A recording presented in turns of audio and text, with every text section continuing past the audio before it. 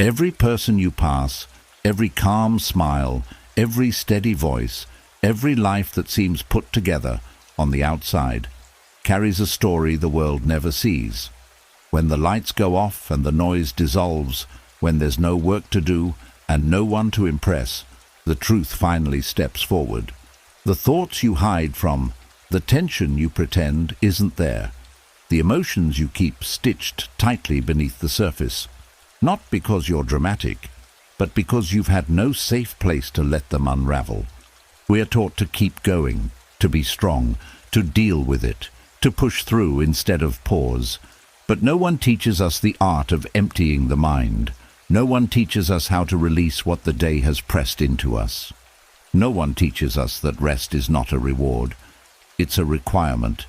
Somewhere inside you is a quieter voice, older, wiser, calmer, waiting for a chance to rise. It doesn't want escape. It doesn't want distraction. It wants a reset. A moment where everything inside you stops shaking long enough for you to breathe again. The Stoics understood something most people forget. The mind becomes heavy when we wrestle with every thought that appears. Suffering grows when we try to control what was never ours to control, but peace. Peace comes when you step back, when you observe without judgment, when you allow the mind to soften instead of tighten. Tonight, that's what this practice is here to do. 4 hours to loosen the grip of the day.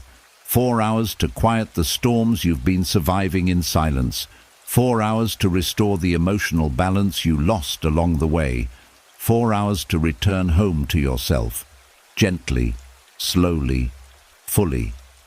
This is your time now, your reset, your clearing, your quiet doorway back into peace.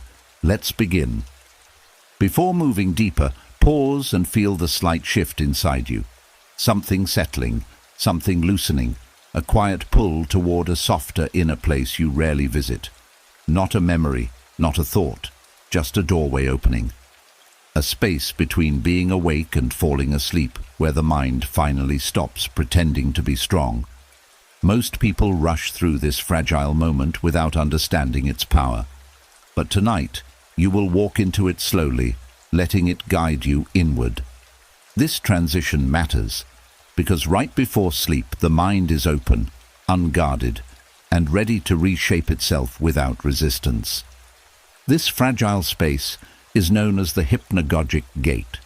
The Stoics never used that word, but they understood the power hidden in this threshold better than anyone.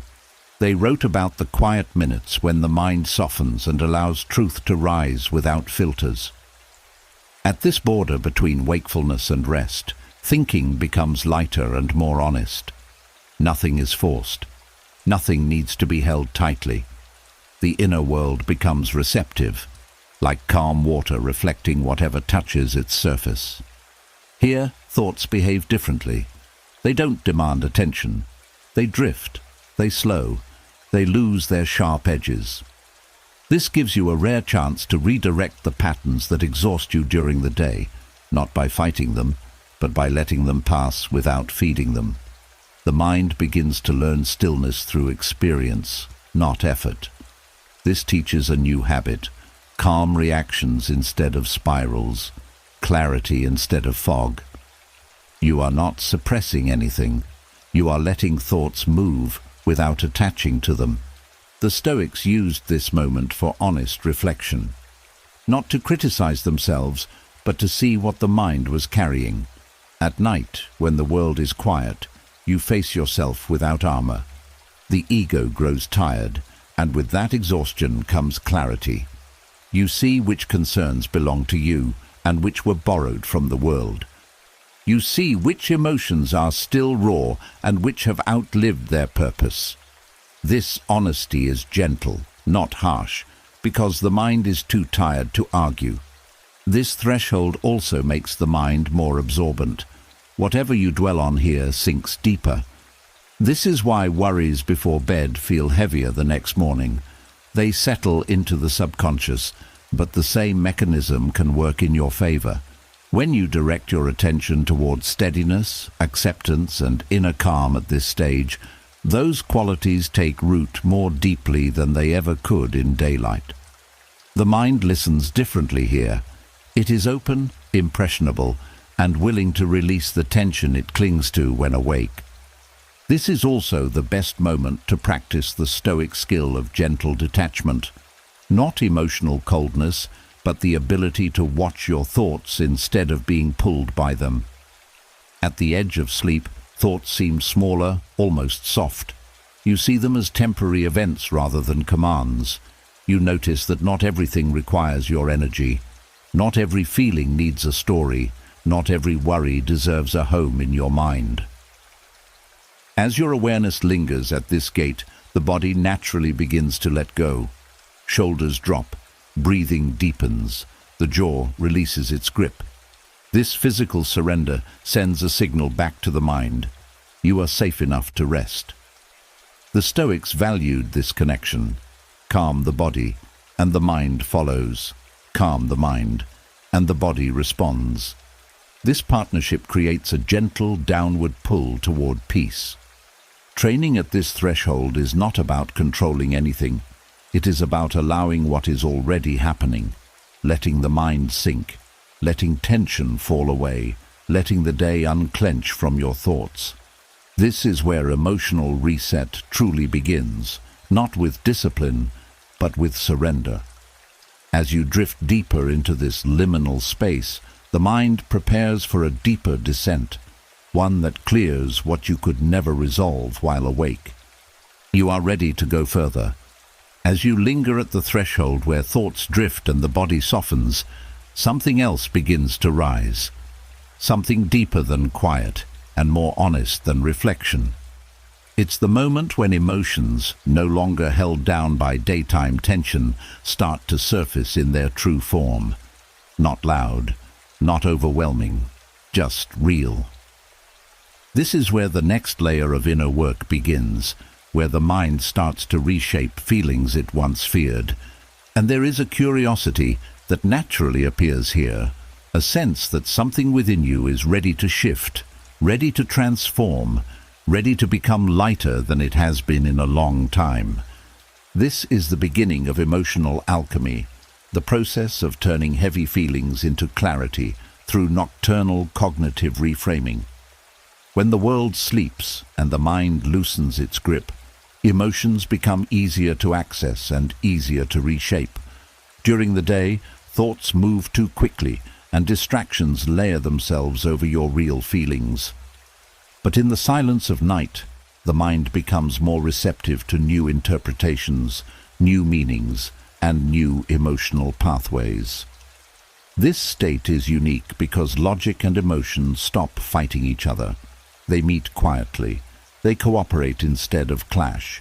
Reframing begins with observing your feelings without trying to fix them. At night, emotions often feel more raw, and many people mistake this sensitivity for weakness. But the truth is, this heightened emotional awareness is the mind's natural way of seeking resolution.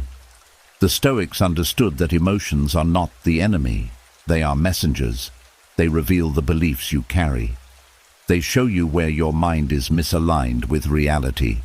When you allow yourself to feel without resisting, the emotional charge begins to drop. The feeling loses its grip because you're not fueling it with fear. This is when the reframing process becomes possible. You start questioning the meaning you attach to events. A thought that once felt absolute becomes flexible. The brain, in this nighttime state, becomes more fluid. It accepts new associations more easily. This is why people often wake up with new clarity after a night of deep reflection. The mind reorganizes itself, and emotional knots untangle in ways they couldn't during the day. One powerful aspect of nocturnal reframing is how the nervous system behaves. When you're lying in darkness, your system is no longer preparing for action. The body is in a state of surrender, which lowers emotional reactivity. This calm physiological state allows you to explore difficult feelings without being overwhelmed. You see the emotion clearly, yet it doesn't consume you. This balance creates the perfect environment for cognitive shifts. The mind rewires the emotional meaning attached to memories or worries with more compassion and less distortion. Another key element is recognizing how many of your emotional reactions were built on assumptions. At night, when your mind slows, you start to notice patterns that were invisible before you see where you exaggerated danger, misread someone's intention, or judged yourself too harshly. You begin to reinterpret events with a softened perspective, not through denial, but through a clearer view of reality. This shift in interpretation changes the emotional weight instantly. A thought that once triggered anxiety now feels manageable. A memory that caused regret now holds understanding instead of pain. The Stoics practiced this form of emotional alchemy by questioning their impulses and reframing their judgments. They believed that suffering comes not from events themselves, but from the labels we attach to them. At night, when the mind stops rushing, this truth becomes easier to apply. You see that many emotions were built on old beliefs that no longer serve you. You gain the freedom to rewrite those beliefs with kinder, more accurate interpretations. Through this process, the emotional body becomes lighter. What once felt sharp becomes rounded. What once felt overwhelming becomes clear. Emotional alchemy is not about erasing feelings. It is about transforming them into something that supports you instead of harming you. And as this reframing takes root in the deeper layers of your mind, you prepare for the next stage of renewal, where emotional clarity becomes a foundation rather than a fragile moment. You are ready to continue. As the emotional weight softens and the mind begins to reshape the stories it once held too tightly, another subtle shift unfolds beneath the surface. Thoughts become looser, dreams drift closer, and the boundary between conscious choice and unconscious movement starts to blur. In this delicate space, something powerful becomes possible, something the Stoics understood long before modern science gave it a name. You start to notice that even in the drifting world of dreams, the mind still responds to certain patterns, still reacts to certain ideas, still holds on to certain beliefs. And this realization opens the door to a deeper kind of inner training. This is where the discipline of ascent enters. During the day, it is the practice of choosing which thoughts to accept and which to release. But at night, when the mind begins slipping into dreams, ascent becomes quieter, subtler, almost instinctive. This is not about controlling dreams. It is about shaping the mental posture that follows you into them, because the mindset you carry as you fall asleep often determines the emotional tone that colors your dream world. When the Stoics spoke about ascent, they meant the ability to pause before embracing a thought as truth. They understood that you cannot stop thoughts from appearing, but you can decide which ones deserve your agreement. At night, this same principle works in a gentler way. As the mind drifts, you are less guarded, less defensive, and more honest. Thoughts arise from deeper places, memories, desires, fears, half-forgotten moments. Without discipline, the mind simply accepts all of them as meaningful. But with practice, you carry a different lens into sleep, one that filters, softens, and questions without forcing. This discipline begins in the moments before sleep, when your awareness is still present. If you bring a calm and steady inner tone into the transition, you influence the quality of your dream states. The mind absorbs your final emotional posture like a sponge. If your last thoughts are grounded, less reactive and more centered, you enter dreams with a kind of inner stability. This stability doesn't control what you dream. It shapes how you respond within the dream. You may still experience tension or conflict, but the emotional charge is reduced. The mind becomes less likely to accept distressing thoughts as definite truths. Dream states reveal what the mind has not resolved. If you fall asleep with fear, the dream absorbs it. If you fall asleep with understanding, the dream absorbs that too. The discipline of ascent teaches you to meet pre-sleep thoughts with a gentle question. Does this deserve my agreement? This simple practice prevents your dreams from being shaped by assumptions you never meant to keep. You start entering sleep with cleaner mental boundaries, which reduces emotional disturbances during the night. One important part of this discipline is learning to recognize when the mind is exaggerating. Before sleep, thoughts can feel louder and more dramatic. Concerns stretch themselves, doubts look larger, memories appear sharper than they truly are. If you accept these distortions without questioning them, they follow you into dreams and create emotional turbulence. But if you maintain a soft, steady awareness, you prevent these distortions from becoming the foundation of your dream state. You choose not through force, but through clarity. The Stoics practiced this by ending each day with deliberate reflection, stripping away false judgments before sleep could amplify them. They believed that the mind, left unchecked, would take small concerns and magnify them in the dark. The discipline of ascent protects you from this magnification. It teaches you to release any thought that tries to dominate the night. By doing this, your dreams become less chaotic, less emotionally charged, and more aligned with your deeper sense of inner balance. As this discipline takes root, dreams transform from emotional battlegrounds into quiet mirrors. You begin to see truth instead of fear, insight instead of confusion, and when you wake, you rise with a clearer mind, as though the night worked with you instead of against you.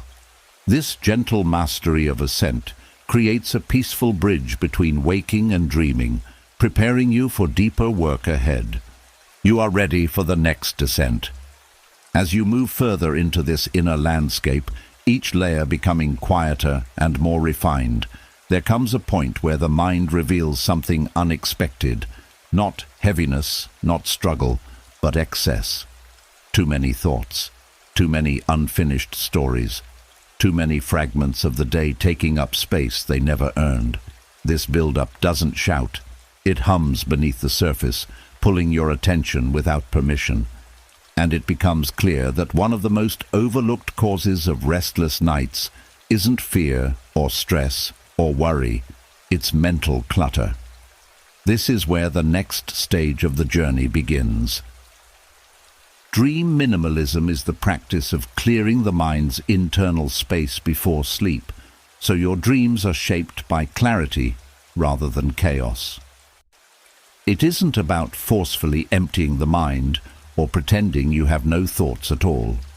It's about removing the unnecessary so the essential can breathe. Most people fall asleep carrying conversations they never finished, tasks they didn't complete, and emotions they never named. The brain then sorts through all of this at night, creating tangled dreams and fragmented rest. Dream minimalism gently prevents that overload.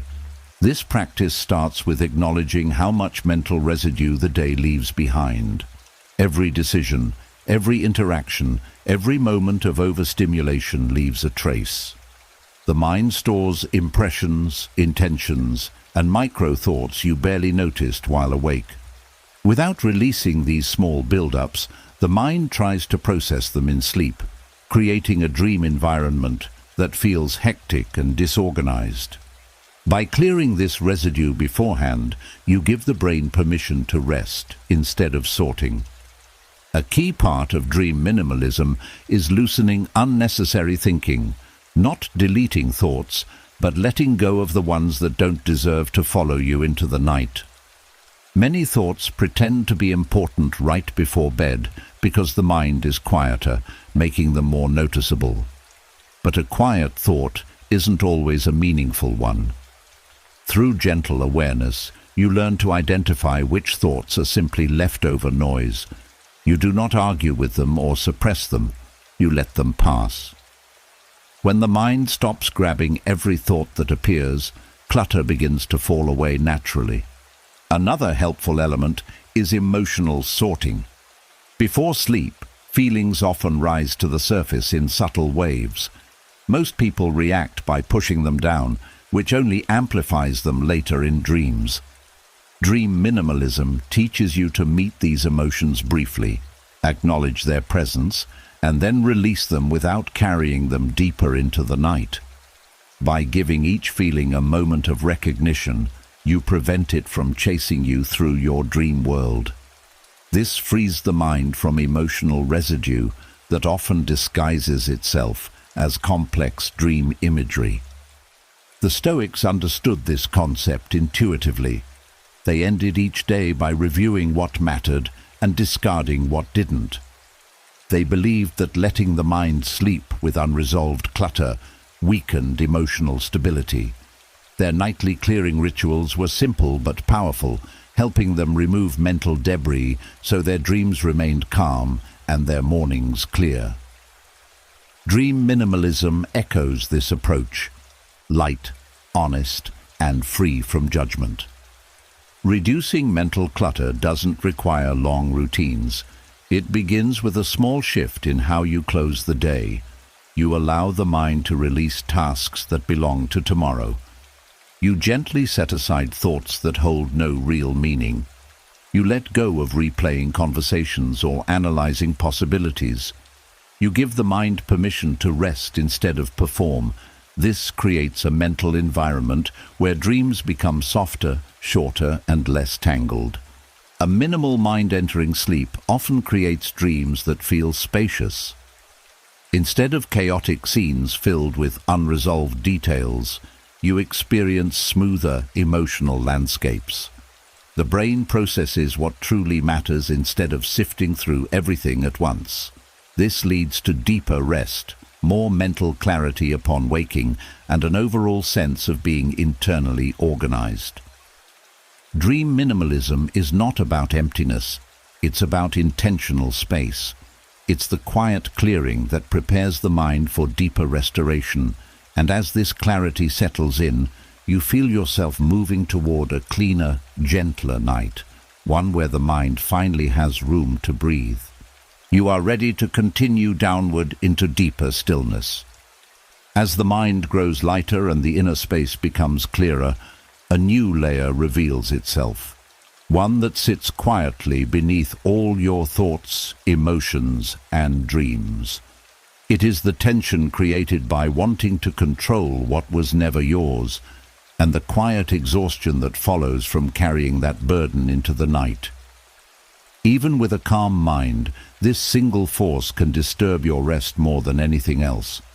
It pulls you backward into old worries, forward into imagined futures, and sideways into things you cannot influence.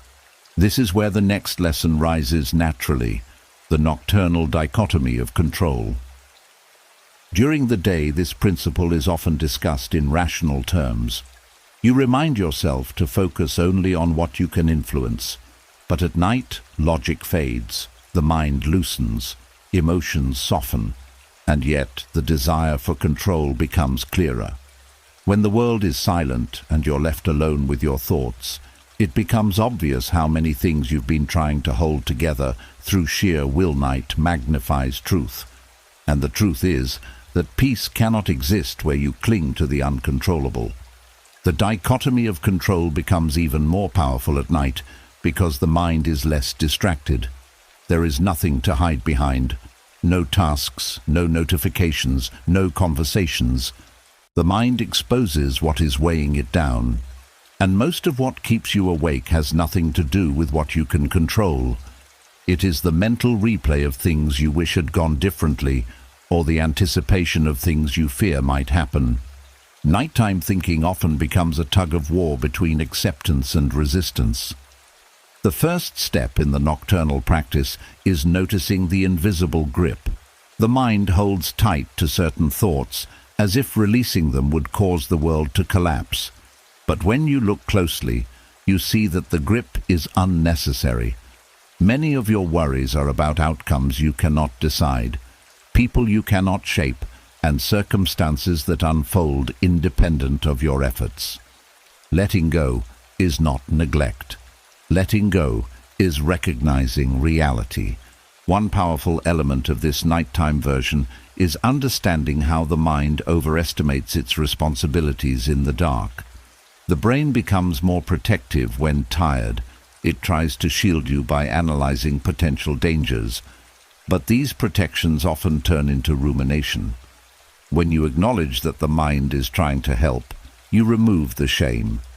When you gently redirect it toward acceptance, you remove the fear. This is where control shifts into clarity. The Stoics taught that the things within your influence are your choices, your attitudes, and your responses. Nothing more. At night, this truth becomes softer, more compassionate. It is not a demand for discipline, but an invitation to rest. You do not need to fix anything in the dark. You do not need to figure out the future at 2 a.m. You do not need to replay conversations or predict possibilities. Your only task is to tend to your inner state. Everything else can wait for daylight. The nocturnal dichotomy of control becomes a kind of emotional boundary. When thoughts arise about situations outside your influence, you acknowledge them but do not follow them. You allow them to pass like distant echoes. When thoughts arise about things you can choose, your tone, your perspective, your next step, you hold them lightly without pressure. This separation calms the nervous system, softens reactivity, and signals to the mind that it doesn't need to solve everything tonight. As you practice this, dreams become less burdened by unnecessary expectations.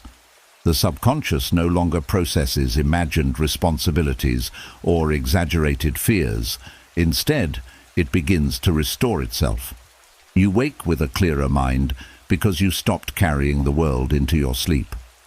The dichotomy of control becomes a quiet guardian at the edge of consciousness, filtering what deserves your attention and what deserves to dissolve. This nighttime surrender is not defeat, it is wisdom. When you stop gripping what isn't yours, you create space for deeper rest. And in that rest, your strength begins to rebuild itself from within. You are ready to continue into the deeper layers of the night. As you release what you cannot hold, and the weight of control finally loosens its grip, a new depth opens beneath the surface of your awareness. A quieter layer, one rarely noticed but always present. It's the place where dreams form, where emotions reorganize, and where the mind speaks in symbols instead of sentences. Up to this point, you've been preparing the inner ground, clearing it, softening it, unclenching it. Now the night invites you into a deeper form of work, one that happens inside the dream landscape itself. This is where Stoic lucid dream interventions begin to take shape. Lucid dreaming does not always mean full control or cinematic awareness. In the Stoic sense, it refers to those fleeting moments when you sense, even faintly, that you are within a dream, a moment of clarity. A shift in awareness. A small spark of recognition that the world around you is woven by your mind, not by external events. These tiny flashes of insight become powerful tools for emotional detox. The reason this works lies in how the dreaming brain functions. During dreams, emotions rise without filters. They stretch, magnify, and unfold themselves freely. But the logical part of the brain is quieter, which means you can approach deep emotions without being overwhelmed by analysis. When a small moment of awareness appears in the dream, a moment where you sense the unreality, you gain a unique opportunity. Instead of reacting automatically, you respond with clarity. You break emotional habits from the inside. Stoic dream interventions begin with grounding. When you sense you're dreaming, even softly, you stabilize your inner presence with a calm inner reminder. This is a dream. Not to escape, not to control the scene, but to stop emotional reflexes from taking over. The simple act of naming the dream loosens the emotional grip. Fear, anger, sadness, all begin to soften because the mind recognizes they don't represent real danger. Once grounded, The second intervention is observation. The Stoics taught that the first step in mastering emotion is seeing it clearly. In dreams, emotions appear without disguise. Your task is not to judge them, not to label them as good or bad, but to witness the raw feeling as it rises. This witnessing changes its intensity. When the dream self observes instead of reacts, the emotion loses its sharp edges.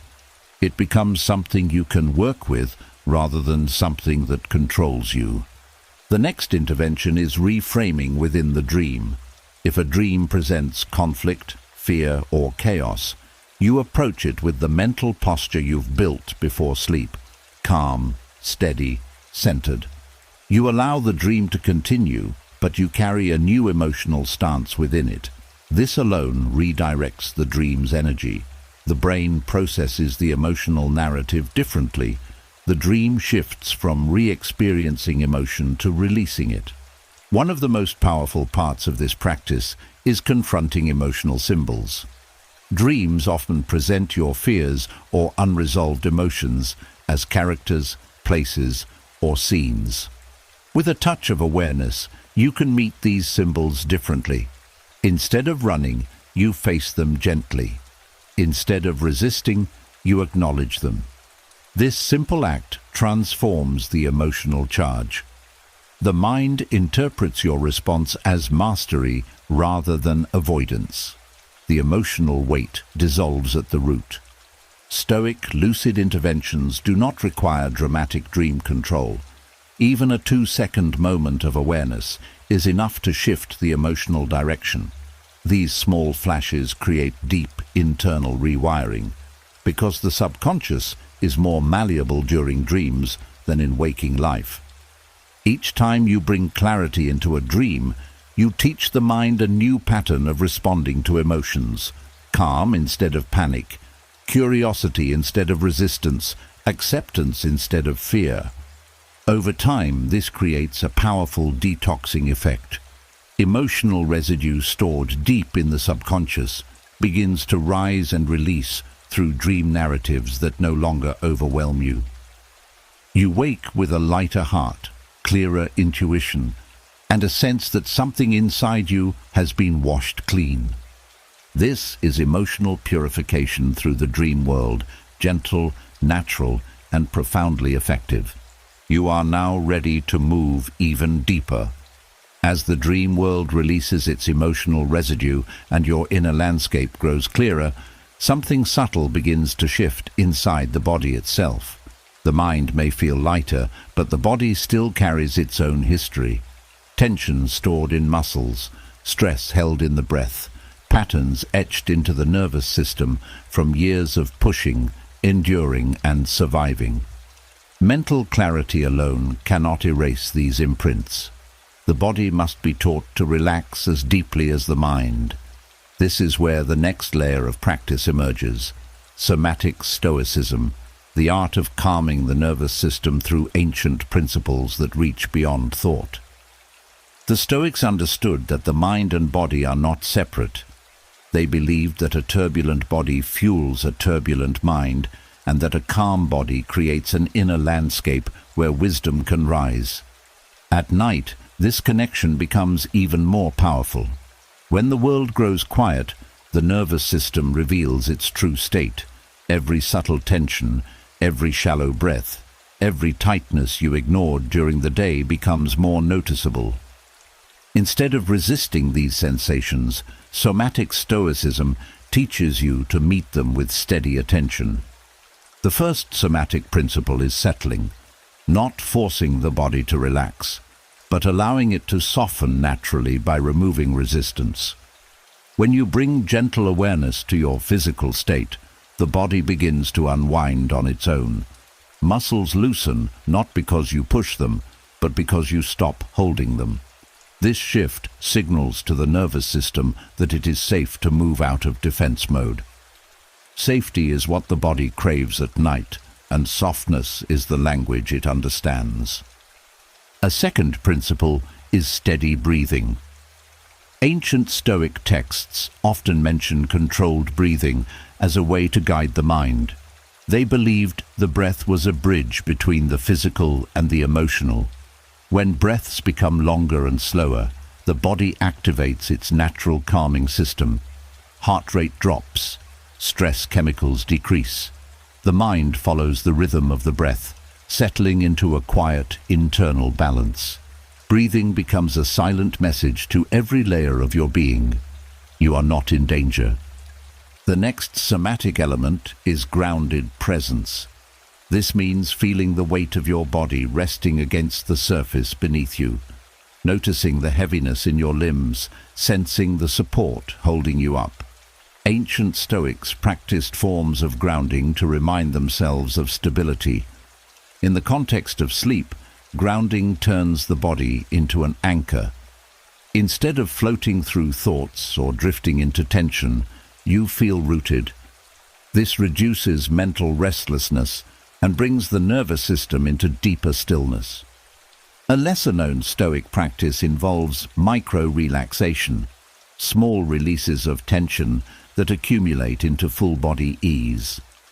By slowly scanning your body and identifying subtle contractions, a clenched jaw, a tight hand, rigid shoulders, you allow each part to loosen.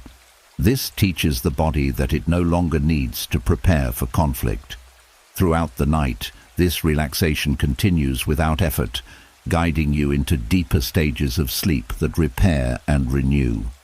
Another powerful aspect of somatic Stoicism is emotional neutrality in the body. The Stoics taught that emotions often begin not in the mind, but in the body. A racing heart becomes anxiety. Tight lungs become dread. A closed chest becomes sadness. By softening the body, you prevent these sensations from transforming into emotional spirals. You create a physical environment where emotional disturbances cannot take hold. This is not suppression, it is prevention through physical calm. The nervous system also responds to the internal posture you carry before sleep. Stoicism encourages a stance of quiet acceptance, and the body behaves differently when acceptance is present. Muscles stop bracing for impact. The breath stops preparing for action. The body shifts from protection to rest. This physical surrender deepens the mental one, creating a loop of calm that pulls you into restorative sleep. As you move deeper into somatic stillness, the night becomes more than sleep, it becomes recovery. The body repairs, the mind reconnects, and the spirit resets. You wake not only mentally clearer, but physically renewed, as if the weight you once carried has dissolved from both mind and muscle. You are now prepared to descend even further. As the body settles into deeper ease and the nervous system shifts from guarding to resting, another layer of inner clarity begins to rise. One that has nothing to do with muscles or breath, but everything to do with how you end your day. When the physical world grows still, the mind becomes honest. Thoughts slow enough for you to finally see what has been echoing beneath the surface. This is the moment where the next practice unfolds, not with force, but with a quiet pull towards self-understanding. The night offers a rare gift, the chance to look inward without distraction, without noise, without the pressure of performance. And this is where the evening examination method begins to take shape. This method was central to ancient Stoic practice. It wasn't about judgment or harsh self-criticism. It was about gentle, clear review, a way to empty the emotional residue of the day so that nothing heavy follows you into sleep. Most people go to bed with unresolved tension, unspoken feelings, and mental echoes of the day's challenges. These fragments drift into dreams and shape the quality of rest. The evening examination prevents that build-up. It clears the emotional field before sleep can magnify the unprocessed. The first part of this method is simply acknowledging the events of the day, not reliving them, not analyzing them, but recalling them with a neutral mind. You observe what happened without dressing it in emotion. This opens a mental window that lets the heat of the day escape. When experiences are acknowledged without emotional charge, they lose their power to linger. The mind stops replaying them involuntarily because you've already given them their moment of recognition. The next stage is gentle evaluation. You ask yourself, with sincerity and without pressure, where did I act in alignment with my values? Where did I drift away from them? This is not about perfection, it's about awareness. The Stoics believed that knowing yourself clearly is the foundation of emotional stability. When you see your own actions honestly, you stop carrying silent guilt, unspoken frustration, or hidden disappointment. You release the day instead of taking it to bed with you. A powerful part of this practice is identifying emotional residue. Throughout the day, small emotions accumulate: irritation, tension, embarrassment, regret, disappointment. These micro-feelings often go unnoticed, yet they accumulate like dust in the corners of the mind. By naming them in the evening, you prevent them from embedding themselves deeper. When you recognize a feeling, you move from being controlled by it to understanding it. And once understood, it begins to fade. The evening examination also guides you to differentiate between what was under your control and what wasn't. This separates unnecessary emotional weight from meaningful reflection. If something was outside your control, you acknowledge it and release it. If something was within your control, you reflect on how you can respond differently next time, without shame, without pressure. This shift transforms the mind's relationship with responsibility and lifts the emotional burden that often lingers into the night. Another important element is forgiveness, not of others, but of yourself. The Stoics taught that self-respect grows from honest reflection, not self-punishment. When you end the day by forgiving your imperfections, you prevent them from becoming emotional knots that tighten during sleep. You send a message to your subconscious that growth is welcome, but self-attack is not.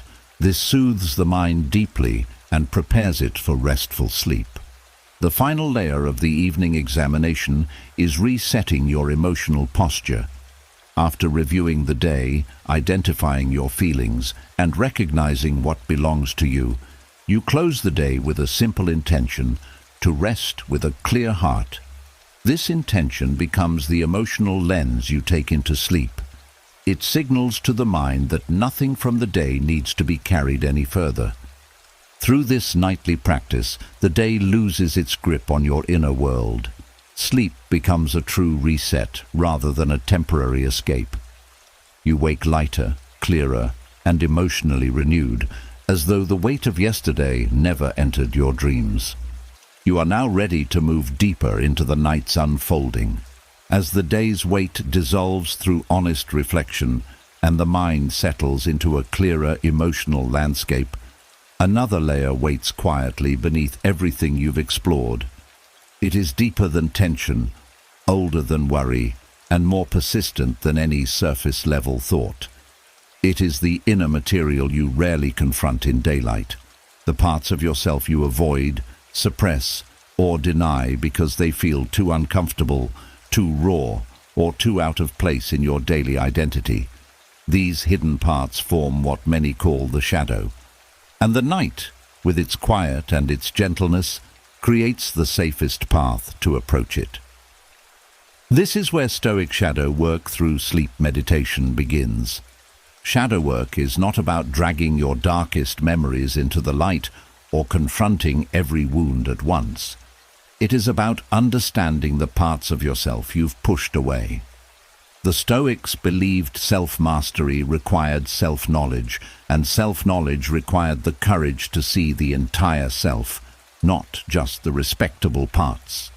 The night offers a unique environment for this understanding because the conscious mind softens, the ego quiets, and the deeper layers of the psyche begin to speak.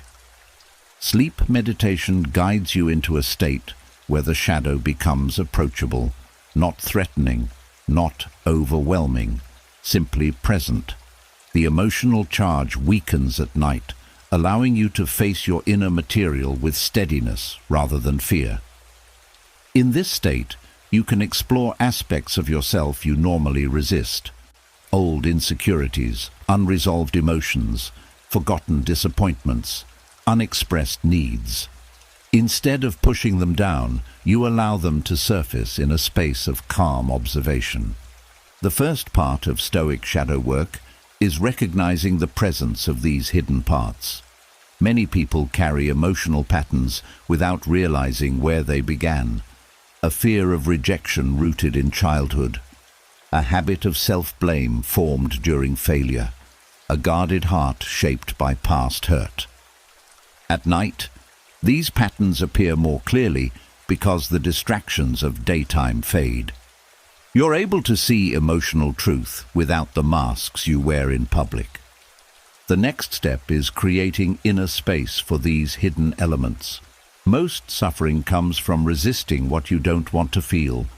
The Stoics taught that pain is amplified by avoidance.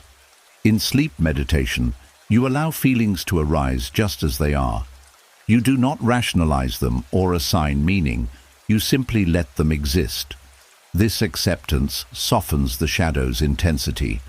When emotions are allowed to be felt, they no longer control your behavior from beneath the surface. A powerful part of nighttime shadow work is the emergence of symbols. Instead of mental dialogue, the shadow often communicates through sensations, imagery, and emotional impressions. A tightening in the chest may reveal unspoken grief. A heaviness in the stomach may reflect buried fear. Veiled memories may come forward in subtle flashes. You do not force interpretation. You allow understanding to unfold naturally. The subconscious speaks softly, and the night gives you space to listen. Another key aspect is self-compassion. The Stoics valued honesty, but not cruelty. They believed growth came from clarity, not self-punishment. When shadow material arises, you meet it with patience. You treat every emotion, every memory, every uncomfortable truth as something that once formed to protect you, even if it no longer serves you. This approach transforms the shadow from an enemy into a teacher. Each hidden part reveals not weakness, but a need that was never met. As the night deepens, the boundary between conscious and unconscious softens. Sleep meditation allows you to carry your calm awareness into this space. The shadow begins to reorganize itself.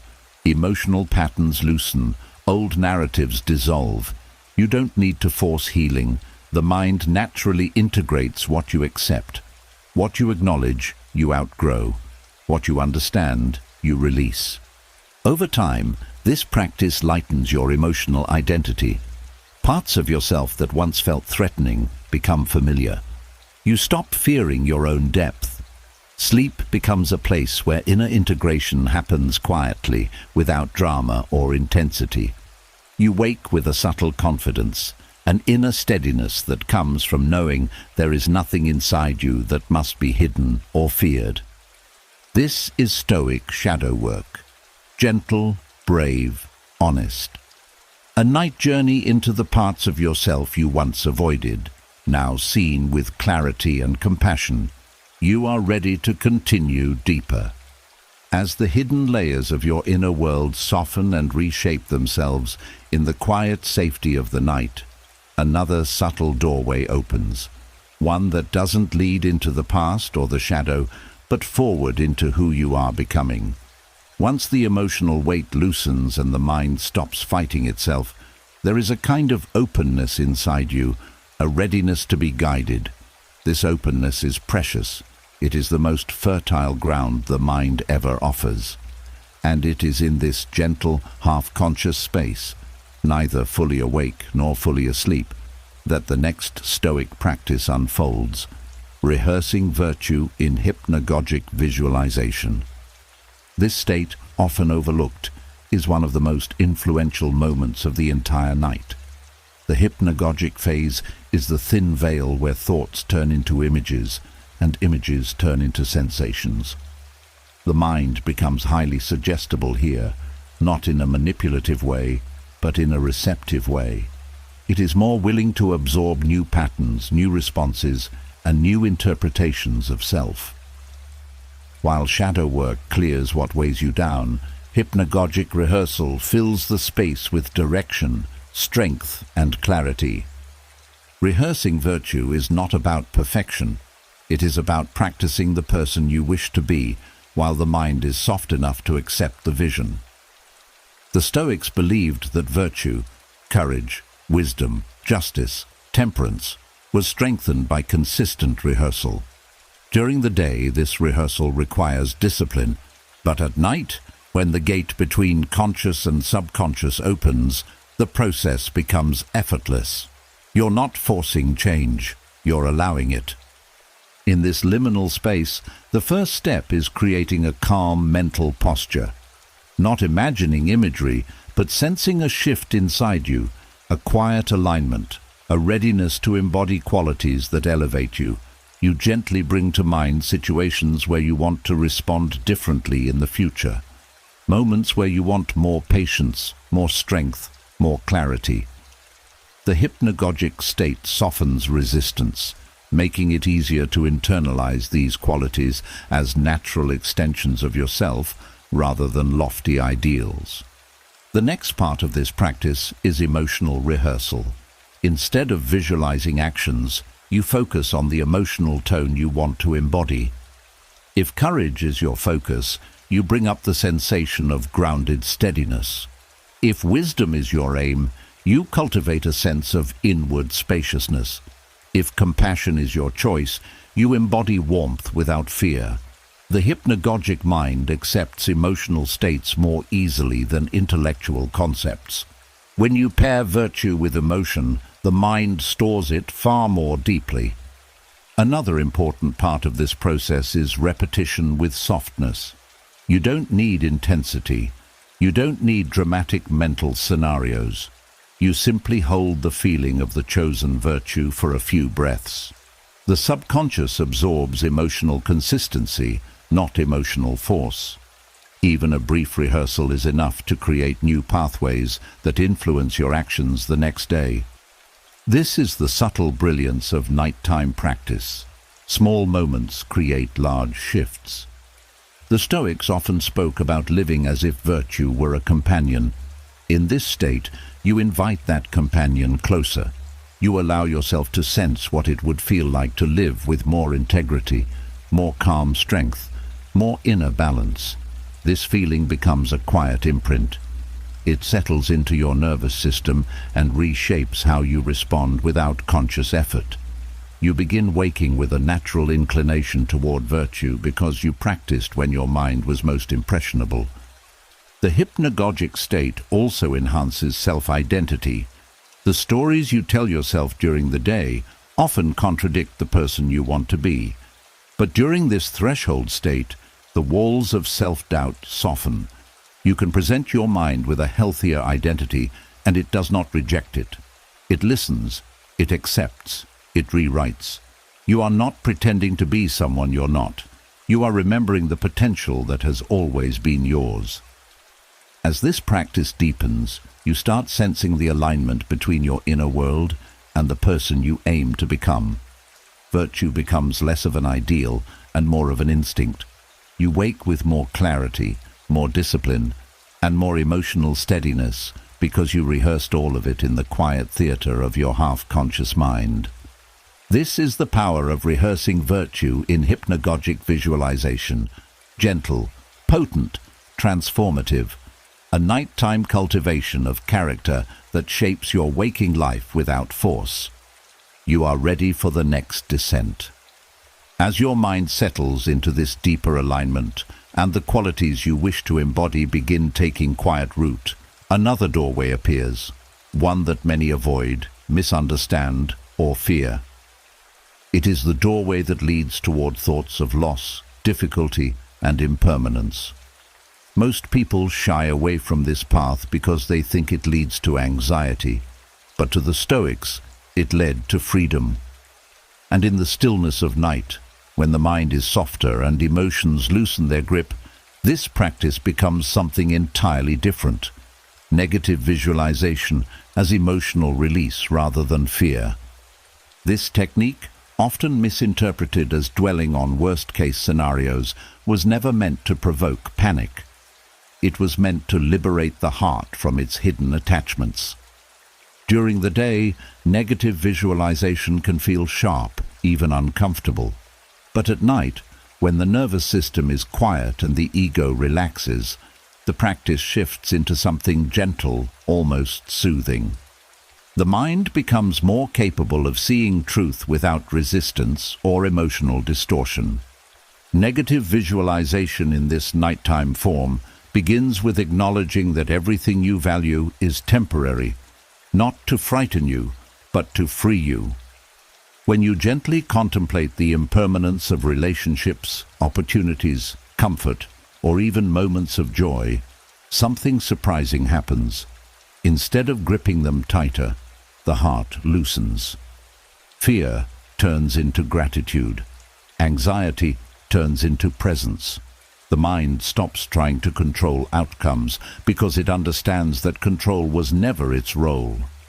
This release creates emotional spaciousness. The key to this practice is approaching it without tension.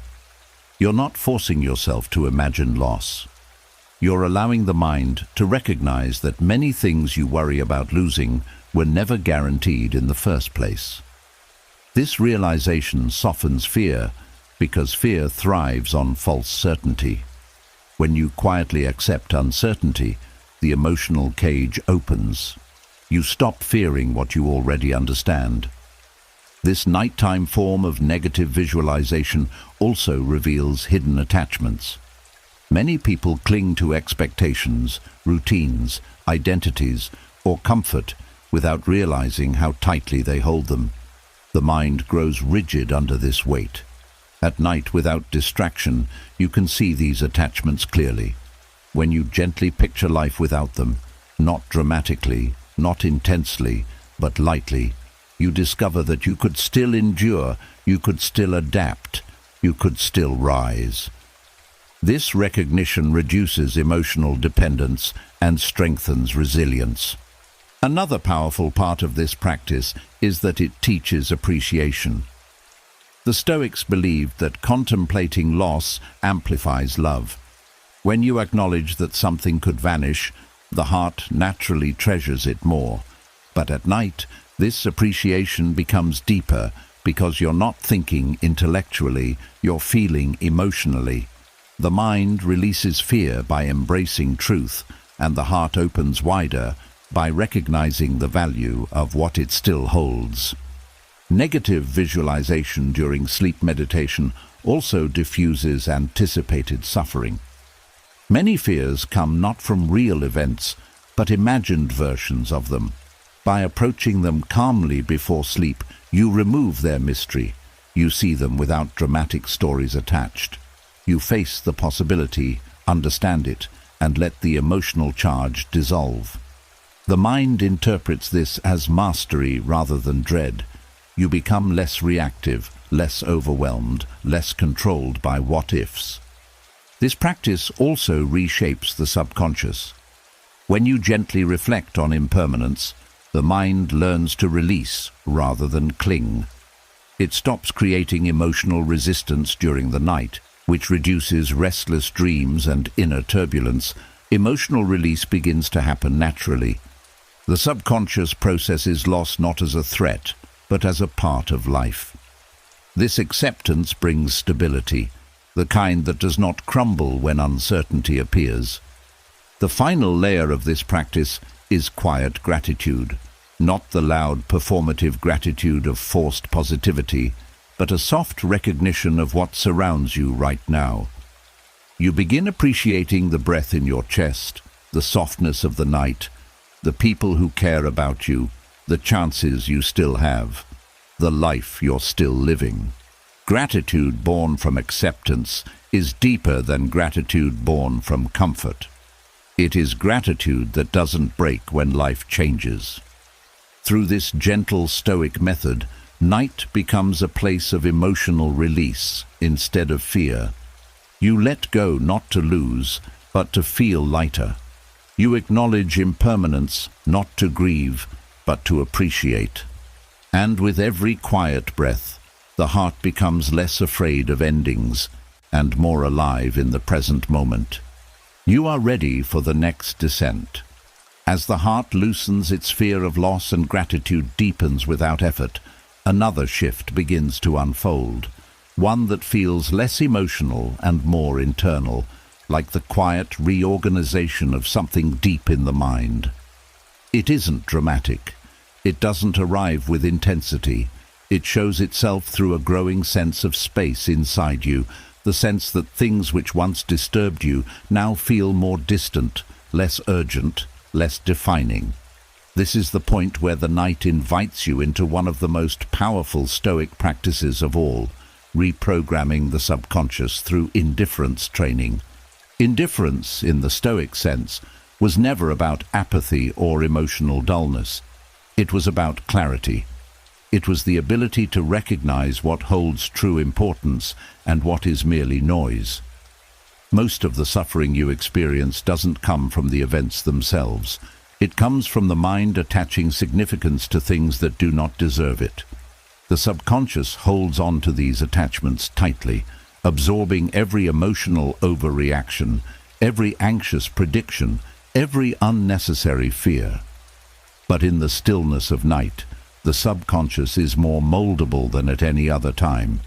Its defenses soften, its patterns loosen. This creates an opening where deep reprogramming can occur.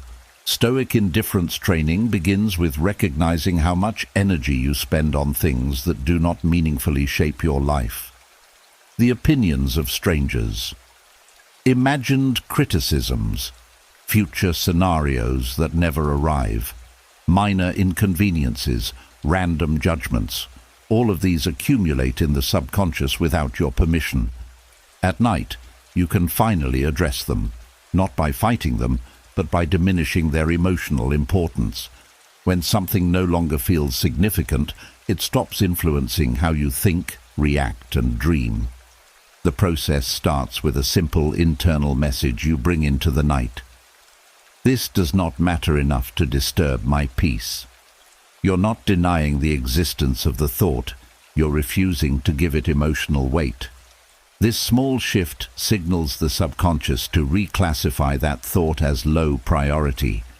Over time, the subconscious begins adopting this new hierarchy, placing trivial concerns where they belong, at the edges of your awareness, not the center. Another powerful layer of indifference training comes from reducing emotional exaggeration. Many thoughts feel urgent only because the subconscious has been trained to react strongly at night. With the body relaxed and the conscious mind softened, you can interrupt this pattern. When a thought arises that once triggered stress or overthinking, you meet it with emotional neutrality.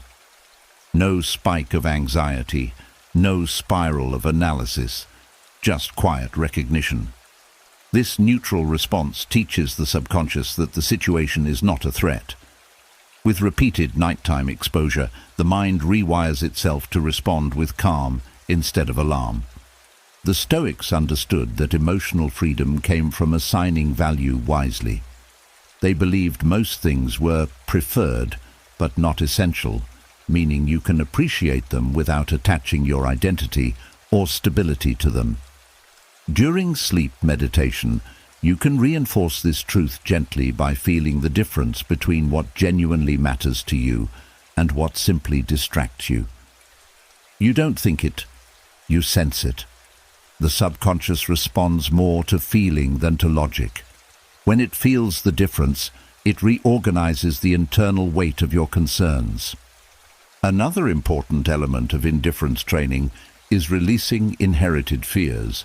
Many of your reactions come from absorbed patterns, family expectations, old criticism, childhood beliefs, societal pressure. These imprints remain in the subconscious for years, influencing how you interpret the world.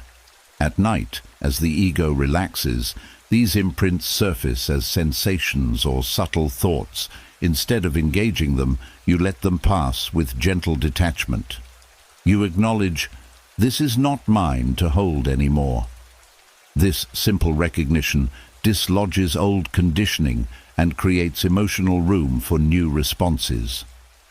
Over time, subconscious reprogramming through indifference reshapes your waking life. You become less reactive to minor stressors. You stop absorbing the moods of others. You no longer feel compelled to prove your worth. You respond with clarity instead of impulse. Emotional noise fades into the background, and the mind prioritizes what genuinely contributes to your peace, your purpose, and your values. This training does not dull your heart, it protects it. It does not numb your emotions, it sharpens your wisdom. It teaches the mind to stop gripping what never belonged to it in the first place, and as this new internal structure settles during the night, you wake with a surprising lightness, a quiet confidence that comes from carrying fewer unnecessary burdens. This is the strength born from stoic indifference, a mind that no longer bends under the weight of the trivial. You are ready to move even deeper into the night's transformation. As the subconscious reorganizes itself and unnecessary weight slips quietly into the background, another inner truth begins to surface. One softer, deeper, and often far more painful than daily worries or passing emotions. It's the collection of stories you never lived, the choices you didn't make, the paths you didn't walk, the versions of yourself you never became. These stories don't make noise during the day. They sit in the quiet corners of the mind, appearing only when the world grows still enough to hear them, and night, with its silence and honesty, brings them closer. This is where the next stage of inner work unfolds, letting go of unlived stories before sleep. Unlived stories carry a unique kind of weight. They aren't regrets in the traditional sense. They are possibilities, some exciting, some heartbreaking, some unfinished. They represent the what-ifs that linger in the mind long after life has already moved forward. Many people don't realize how much emotional energy these stories consume. They shape identity. They influence self-worth. They create quiet tension that follows you into dreams. Releasing them is not about giving up on your potential. It's about freeing the mind from the burden of fantasies that no longer serve your growth. Letting go begins with recognizing these unlived stories without judgment. They might be dreams you outgrew, chances you missed, relationships that never unfolded, or versions of yourself that only existed in imagination. Acknowledging them allows the emotional residue attached to them to rise gently to the surface. You're not erasing them. You're seeing them clearly for the first time without attaching your self-worth to them. The next layer is understanding why these stories linger. Many remain because they represent needs that were never met: belonging, freedom, recognition, meaning. Others stay because they held hope during difficult times. Some remain because they allowed you to imagine a different outcome when reality felt limiting. Instead of criticizing yourself for holding on to them, you treat them with compassion. They once served a purpose.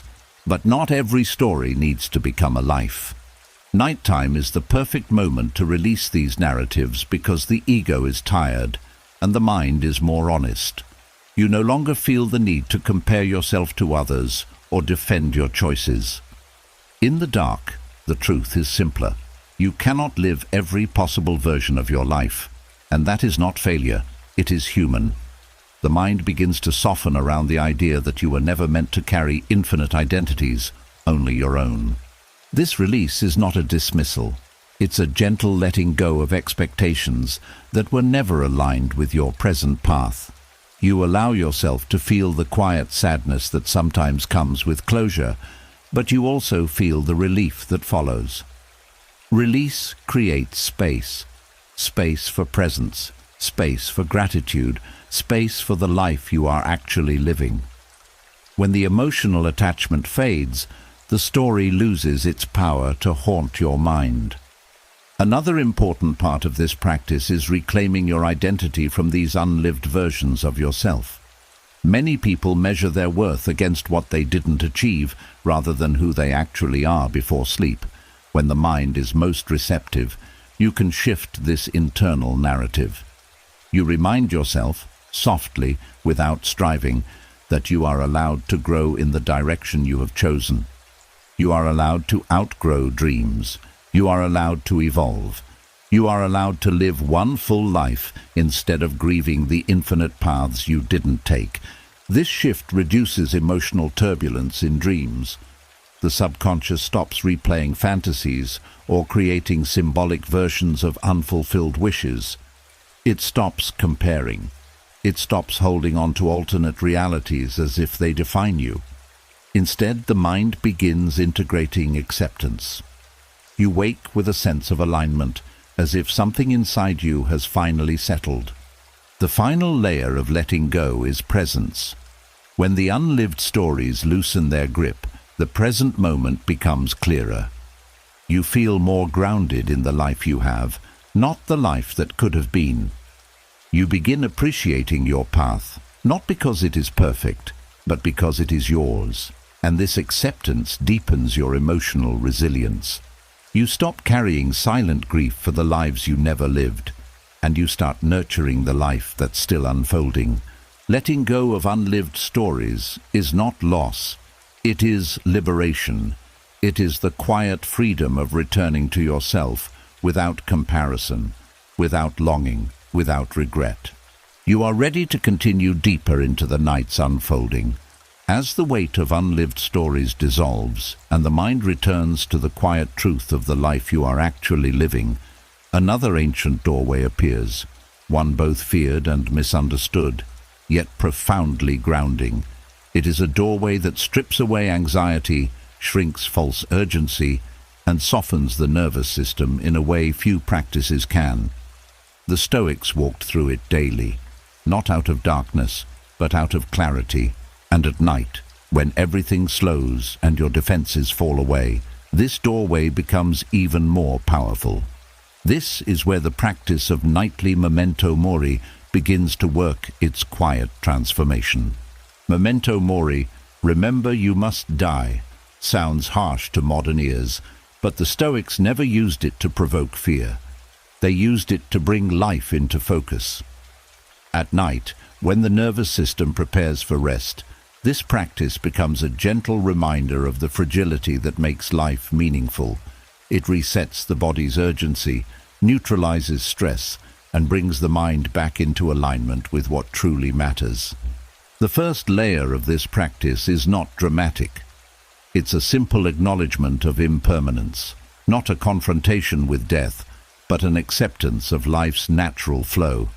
When you remind yourself that your time is finite, not in a fearful way, but in a soft, clear way, the noise of the day loses its authority. The mind stops clinging to small frustrations. The subconscious releases its grip on imagined catastrophes. The nervous system shifts from overdrive into ease, because the truth becomes undeniable. Much of what stresses you does not deserve the power you've given it. This nightly acknowledgement also calms the body because it interrupts the illusion of constant danger. Most stress reactions are rooted in the mind's instinct to protect. But when you quietly remind yourself of life's impermanence, the body stops bracing for endless threats. It realizes that control was never the point presence was.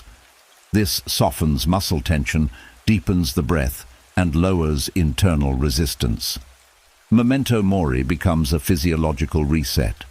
Your body stops fighting life and starts flowing with it. Another powerful layer of this practice is perspective.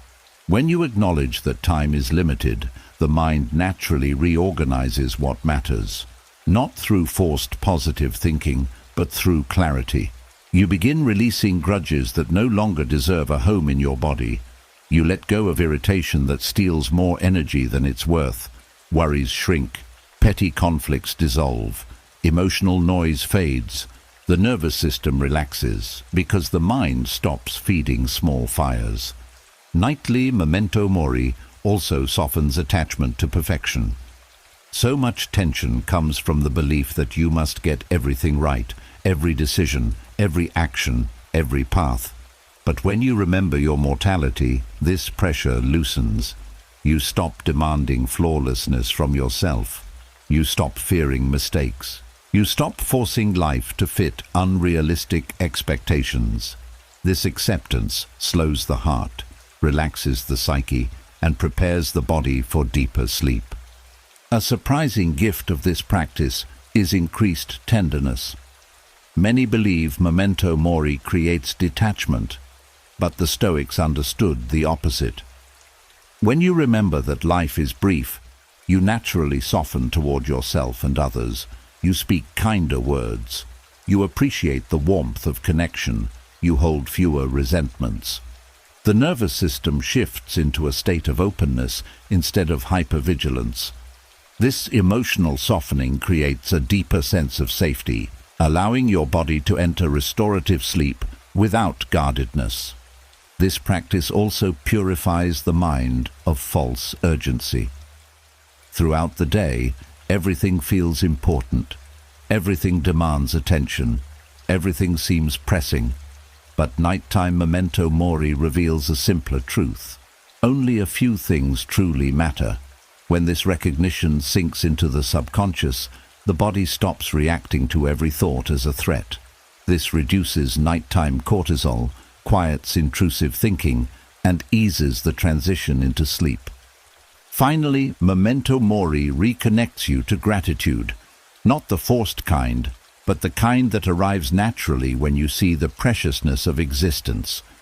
You begin to value the breath you're taking, the softness of your bed, the chance to rest, the life still unfolding. This gratitude soothes the nervous system more deeply than any technique because it comes from truth, not effort. Through this nightly practice, death stops being a shadow and becomes a guide. A reminder not to fear life, but to cherish it. Not to clutch tightly, but to live fully. Not to panic, but to rest. Memento mori becomes a cleansing breath for the nervous system, a quiet reset that prepares you for deeper restorative transformation.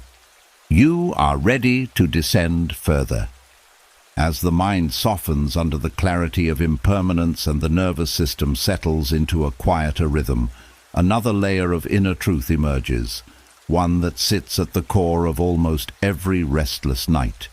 Beneath the thoughts, beneath the emotions, beneath the memories and the dreams, there is one force that disturbs sleep more than anything else: uncertainty, the unknown, the uncontrollable, the open future that refuses to give you answers on demand.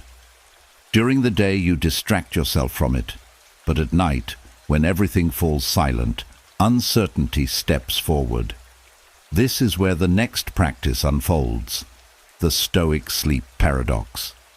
Calming the mind, not by resisting uncertainty, but by accepting it. Most people try to fall asleep by seeking control. They try to predict tomorrow. They rehearse every possible outcome. They analyze every angle. They try to secure answers in the dark. But the harder you try to control the unknown, the more alert your mind becomes. The paradox is simple and transformative. The mind calms only when it stops demanding certainty. This is the space where Stoic wisdom becomes medicine. The Stoics never promised stability. They embraced the truth that uncertainty is woven into every moment of life. Instead of battling it, they learned to meet it with quiet steadiness. At night, when your inner world opens naturally, this acceptance becomes deeply soothing. The first layer of this paradox is recognizing how much tension comes from expectation. You expect tomorrow to unfold a certain way. You expect your plans to remain untouched. You expect life to respect the path you've drawn. When reality refuses to follow these expectations, resistance grows. And at night, expectations grow louder. They enter the silence and demand answers. Accepting uncertainty means loosening this mental grip. and allowing the future to be undefined. This acceptance does not weaken you. It strengthens the nervous system because it removes the illusion of threat. Most nighttime stress is not about real danger. It's about imagined outcomes. When you stop insisting that the future must be predictable, the mind stops reacting as if it's unsafe. The breath deepens. Muscles let go. Thoughts lose their urgency. The body shifts into the state required for true rest. Another layer is emotional surrender. Many hold on to worry because it feels like participation, as though thinking obsessively will somehow prepare you. But worry is only the mind trying to shield itself from uncertainty. When you release the need for answers, you release the emotional tension tied to them. Fear dissolves into openness. Discomfort softens into honesty. Confusion becomes room to breathe. Stoic acceptance also transforms your relationship with the unknown. Instead of seeing uncertainty as a threat, you begin to see it as potential, as space where new possibilities can form, as a natural part of being alive. This shift removes the belief that uncertainty must be controlled. The subconscious interprets this as safety, allowing the body to relax more deeply. A subtle but significant part of this practice is letting go of timing. Much anxiety comes from wanting clarity now, progress now, resolution now. Your mind races because it has assigned urgency to everything. But the night quietly shows you that life does not move according to your schedule. When you release your grip on timing, the nervous system stops functioning in emergency mode. Restlessness fades, the heart steadies, sleep becomes possible again. Night makes acceptance easier because the ego weakens. You become more willing to admit that you don't know what will happen, and in that admission, a sense of peace rises.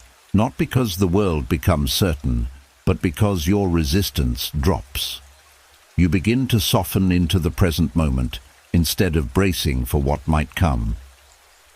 The final layer of the Stoic sleep paradox is trust.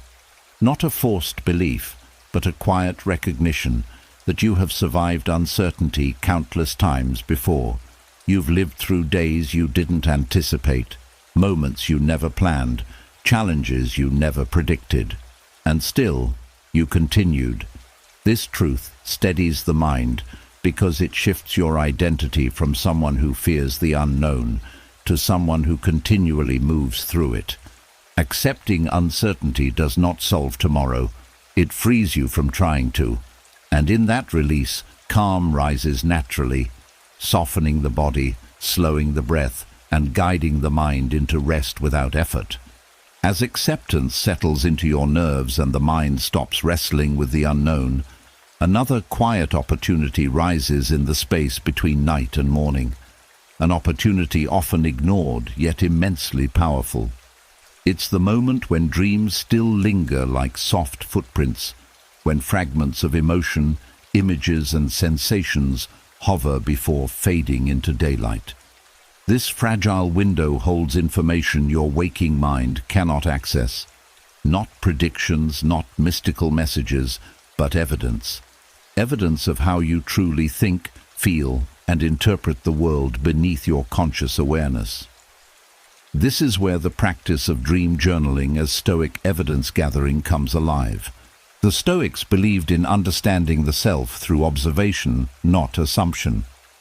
They knew that the mind often hides its real motivations beneath rational explanations. Dreams, however, reveal them. Not through literal meaning, but through emotional tone, through patterns, through recurring themes.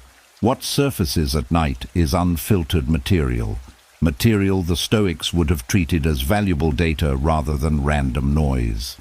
Dream journaling is not about decoding symbols or predicting the future. It is about gathering evidence of your inner world without judgment. When you write down your dreams upon waking, you capture the raw language of your subconscious before it evaporates. You begin to notice which emotions still cling to you in the morning. You see which fears your mind is trying to release. You observe which desires rise without censorship. This awareness becomes a foundation for deeper emotional clarity. The first layer of this practice is presence, writing down whatever you recall, no matter how fragmented or nonsensical it seems. The goal is not to form a coherent story. The goal is to preserve the emotional texture. Dreams often communicate through sensations rather than logic. When you write down how the dream felt rather than what exactly happened, you begin to detect emotional patterns you may overlook during the day. The second layer is honesty. Dream journaling invites you to acknowledge truths you might avoid in waking life. Maybe a dream shows conflict you haven't addressed. Maybe it highlights insecurity you've pushed aside. Maybe it reveals a longing you haven't allowed yourself to name. These revelations are not shameful. They're guideposts. They show you where your inner world is asking for attention, compassion, or healing. Another important part of Stoic evidence gathering is noticing repetition. When a theme repeats across different nights, abandonment, pressure, fear, embarrassment, conflict, it signals an emotional knot the mind is trying to untangle. Instead of resisting or over-analyzing, you treat this repetition as a clear message. Something within you wants resolution. By identifying these patterns, you can address them directly in your waking life, reducing their power over your subconscious. Dream journaling also strengthens emotional integration. When you write down your dreams, the mind processes them more thoroughly, which reduces their intensity. What felt overwhelming in the dream becomes manageable on paper. This act of recording transforms chaotic emotional energy into structured understanding. The subconscious relaxes because it knows you are listening. Once heard, the emotion loses its urgency. The Stoics valued self-awareness as a tool for cultivating virtue and resilience. Dream journaling offers a unique window into your instinctive reactions, how you behave when the conscious mind steps aside. Do you run? Do you hide? Do you fight? Do you freeze? These patterns reveal where courage needs strengthening, where acceptance needs deepening, and where new emotional habits can be practiced. Another powerful layer is recognizing where the dream exaggerates. Dreams amplify emotions. If you notice your dream self panicking, withdrawing, or overreacting, it doesn't mean you're weak. It means your subconscious is showing you where healing is needed. Instead of judging yourself, you gather evidence. My mind still carries this fear, or I am still holding tension in this area. This clarity becomes a catalyst for change. Finally, dream journaling supports emotional release. Once the dream is written, the mind no longer needs to replay it. You've acknowledged it, you've captured it, you've understood the direction it's pointing you. This frees your subconscious from carrying the same emotional message. Night after night, sleep deepens, waking clarity improves, internal noise fades. In this way, dream journaling becomes a Stoic practice, a way to study yourself with curiosity, not criticism, a way to turn the language of dreams into insights that strengthen your emotional resilience, a way to understand your internal landscape so deeply that you no longer fear what rises from within. Each entry becomes a quiet map of your inner world, drawn by the part of you that speaks when everything else is silent. As the quiet traces of dreams settle onto the page and your inner world becomes clearer, another truth begins to rise, so subtle you almost miss it. Beneath all the practices, beneath the emotional clearing, beneath the acceptance and reflection, there is a state the Stoics held in the highest regard. Not inspiration, not motivation, not excitement, stillness. A type of stillness that doesn't silence the mind through force, but through alignment. A stillness that doesn't deaden the heart, but steadies it. A stillness so gentle and natural that the body recognizes it as the doorway into deep sleep. This is where the next stage unfolds. the art of internal stillness as a sleep inducer. Stillness in the Stoic sense was not the absence of thought, it was the absence of unnecessary resistance. The mind becomes restless because it pushes, pulls, argues, anticipates, judges, worries and reaches. Every bit of inner friction tightens the nervous system. And yet, the moment you remove that resistance, the mind begins to quiet on its own. Stillness is not something you create. It's something you uncover once the mental struggle softens.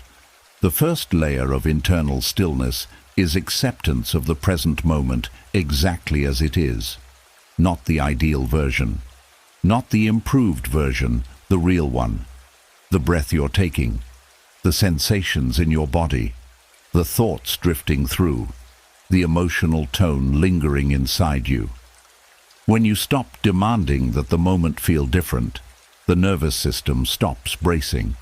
This softening is the entry point into stillness. Another essential part of this practice is refraining from inner commentary. Much of the mind's noise comes from narrating everything you experience. The Stoics recognize this as a source of self-inflicted tension. When you let go of internal dialogue, not suppressing it, just not feeding it, you create space. Thoughts lose momentum. Emotional reactions lose their edges. Silence begins to rise naturally, like a pond settling after a stone stops stirring the surface. Internal stillness also grows through returning attention to the body's natural rhythm. Not controlling the breath, simply noticing it. Not fixing posture, just feeling the weight of your body resting. When awareness centers on simple physical sensations, the mind loosens its grip on abstract worries. The body's natural rhythms act like a cradle for the mind, rocking it gently toward rest. This shift from mental processing to sensory presence signals the nervous system that it is safe to let go. A deeper layer of stillness comes from releasing the need to solve anything. Most nighttime agitation comes from problem-seeking and problem-solving. The Stoics understood that the mind's constant search for solutions creates emotional turbulence. When you remind yourself that nothing needs to be fixed right now, the internal waves fall into calmness. The subconscious responds instantly because it realizes the workload has been lifted. Rest becomes possible. Another powerful aspect of internal stillness is emotional neutrality. This doesn't mean feeling nothing. It means not reacting to what you feel. When a thought or emotion appears, you observe it without clinging or rejecting. The lack of reaction is the core of stillness. You stop creating new emotional ripples. The mind stops amplifying itself. The emotional body unwinds. Stillness becomes a natural state rather than a forced one. The Stoics often spoke of the inner citadel, a place within that remains unshaken regardless of external circumstances. At night, this concept becomes a literal experience. As you settle into inner stillness, you begin to feel a quiet center inside you, a place that does not rush, worry, or strive, a place untouched by the noise of the day. When you rest in this center, sleep becomes effortless. The mind feels supported, the heart feels safe, and the body releases its final tension. This internal stillness also alters how the brain transitions into sleep. Instead of dropping into rest abruptly, your mind glides into it. The boundary between waking and sleeping becomes soft. Thoughts drift without catching. Emotions settle without stirring. Sensations fade without effort. It is the most natural form of sleep induction, where the mind falls asleep because there is nothing left for it to do. In this state, rest becomes deeper, more restorative, more peaceful. You don't fall asleep by escaping your inner world. You fall asleep because your inner world has become a calm place to rest. This is the art of internal stillness. A softening, a releasing, a return to your natural state before the world taught you to clench. A doorway into sleep that opens not through control, but through peace. As inner stillness settles into your body like a gentle weight and the mind stops grasping for control, another deeper truth begins to rise, one that quietly shapes how you feel, how you react, and how you suffer. It's the habit of over-identifying with your emotions, not feeling them, but becoming them. This subtle merging, where fear becomes, "I am afraid," where sadness becomes, "I am broken," where anger becomes, "I am the problem," creates internal storms far stronger than the emotions themselves. And the night, with its softness and honesty, offers the perfect terrain to heal this pattern. This is where the next practice unfolds, healing emotional over-identification through observational detachment.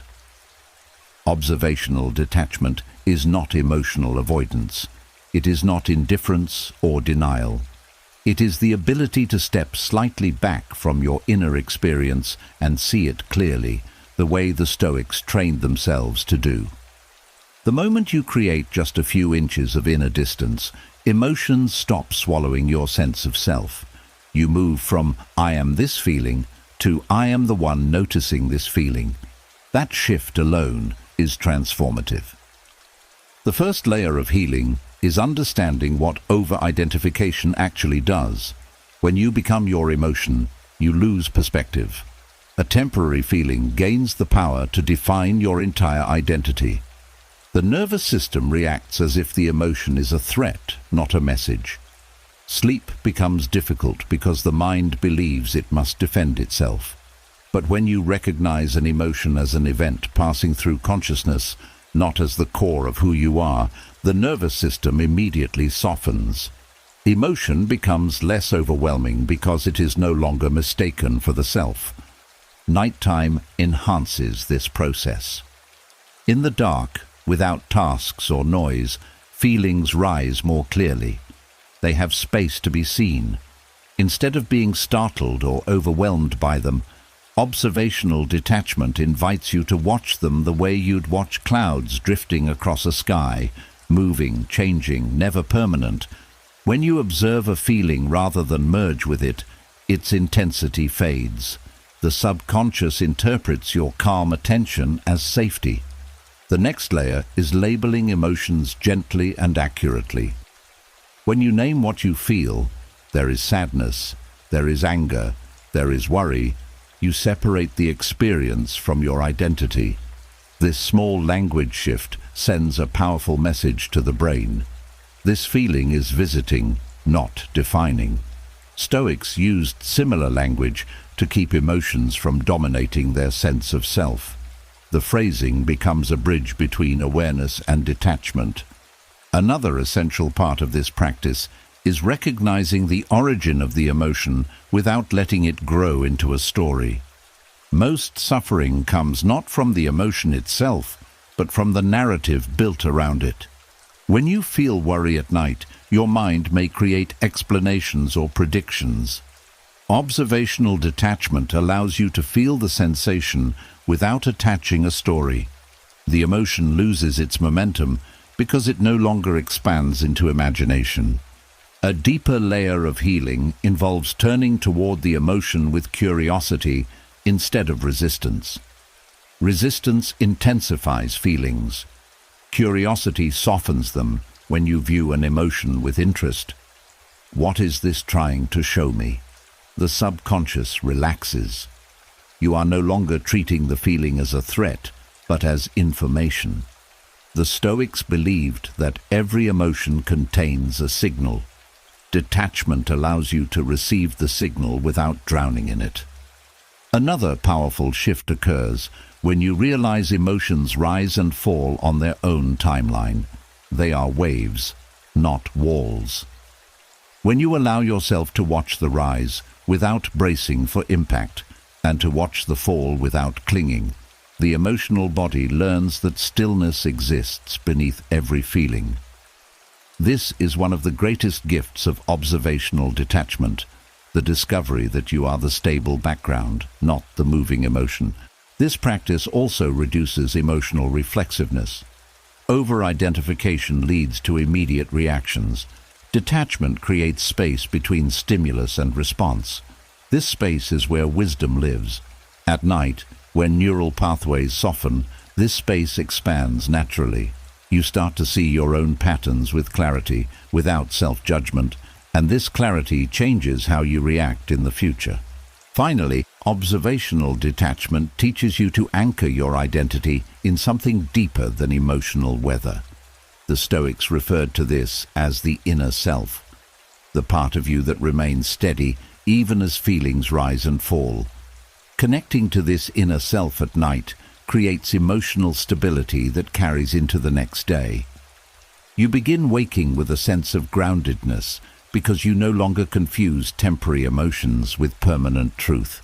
Through this gentle night practice, emotional experiences stop feeling like storms and start feeling like signals. You stop collapsing into every feeling and instead witness them with calm awareness. This shift not only heals emotional over-identification, it restores your inner freedom. As emotional over-identification loosens and you learn to witness your inner world without being swept into its currents, another truth becomes clear. Your mind is not the only factor shaping your sleep. The environment around you, the space you enter each night, either calms the nervous system or agitates it. Your bedroom becomes a reflection of your inner state, and your inner state often mirrors your environment. The Stoics understood this connection long before modern psychology confirmed it. External order creates internal order, and so the next step unfolds, the creation of a virtuous sleep environment through the design of a Stoic bedroom. A Stoic bedroom is not about aesthetic perfection or expensive decor. It's about intention. It's about removing what disrupts the mind and strengthening what supports calm. Everything in the space either adds friction or removes it, either pulls you outward or guides you inward. The goal is not beauty, it's clarity. The room becomes a physical extension of your philosophy. The first layer of a Stoic bedroom is simplicity, not emptiness, but the absence of unnecessary stimulation. Clutter, bright colors, and scattered belongings pull the mind into alertness. They demand attention, even in silence. When you reduce what the eyes must process, the mind naturally loosens its grip. Simplicity signals to the nervous system that there is nothing to defend against, nothing to complete, nothing requiring vigilance. This visual quietness becomes a form of nightly therapy. Another essential part is cleanliness. The Stoics saw order as a form of respect for yourself.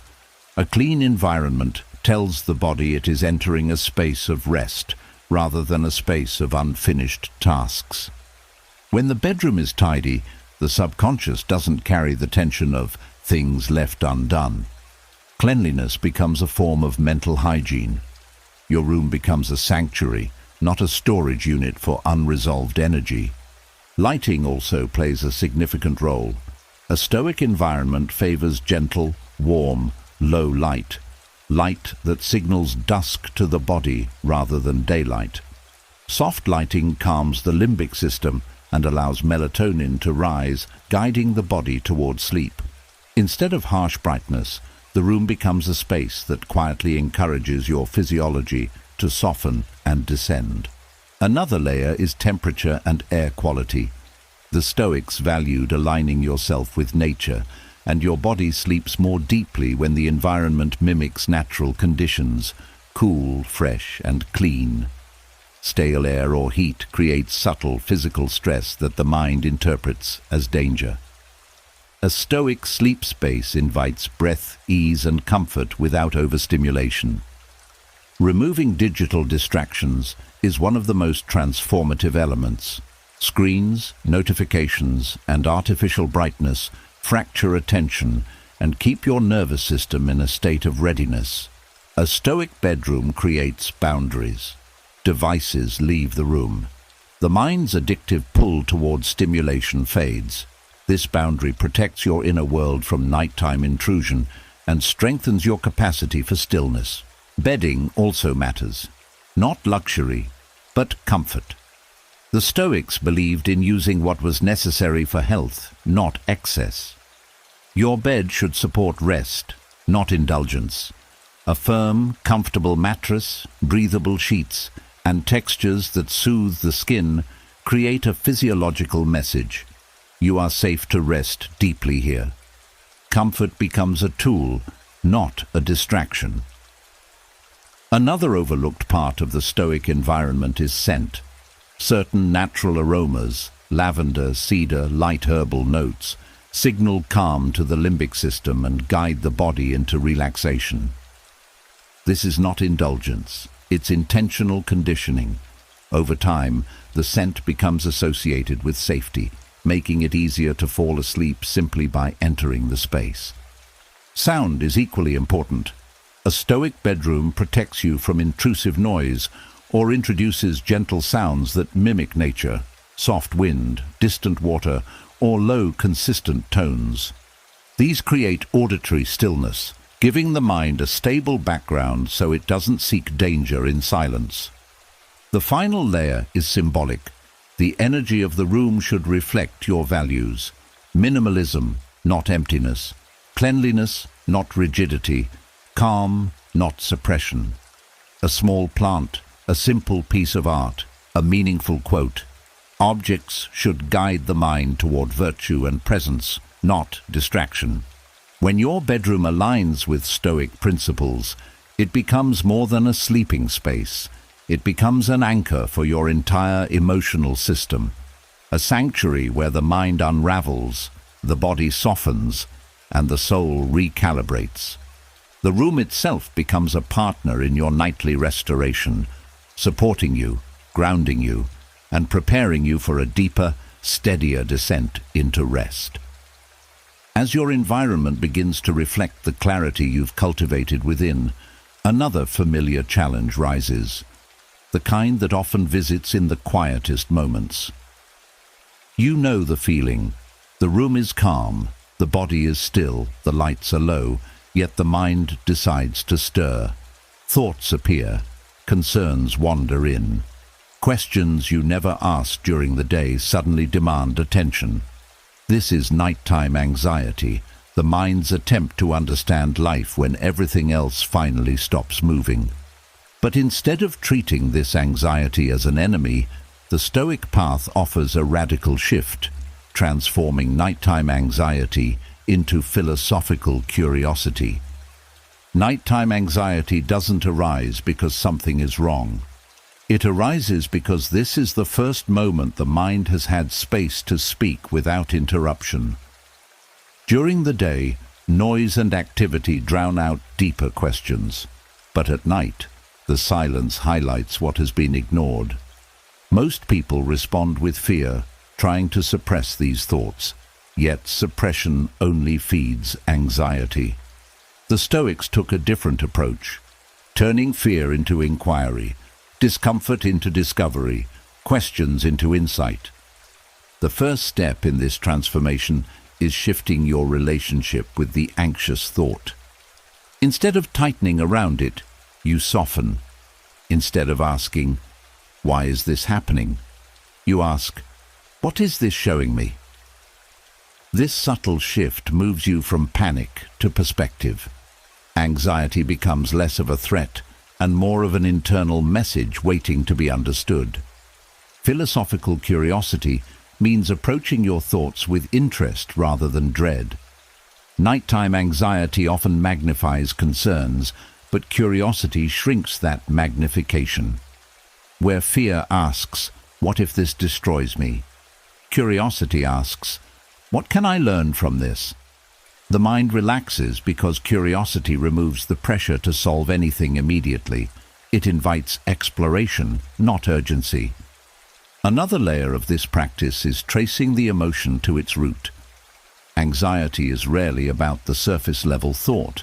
It is often a reaction to a deeper fear, fear of loss, failure, judgment, rejection, uncertainty. When curiosity replaces avoidance, you begin seeing the underlying layer clearly.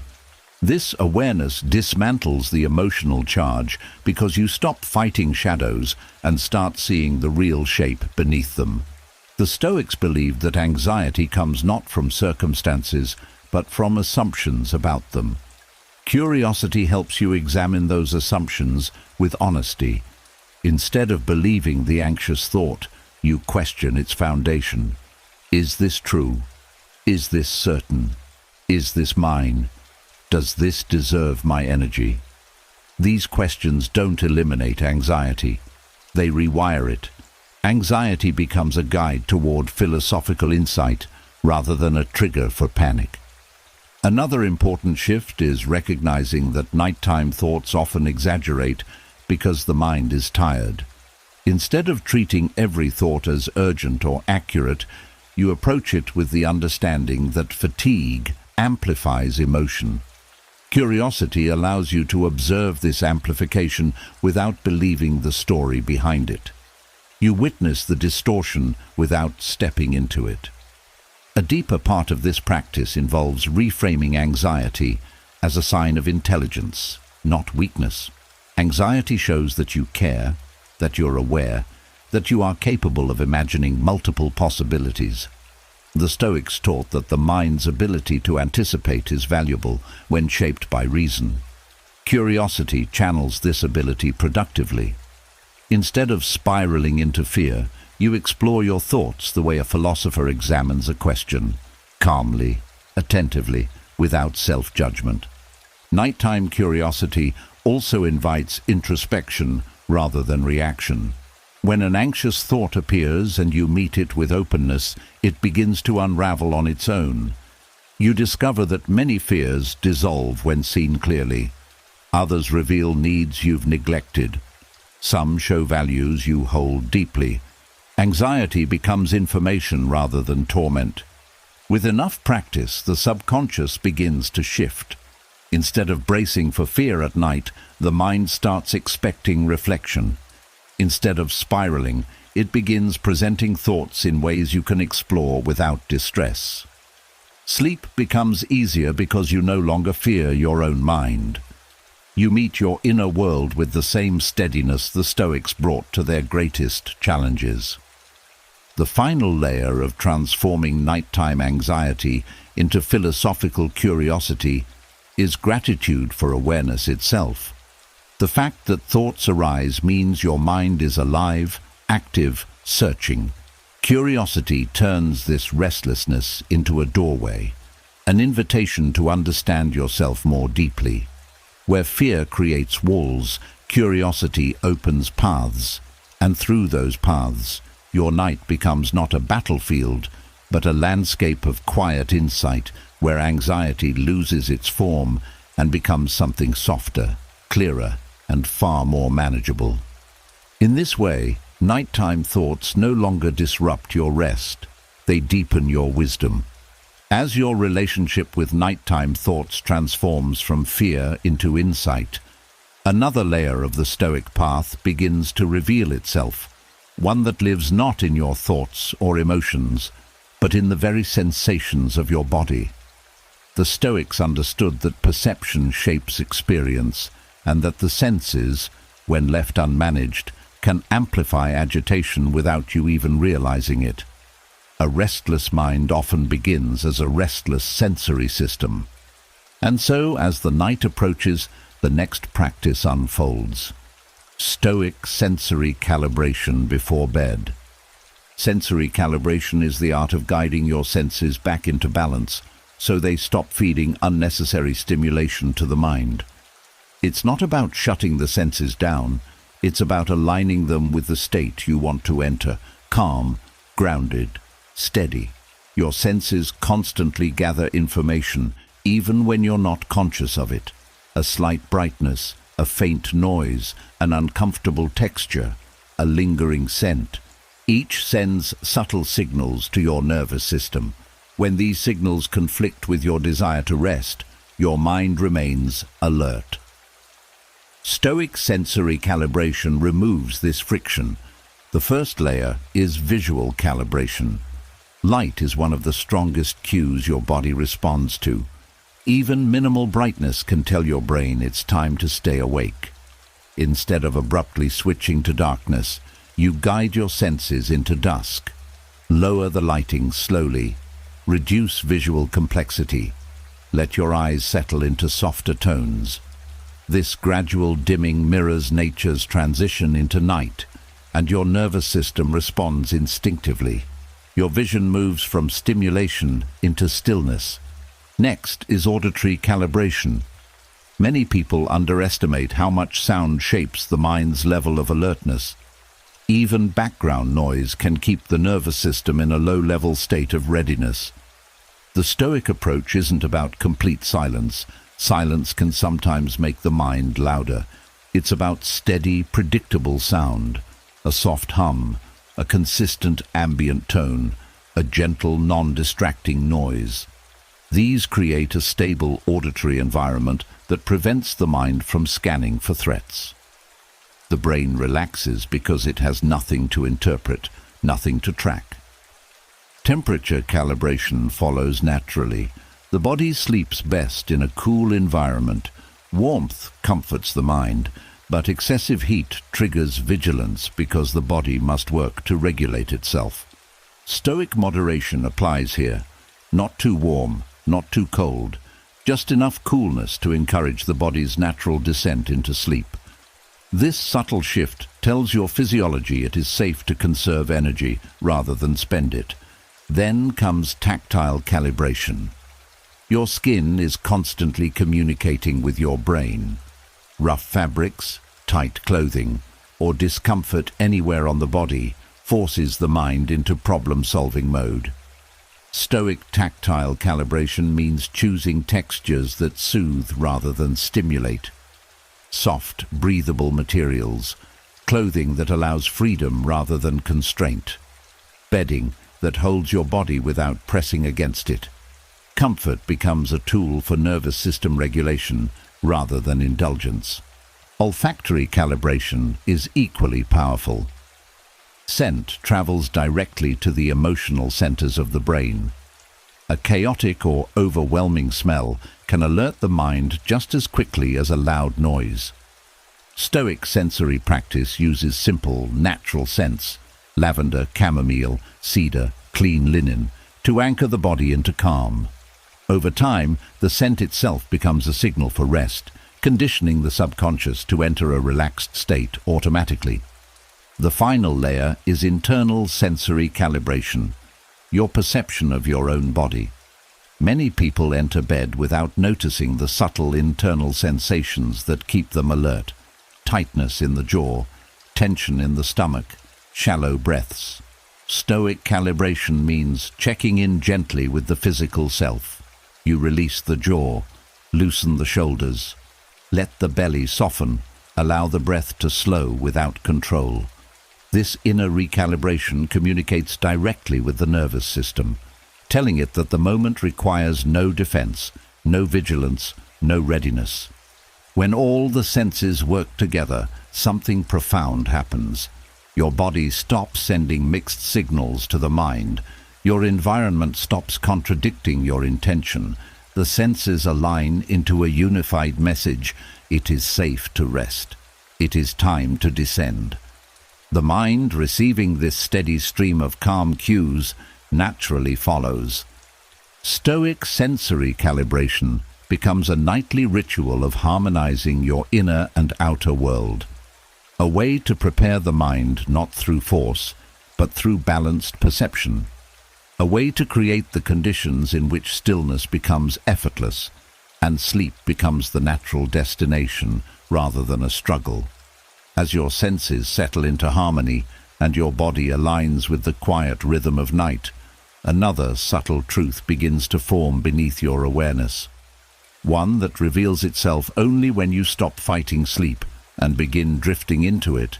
It's the recognition that dreams, no matter how vivid, emotional or convincing, always fade.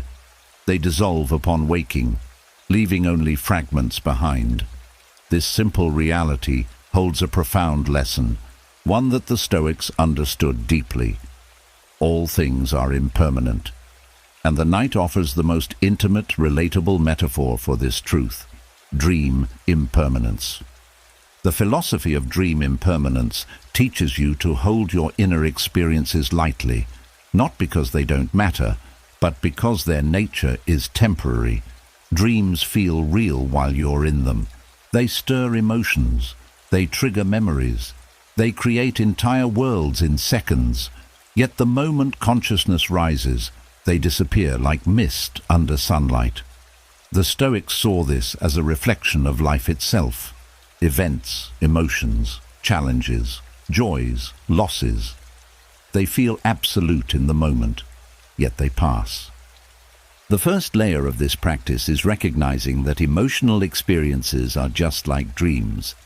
When you're inside an emotion, fear, sadness, anger, it seems permanent.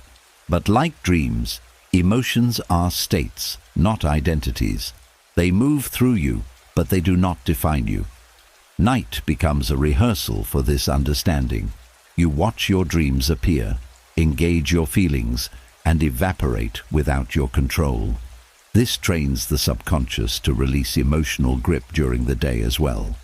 Another layer is learning not to cling to mental imagery, whether pleasant or disturbing. Dreams remind you that the mind creates stories constantly. Some are beautiful, some are strange, some are unsettling, yet none remain.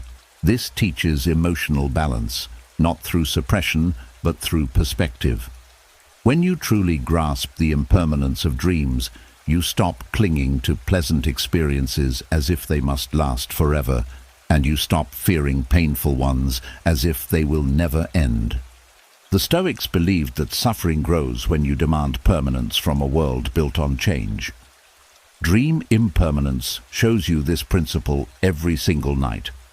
No matter how intense the dream, it fades. No matter how meaningful it feels while dreaming, it dissolves. The mind wakes, resets, and begins again. This realization slowly retrains your emotional responses. You begin to approach life with a lighter grip, less obsession, less fear, less attachment. Another powerful teaching comes from the unpredictability of dreams. You never know what will arise, and yet you endure it. Some dreams frighten you, yet you wake safe. Some dreams delight you, yet they vanish.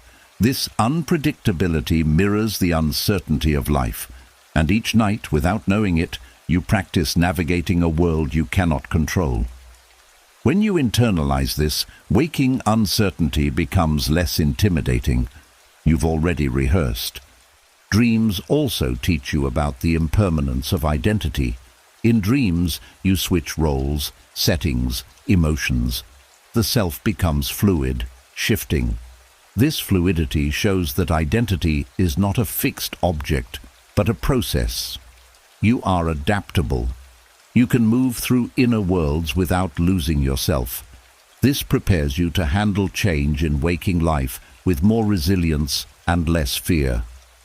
A deeper layer emerges when you reflect on how quickly dreams lose emotional weight upon waking.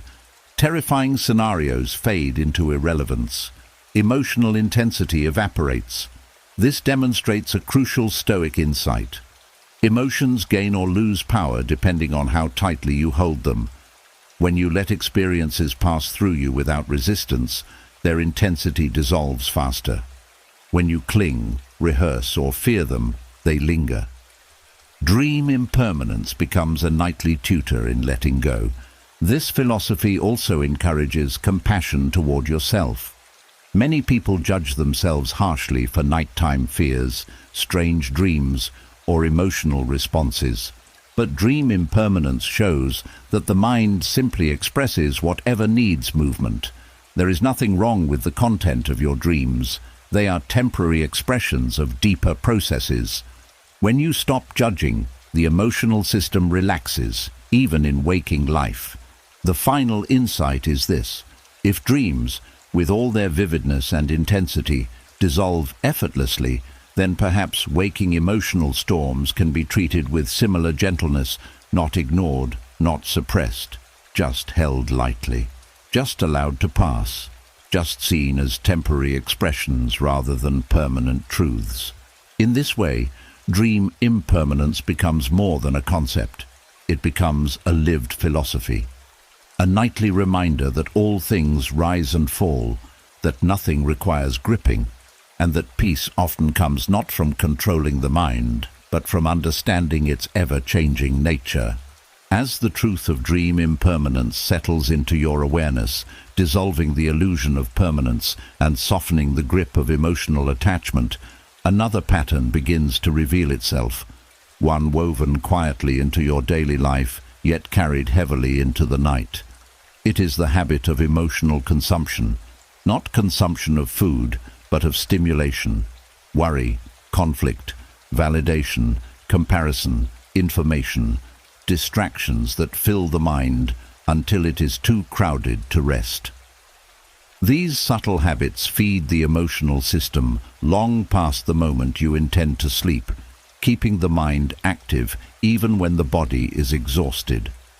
The Stoics understood this deeply, and their solution was both simple and profound. Sleep fasting, releasing emotional consumption habits before bed. Sleep fasting is not about depriving yourself. It is about clearing space. It is the practice of letting the mind go unfed by unnecessary stimulation, so the emotional body can quiet itself. Just as the gut needs time without food to digest, the mind needs time without input to process, release, and settle. The first layer of this practice begins with recognizing what you consume emotionally throughout the day. Conversations filled with tension, social media scrolling, worrying, planning, arguing, comparing, replaying. These are all forms of mental intake. When you carry them into the night, the subconscious is forced to continue digesting them long after the conscious mind wants rest. Sleep fasting interrupts this cycle by reducing the emotional eating that happens before bedtime. The next step is creating a buffer, the emotional equivalent of giving your mind time to slow down after a long day. Instead of filling the final hours with stimulation, you gently reduce what you feed your emotional system. This might mean stepping away from screens earlier, avoiding heated conversations late at night, limiting exposure to news or conflict, or simply choosing quiet over input. This buffer allows emotional digestion to begin while you're still awake, sparing your dreams from carrying the entire workload.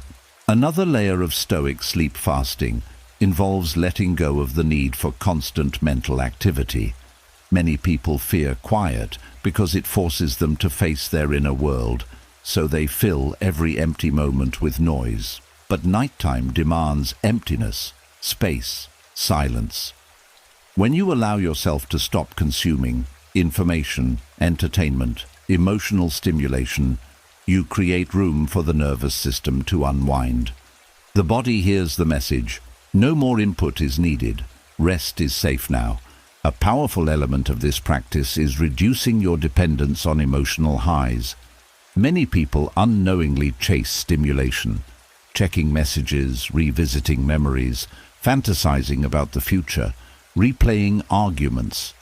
These micro-bursts of emotional excitement keep the body's adrenaline subtly activated. Sleep fasting means noticing these cravings without indulging them. When the urge arises to check something, think something, revisit something, you gently decline. You let the urge pass without feeding it. This alone retrains the emotional brain. It learns that nighttime is not a place for seeking stimulation, but for releasing it. Over time, the subconscious stops craving emotional input after dark. This dramatically reduces nighttime anxiety, intrusive thoughts, and emotional restlessness. The Stoics also practiced a form of internal restraint, choosing what to engage with rather than reacting to everything that pulls their attention. In the context of sleep fasting, this means resisting the temptation to overthink. When a thought tries to pull you into planning, worrying, analyzing, or fantasizing, You treat it the way you treat unnecessary food during a fast. You allow it to pass without consuming it. This non-engagement prevents emotional overload from carrying into dreams. Another transformative layer is recognizing that emotional consumption often comes from discomfort with stillness. When stillness feels unfamiliar, the mind seeks stimulation to avoid it. Sleep fasting becomes a training ground for learning how to rest inside your own presence. You discover that stillness is not empty, it is nourishing, it is spacious, it is healing. As you practice emotional restraint before bed, your dreams become lighter. The subconscious has less debris to sort through. The emotional system rests instead of metabolizing leftover stress. You wake feeling clearer, more centered, and less drained. The final insight of Stoic sleep fasting is this: rest is not something you get, it is something you prepare for. When you stop consuming emotional noise and begin fasting from the habits that overstimulate your mind, you create a fertile inner space where sleep can unfold naturally, deeply, and peacefully. In this way, sleep fasting becomes not a restriction, but a liberation, a freeing of the mind from the weight of everything it does not need to carry into the night. As the mind learns to release the weight of emotional consumption, and the night becomes a space of intentional stillness rather than stimulation, a deeper transformation begins, one that unfolds quietly, cycle by cycle, without your conscious direction. While you sleep, your brain is not idle. It is sorting, integrating, reorganizing, and within this natural process lies one of the most powerful tools the Stoics would have embraced had they known the science: the building of resilient emotional memory through sleep cycles. Resilient emotional memory is the capacity to remember experiences without being ruled by them. It's the ability to recall pain without collapsing into it, to remember mistakes without shame, and to carry lessons forward without dragging the emotional charge behind them. This type of memory is not formed through willpower. It's built through the rhythms of sleep, through the alternating shifts of REM and deep sleep, through the quiet rewiring that happens when consciousness lets go. The first layer of this process begins in deep sleep. During this stage, the brain clears out unnecessary emotional residue, softening the intensity attached to certain memories. What once felt sharp becomes blunt. What once felt overwhelming becomes manageable. Deep sleep weakens the emotional sting of past experiences without erasing the experiences themselves. This is the biological foundation of Stoic detachment, feeling less controlled by the past while still understanding it.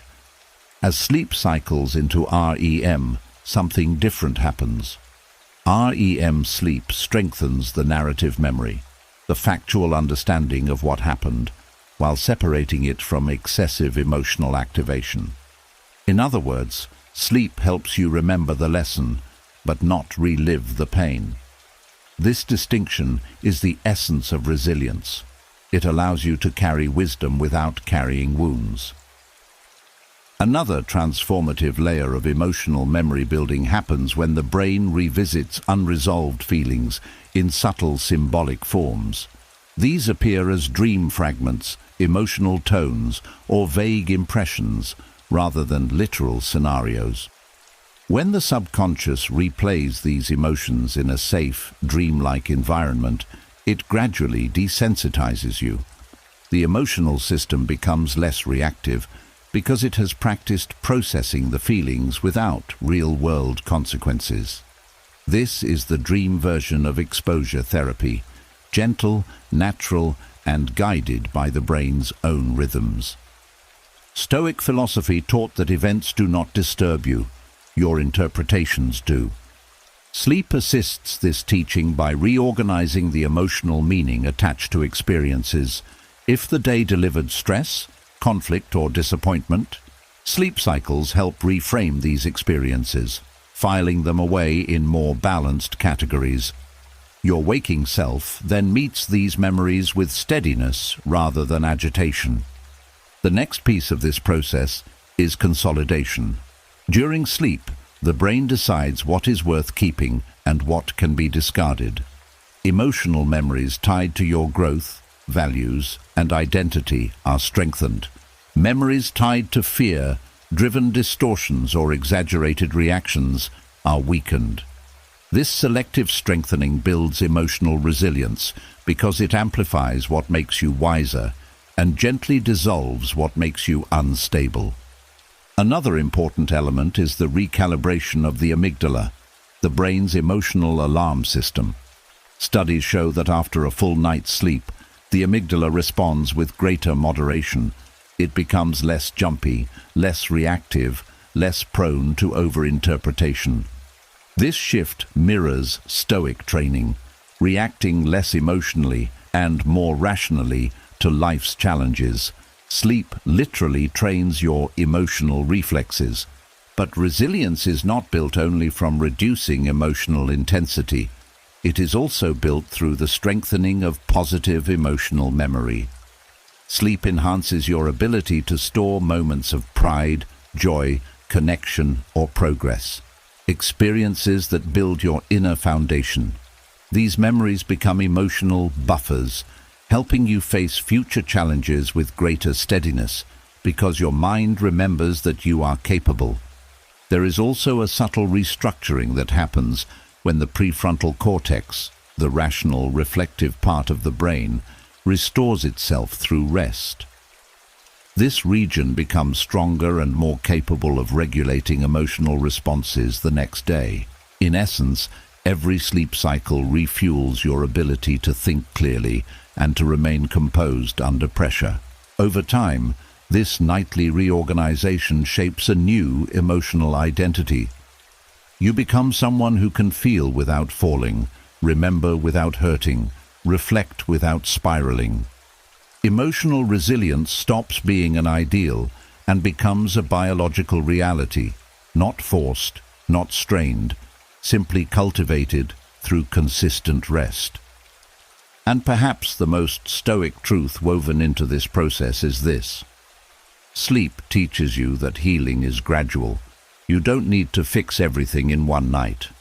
You don't need to force clarity or closure. You simply need to allow your mind the space to do what it is designed to do. Restore balance quietly, cycle by cycle, so that each morning you rise slightly stronger, slightly clearer, slightly more grounded than the night before. As your emotional memory strengthens through the quiet work of your sleep cycles and your inner world becomes more resilient with each night's restoration, another subtle layer comes into focus, one that forms the bridge between your waking mind and the deep inner stillness you're cultivating. Before you can descend into the kind of restorative rest the Stoics would call soul aligning, you must free yourself from the one weight people carry unconsciously every night. The judgments of the day, the stories you told about yourself, the interpretations you placed on others, the conclusions you drew in moments of stress or fatigue. These judgments cling to the mind like static, and if they are not released, they follow you into meditation, into sleep, and into your dreams. This is where the next practice begins, the releasing of the day's judgments in the first 10 minutes of meditation. Judgment is the mind's attempt to make sense of the world quickly. It labels, it categorizes, it reacts. Throughout the day, you judge your performance, others' actions, your worth, your progress, your mistakes, your future. By nighttime, these judgments pile up into a heavy emotional charge that lives beneath your thoughts. They whisper, they echo, they tighten the nervous system. Meditation becomes difficult, not because silence is uncomfortable, but because judgment is still running in the background. The first 10 minutes of meditation are the gateway to dissolving this.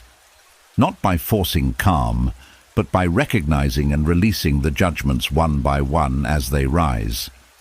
The first layer of this practice is awareness. You begin by noticing what judgments from the day still cling to you. Maybe you judged yourself harshly for not doing enough. Maybe you judged someone else's tone. Maybe you judged a situation as worse than it truly was. These judgments feel like truths, but they are simply interpretations. The Stoics taught that when you confuse judgments with facts, suffering grows. The first step is acknowledging the difference. Next comes soft recognition. You don't suppress the judgments. You don't argue with them. You simply name them gently. Here is a judgment about myself. Here is a judgment about someone else. Here is a judgment about the day. By labeling them, you create distance. The mind loosens its grip because judgments lose their power when exposed to awareness rather than emotion. A deeper layer of releasing comes through contextual understanding. Every judgment formed during the day came from a mind under pressure, hungry, tired, stressed, overstimulated, or reacting quickly. The Stoics understood that most harsh interpretations arise not from truth, but from conditions. By recognizing the context in which a judgment formed, you naturally soften its authority. It becomes clear that the judgment reflects a moment, not reality. Another powerful step is shifting from judgment to observation. Instead of thinking, "I failed," you transition to, "This is what happened." Instead of, "They disrespected me," you shift to, "There was tension." Instead of, "The day went badly," you shift to, "There were challenges." Observation is not denial, it is clarity. And clarity dissolves emotional charge far more effectively than forced positivity. As you continue, you detach from the emotional consequences tied to the judgments, the guilt, the tension, the frustration, the shame. When a judgment appears, you meet it with neutrality. This is just a thought. The nervous system relaxes because the mind is no longer creating internal conflict. This is the Stoic approach to emotional mastery, not fighting thoughts, but removing the importance you assign to them. Another layer involves forgiveness, one of the softest yet most transformative Stoic principles. You forgive yourself for misinterpreting. You forgive others for being human. You forgive the day for not meeting your expectations. Forgiveness is not agreement, it is release. It unhooks the emotional anchors that keep judgments attached to you. Finally, you close the 10 minutes with a reset of perspective. You remind yourself that judgments are temporary, subjective, and often inaccurate. What matters is not how the mind reacted in moments of stress, but how you return to yourself now, in this quiet space where clarity becomes possible. By releasing the day's judgments, you enter meditation without mental distortion, without emotional residue, without self-condemnation. The mind becomes clean. The breath softens. The inner world quiets. And sleep no longer must compete with the weight of your interpretations. In these first 10 minutes, you give yourself permission to let the day end, not just on the clock, but inside you. As the weight of the day's judgments loosens and the mind returns to a neutral, steady inner posture, the body begins to open itself to a deeper level of regulation, one that bridges the conscious mind and the emotional brain. This bridge is breath. Long before modern science confirmed it, the Stoics understood that the breath is not simply a physical function, it is a lever of emotional control. When the breath is chaotic, the mind becomes chaotic. When the breath is shallow, the nervous system interprets danger. When the breath is steady, the emotional landscape stabilizes. This is where the next practice emerges: Stoic breath ratios for emotional control. Stoic breathing is not about dramatic techniques or forceful manipulation. It's about aligning the breath with the emotional outcome you need. Different ratios create different internal states, and when used intentionally before sleep, they can regulate the emotional system in ways thought alone cannot. The The breath becomes a form of philosophy, simple, embodied, immediate. The first layer of this practice is understanding that exhalation controls the nervous system far more than inhalation. In the Stoic view, exhale-dominant breathing mirrors the act of letting go, releasing tension, judgments, desires, attachment, fear. When your exhale is longer than your inhale, the parasympathetic system activates. Heart rate drops, muscles soften, emotional charge dissolves. This ratio becomes a powerful tool when anxiety, restlessness, or residual stress from the day tries to follow you into sleep. A gentle example is a 4-to-6 ratio. Inhale for 4 counts, exhale for 6. This small shift tells your body you are safe. It slows down the limbic system, quiets survival instincts, and signals the brain to enter restoration mode. This is not performance breathing, it is surrender breathing. The next layer involves ratios that create emotional steadiness. When the breath is even, inhale and exhale of equal length, the body enters a state of balance. This neutrality is profoundly Stoic. It reflects the philosophy of meeting the moment without exaggeration, without shrinking from it or rushing into it. A simple 5-to-5 ratio calms the mental swings that often appear at night. Replaying conversations, forecasting outcomes, or magnifying small concerns, equal breath teaches the emotional system to stop tilting. Another powerful ratio mirrors the Stoic practice of pause, the space between stimulus and response where wisdom lives. Adding a short hold after the inhale creates calm alertness. Adding a short hold after the exhale creates deeper grounding. A 4-to-2 to 4-to-2 pattern, inhale, hold, exhale, hold, trains the nervous system to tolerate stillness without panic. This ratio is especially useful when emotions feel unpredictable or overwhelming. The pauses signal that nothing needs to happen right now. No reaction, no solving, no resistance. A deeper layer of this practice involves lengthening the exhale progressively. The longer the exhale becomes, the more emotional release occurs. A 4-to-8 ratio doubles this effect, making the outbreath a complete nervous system reset. The body interprets long exhalations as a sign that you are out of danger, which stops the adrenals from releasing more stress hormones. This ratio is particularly effective for individuals who carry tension into the night from habits of overthinking or hypervigilance. Stoic breath ratios also help reshape emotional memory. When you pair a calm breath pattern with the presence of difficult emotions, worry, sadness, anger, the subconscious begins associating those emotions with safety rather than alarm. Over time, the emotional system becomes less reactive. This is not suppression, it's reconditioning. Breath becomes the anchor that teaches the brain a new meaning for emotional activation. Another crucial part of Stoic breathing is the discipline of not rushing. Rushed breath reflects a rushed mind. Slow breath invites slow thought. When the breath lengthens naturally, the inner world follows. Thoughts become less sticky. Feelings become less sharp. The breath models the pace you want your emotions to take. Unhurried, steady, grounded. The final piece of this practice is using the breath to mark a turning point in your night. When you intentionally choose a ratio, you send a message to your mind. The day is complete. This is the beginning of rest. That internal shift is one of the most powerful signals the emotional system can receive. The breath becomes both boundary and balm, closing the door on waking concerns and opening the door to sleep. Through Stoic breath ratios, emotional control becomes accessible without force, without pressure, without complexity. You guide the nervous system gently, wisely, and consistently into the state required for deep, restorative rest.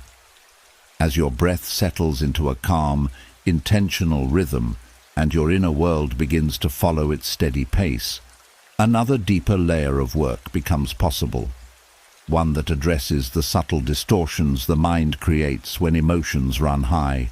These distortions are rarely noticed during the day because you move too quickly to question them.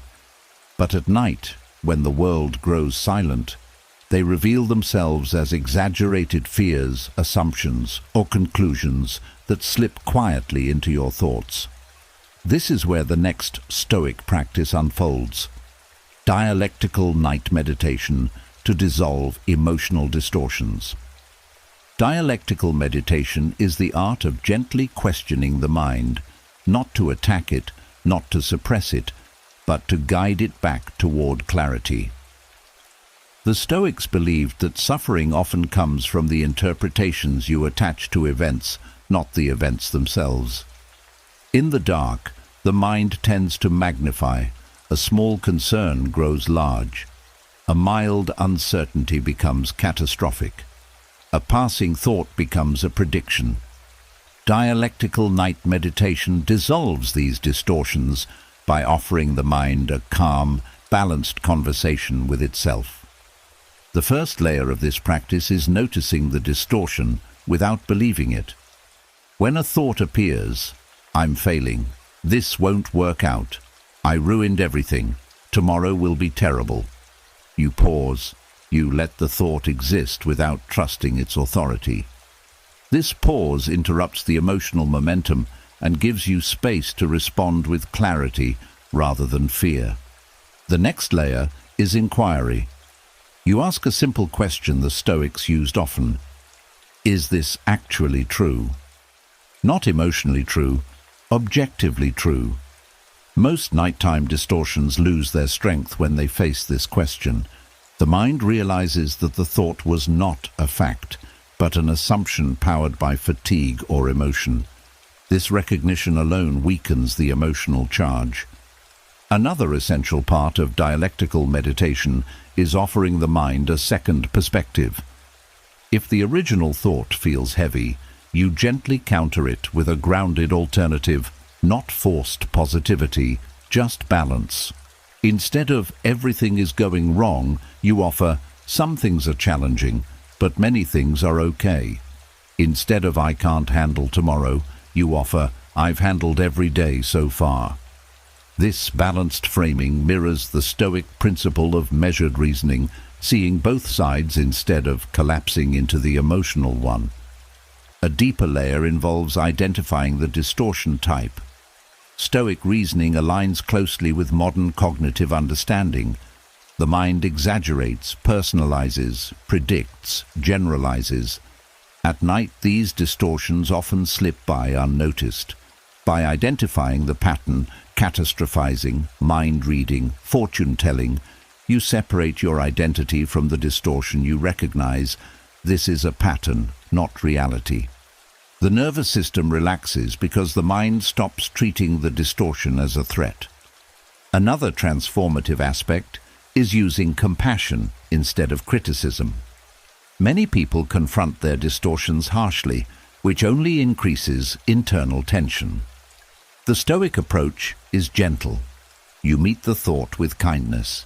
You understand that the distortion is your mind's attempt to protect you. Instead of fighting it, you soothe it with reason. When the inner dialogue softens, the emotional body follows, releasing tension and preparing you for rest. Dialectical night meditation also involves replacing urgency with patience. Emotional distortions often carry a sense of immediacy. This must be solved now. But the night is not a place for solving. It is a place for settling. When a thought insists on urgency, you respond with the truth. This can wait until the morning. The subconscious accepts this boundary, allowing the emotional activation to fade. Another powerful layer is grounding the mind in what you actually know. Emotional distortions thrive on uncertainty. They fill the gaps with fear. Dialectical meditation closes those gaps by returning to what is real, what is present, what is verifiable. I don't know how tomorrow will unfold, and that's okay right now. I am safe. Right now, I am resting. This return to certainty regulates the nervous system instantly. The final part of this practice is settling into a state of neutrality. You release the need for answers. You release the need to resolve. You release the need to understand every sensation or thought. You allow the mind to rest in not knowing without fear.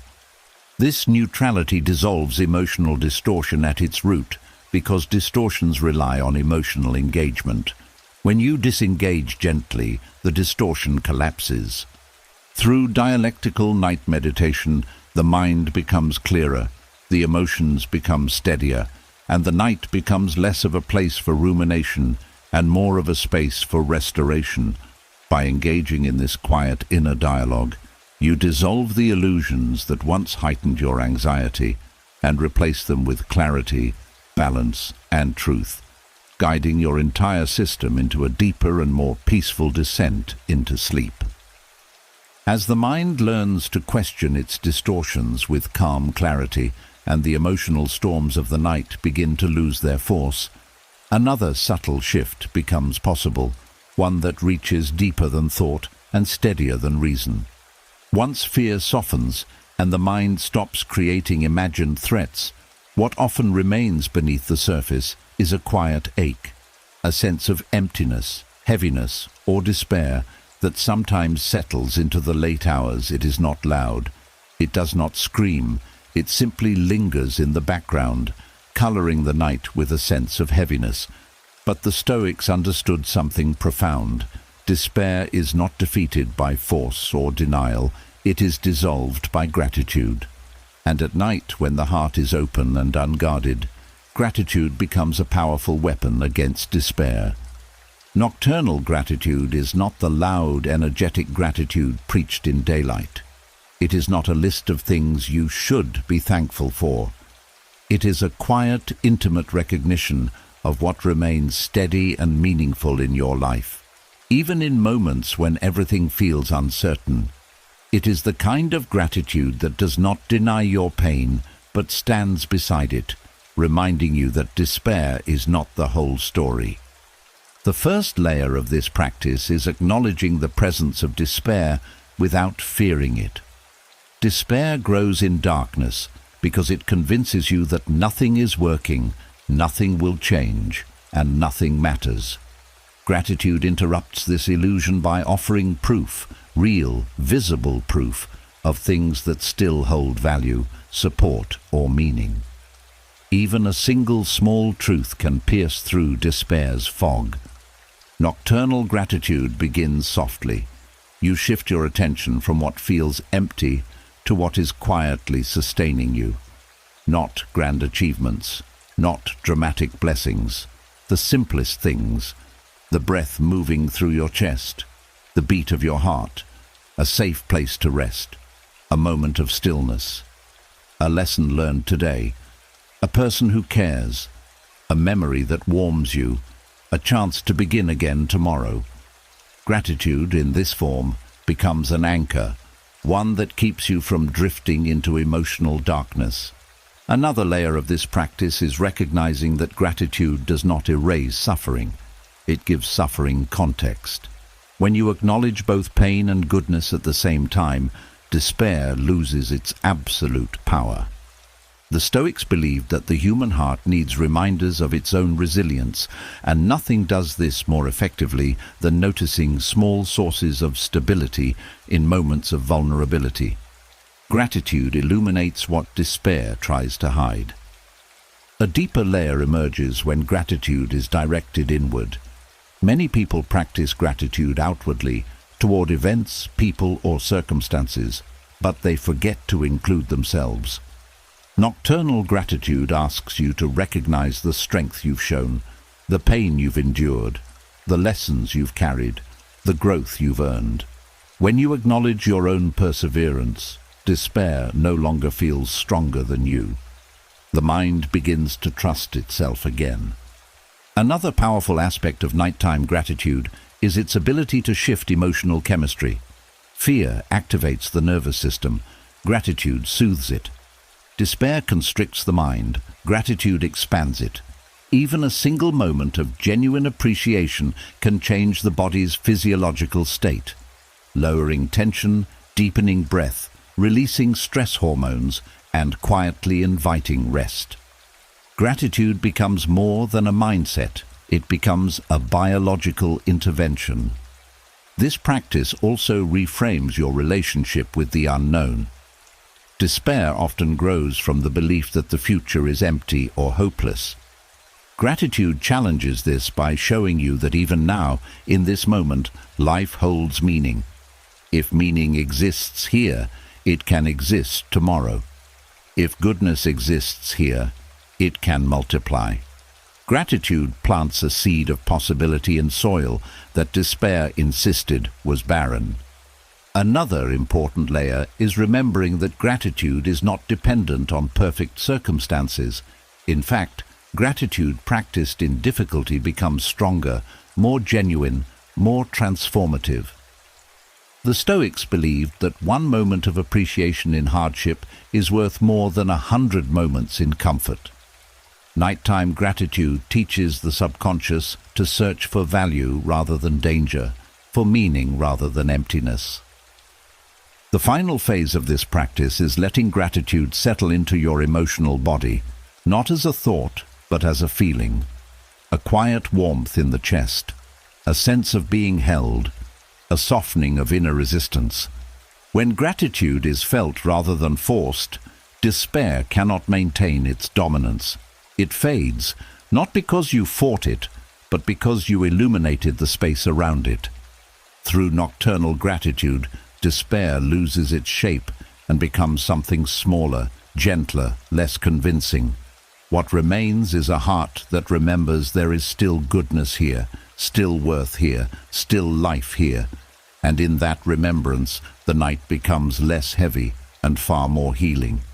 As gratitude settles into your chest like a quiet glow and the heaviness of the night begins to lift, something subtle changes inside you.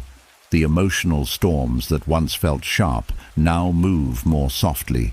The mind, no longer overwhelmed by distortion or despair, begins to regain its balance. In this steadier state, a new possibility appears, one that the Stoics relied on to shape their character and strengthen their inner resilience, mentally rehearsing emotional equanimity before sleep. Equanimity is the ability to remain steady in the face of shifting circumstances, neither pulled into panic nor pushed into numbness. It's not detachment from life, but presence without turbulence.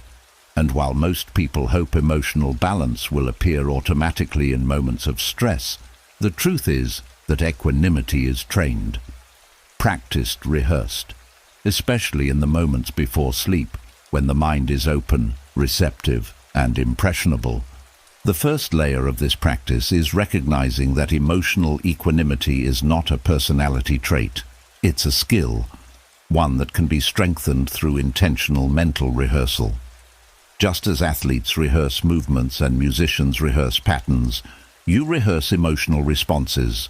You gently invite your mind into the version of yourself that meets life with steady clarity rather than reaction. You begin by recalling a moment from the day when your emotions were stirred, an argument, a worry, a disappointment, a self-judgment. But instead of replaying it with tension, you replay it with equanimity. You imagine responding with calm. You see yourself pausing instead of reacting. You feel your breath steadying.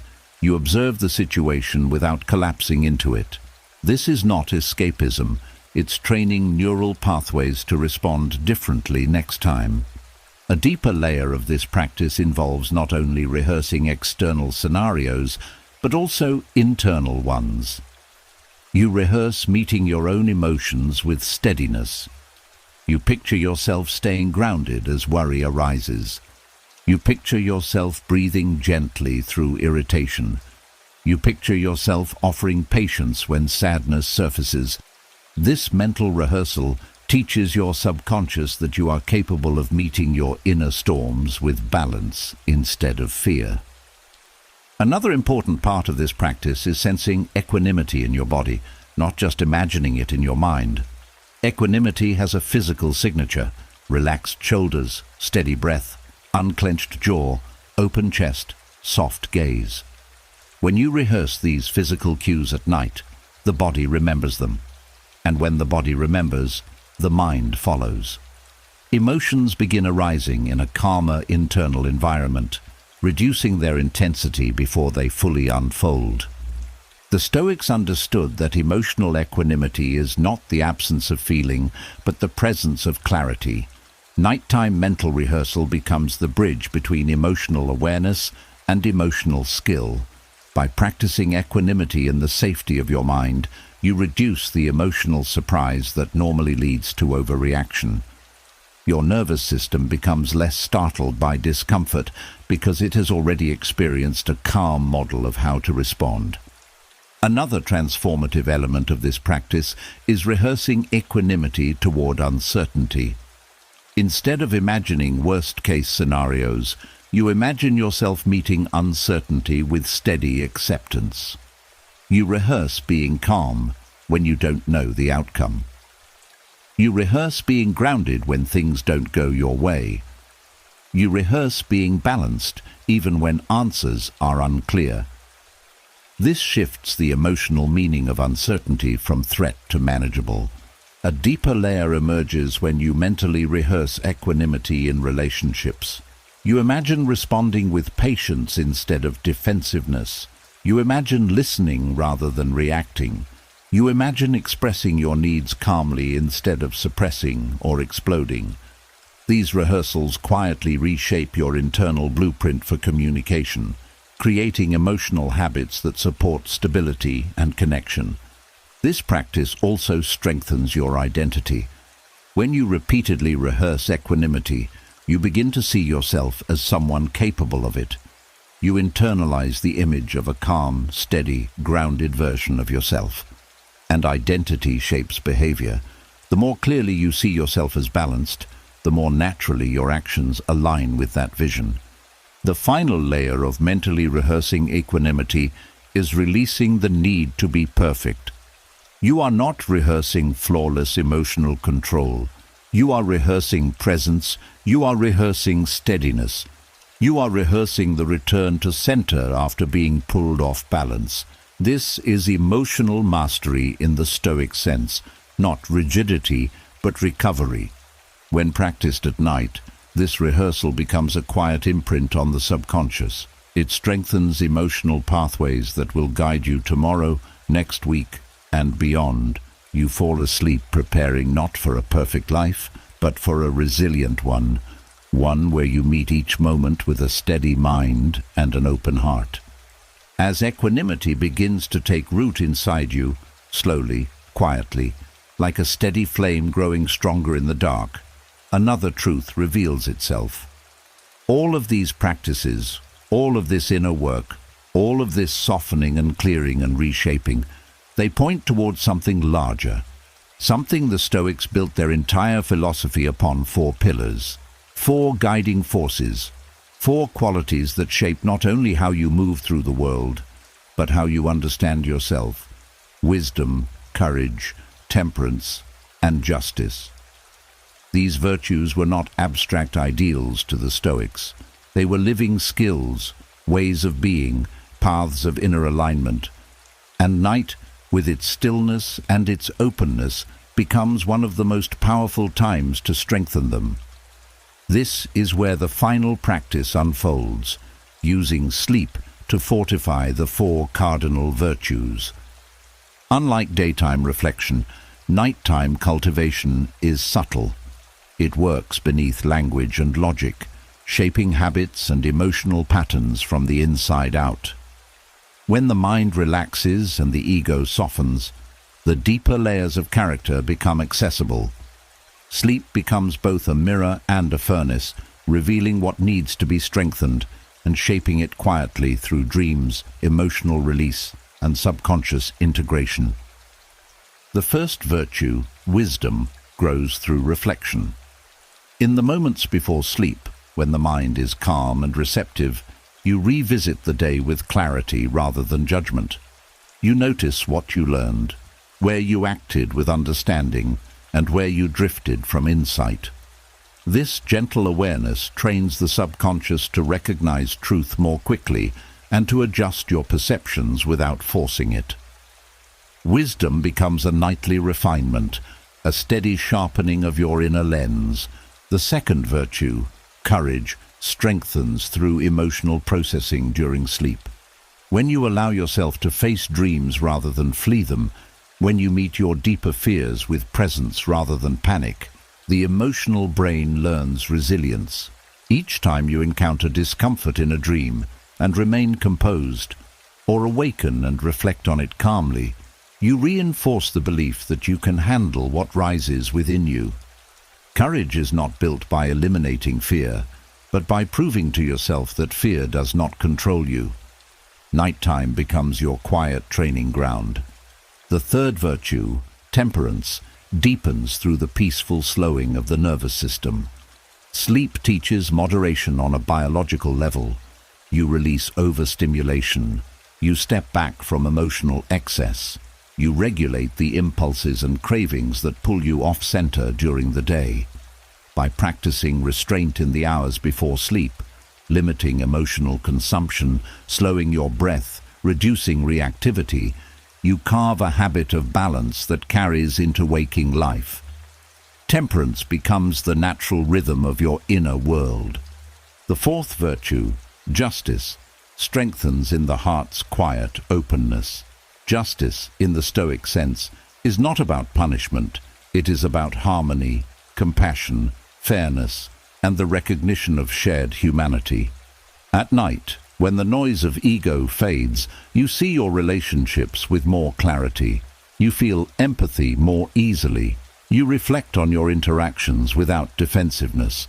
The subconscious integrates these insights, helping you wake with more patience, more understanding, and more grounded moral clarity.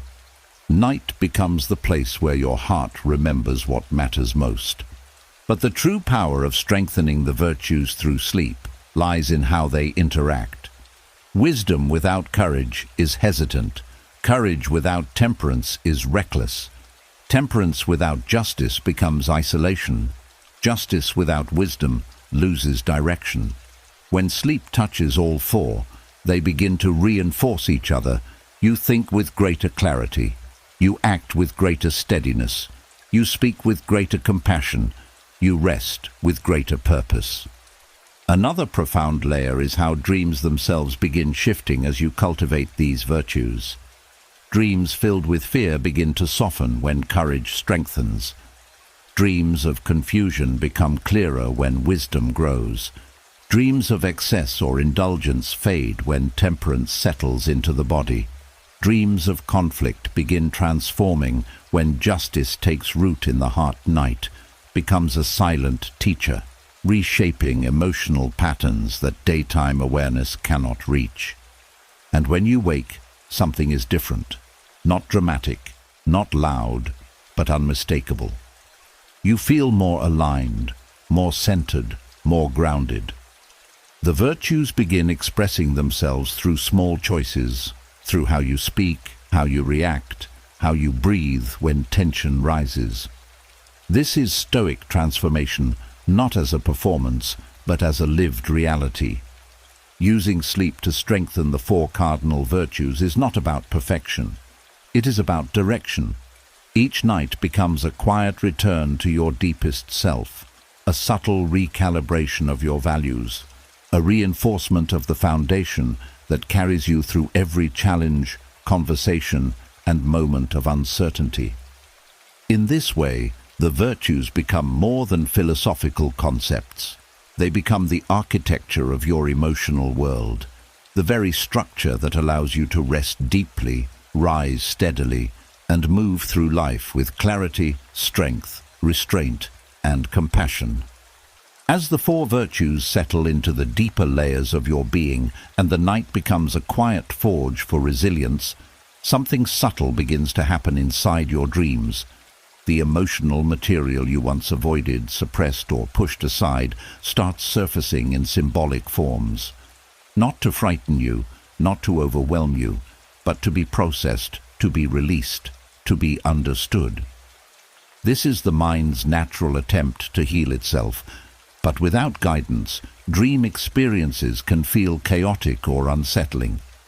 The Stoics, however, offer a different way to meet this inner landscape, one that turns dreams into a powerful tool for emotional healing. This is where the next practice unfolds: dream exposure therapy through Stoic acceptance. Dream exposure therapy is not about controlling what you dream. It's about changing your relationship to whatever arises. Dreams often present the very emotions you suppress during the day: fear, shame, rejection, vulnerability, loss. They use symbols to bring you into contact with what your waking mind avoids. This is not punishment. It's the subconscious giving you a safe arena to feel what needs to be released. Stoic acceptance meets these experiences with willingness instead of resistance. The first layer of this practice is understanding that dreams exaggerate for a reason. The mind uses symbolism because raw emotions are easier to face indirectly. A faceless figure may represent fear. A collapsing structure may represent instability. Being chased may represent avoidance. Instead of treating these symbols as threats, you view them as emotional metaphors. This shift alone reduces fear because it removes the illusion that the dream is literal. Another layer of dream exposure therapy is allowing the feeling to unfold without fighting it. Most distress in dreams comes not from the content, but from resistance. When you instinctively pull away, the emotional intensity increases. Acceptance softens this. When you allow the emotion to pass through without labeling it as danger, the dream loses its grip.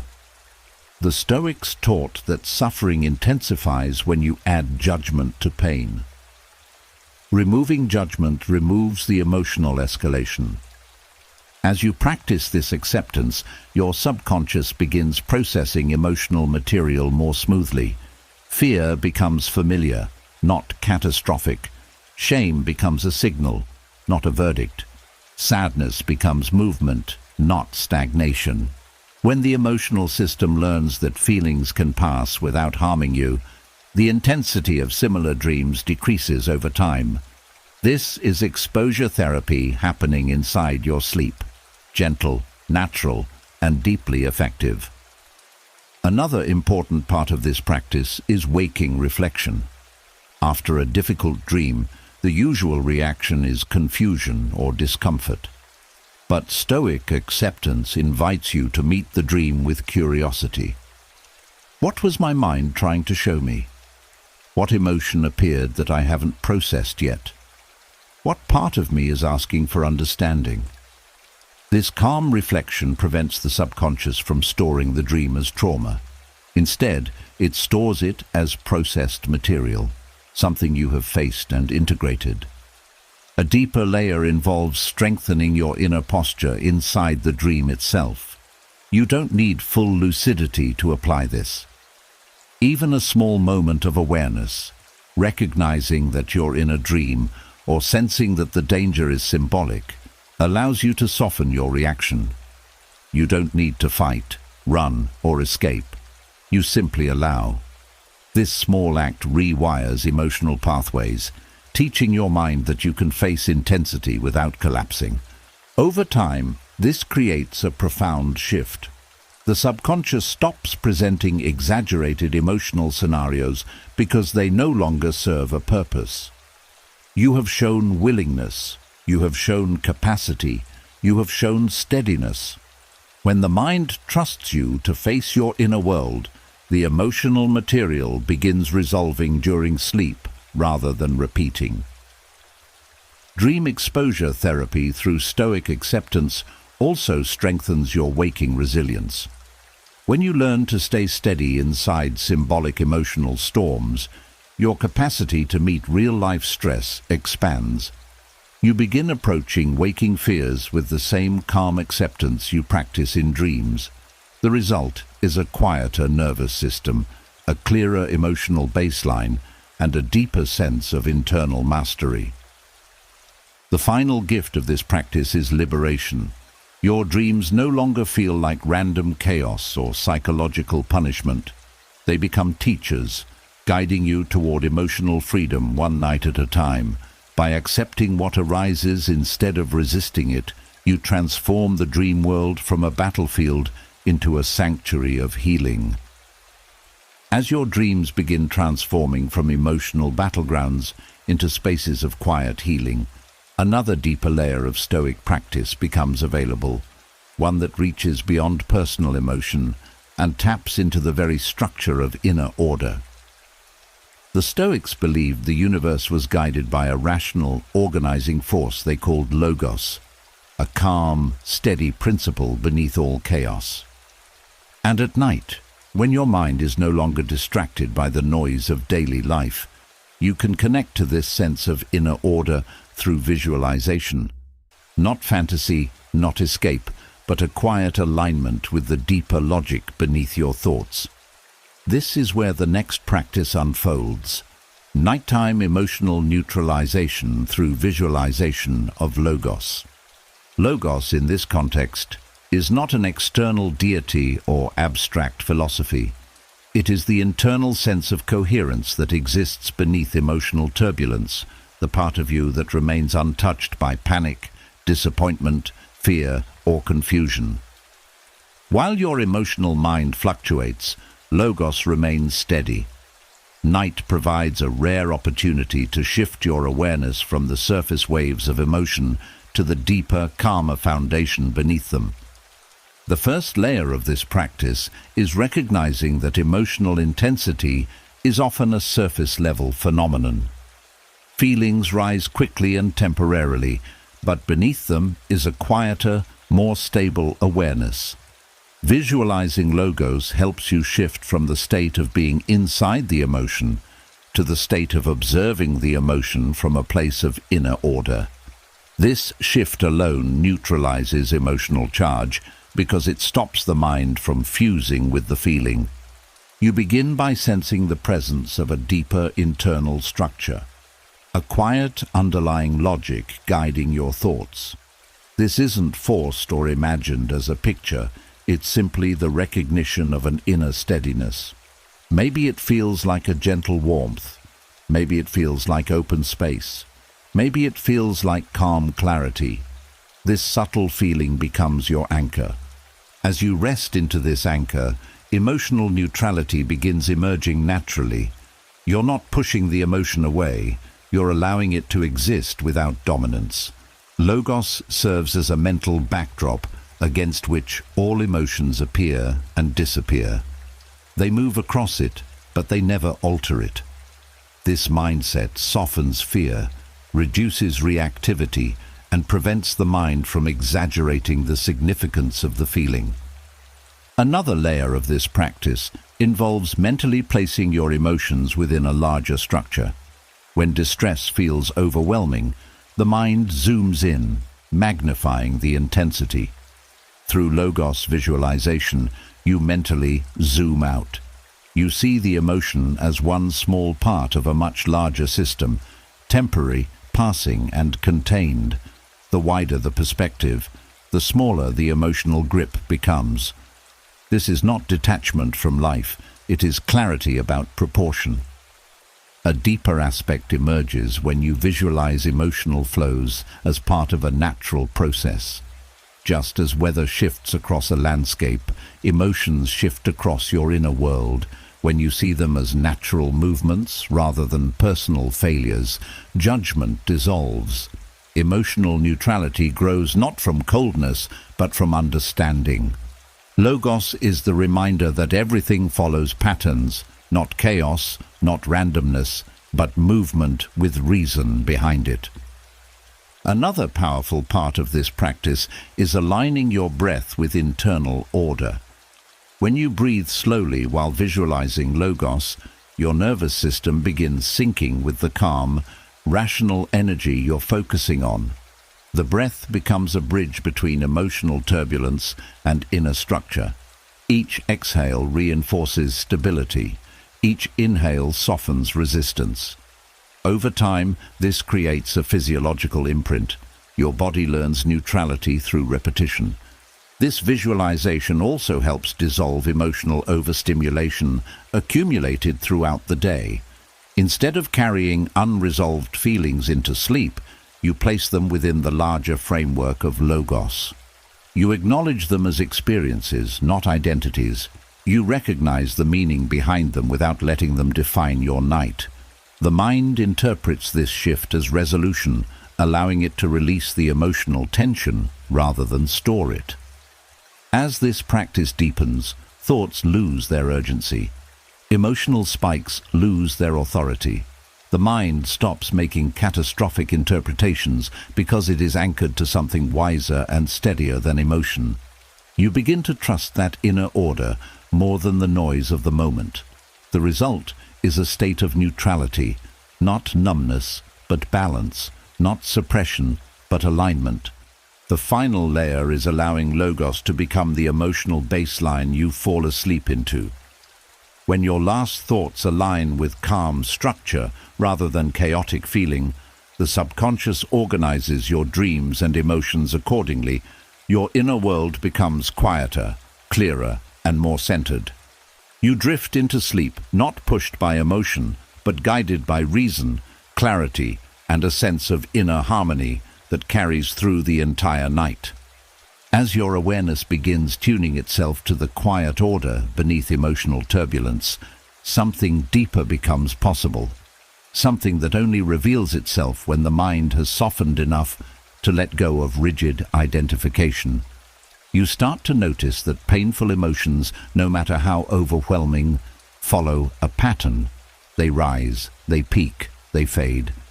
Yet the suffering they create often comes not from the emotion itself, but from your belief that you are the emotion, that anger is you, that sadness is you, that fear is you, when in truth, these states are simply visitors passing through your inner space. This is where the next layer unfolds, disidentifying from painful emotions through astral detachment imagery. Astral detachment imagery is not mystical, it is psychological. It uses symbolic distance to help you experience your emotions as events, not identity. The Stoics did this without modern language. They observed thoughts and feelings as if they belonged to someone else, or as if they were external phenomena. At night, when the mind is naturally more imaginative and less rigid, this technique gains immense power.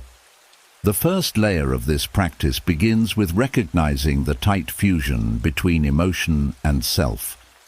When you feel overwhelmed, it's easy to think, I am anxious, I am broken, I am failing.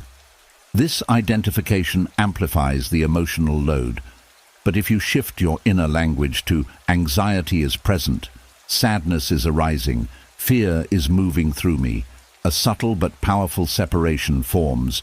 You are the witness, not the storm. Astral detachment imagery strengthens this separation by giving the mind a symbolic visual to hold on to. Instead of drowning in the feeling, you mentally place the emotion outside of your physical body. You visualize it not as part of you, but near you, floating above you, beside you, or drifting in a wider space. It is present, but it is not fused with your being. The moment the mind perceives distance, the emotional charge begins to dissolve. Another layer involves giving the emotion a gentle, non-threatening form, something abstract, not literal. Perhaps the pain becomes a swirling mist. Perhaps the fear becomes a dim light hovering above your chest. Perhaps sadness becomes a soft cloud drifting just beyond your reach. By transforming the emotion into imagery rather than identity, you shift from being the emotion to observing it. As you hold this imagery, something important happens. The body relaxes. Painful emotions create physical tension when the mind interprets them as threats.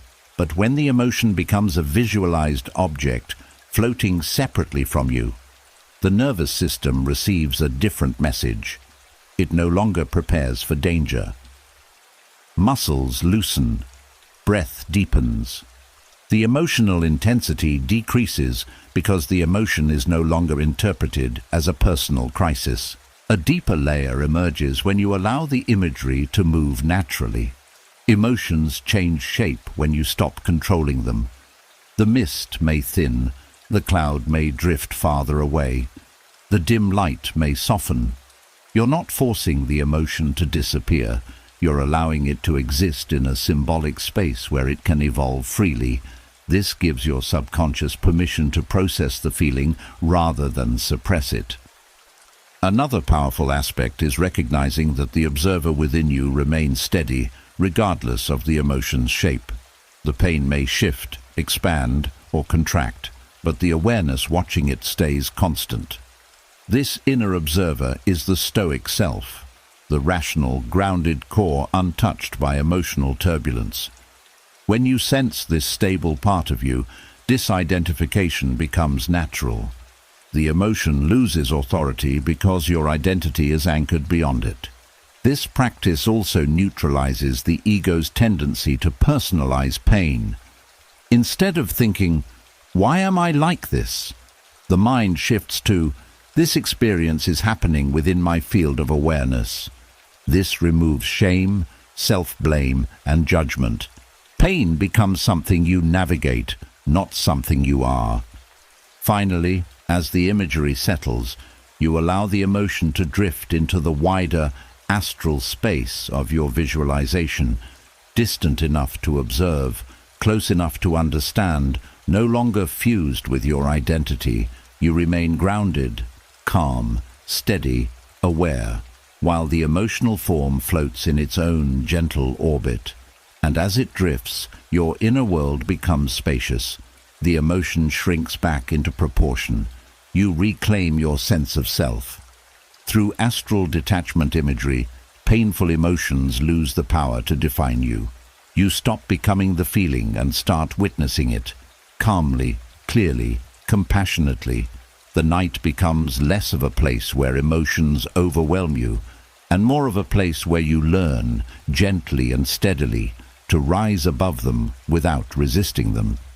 As painful emotions begin losing their grip, and you learn to witness them from a place of gentle distance rather than identification, something even more expansive becomes available, something that dissolves heaviness not through effort, but through perspective.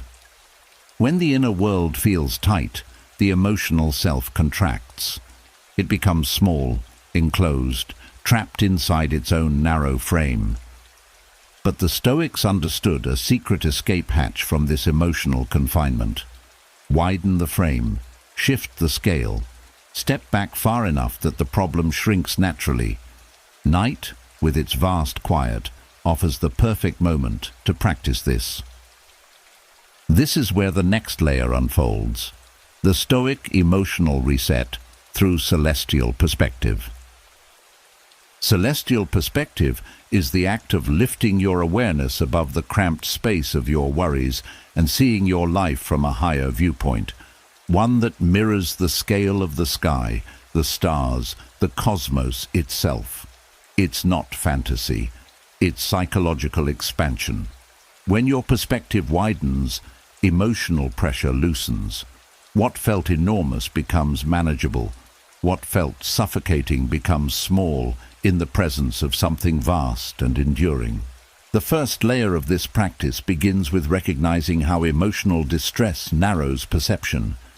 When you feel overwhelmed, the mind zooms in. Only the problem exists. Only the feeling matters. Only the fear feels real. This narrowing intensifies suffering. Celestial perspective loosens that tight focus by placing your experience within a much larger map. Not to invalidate your pain, but to pull it out of the mental tunnel where it grows distorted. You start by mentally lifting your awareness beyond the four walls of your room. You picture your life not as a closed space, but as part of a wider landscape. Without using forceful imagery, you sense the scale expanding. Your concerns exist, yes, but they exist within something bigger. This shift already lowers emotional charge because the mind stops treating the feeling as the entire universe. A deeper layer appears when you connect your emotional experience to time. Celestial perspective includes the truth of impermanence. Stars burn for millions of years, galaxies evolve, seasons change. Meanwhile, the emotion you're feeling now, no matter how intense, is temporary. It will not last in its current form. It cannot. When you recognize this truth, the nervous system relaxes. Not because the problem is solved, but because the mind sees the feeling in context rather than isolation. Another important layer involves stepping back far enough to view yourself with compassion. When you look at your life from a higher vantage point, you see a human being trying, learning, stumbling, growing. You see someone who has endured storms, survived moments they thought would break them, and continued anyway. Celestial perspective replaces self-criticism with tenderness. You see not your failures, but your journey. Celestial perspective also dissolves emotional urgency. Under the sky, inside the vastness of existence, the mind stops insisting that every problem must be solved now. You begin to sense that life is unfolding in ways larger than your current worry. This removes the feeling of being cornered by emotion. There is space, there is time, there is room to breathe. Another layer comes from recognizing shared humanity. When you mentally lift your awareness toward the scale of the cosmos, you remember that billions of people have faced fears, heartbreak, confusion, failure, and pain, and found a way through. Not one emotional experience you've had is unique in its structure. This does not diminish your experience. It normalizes it.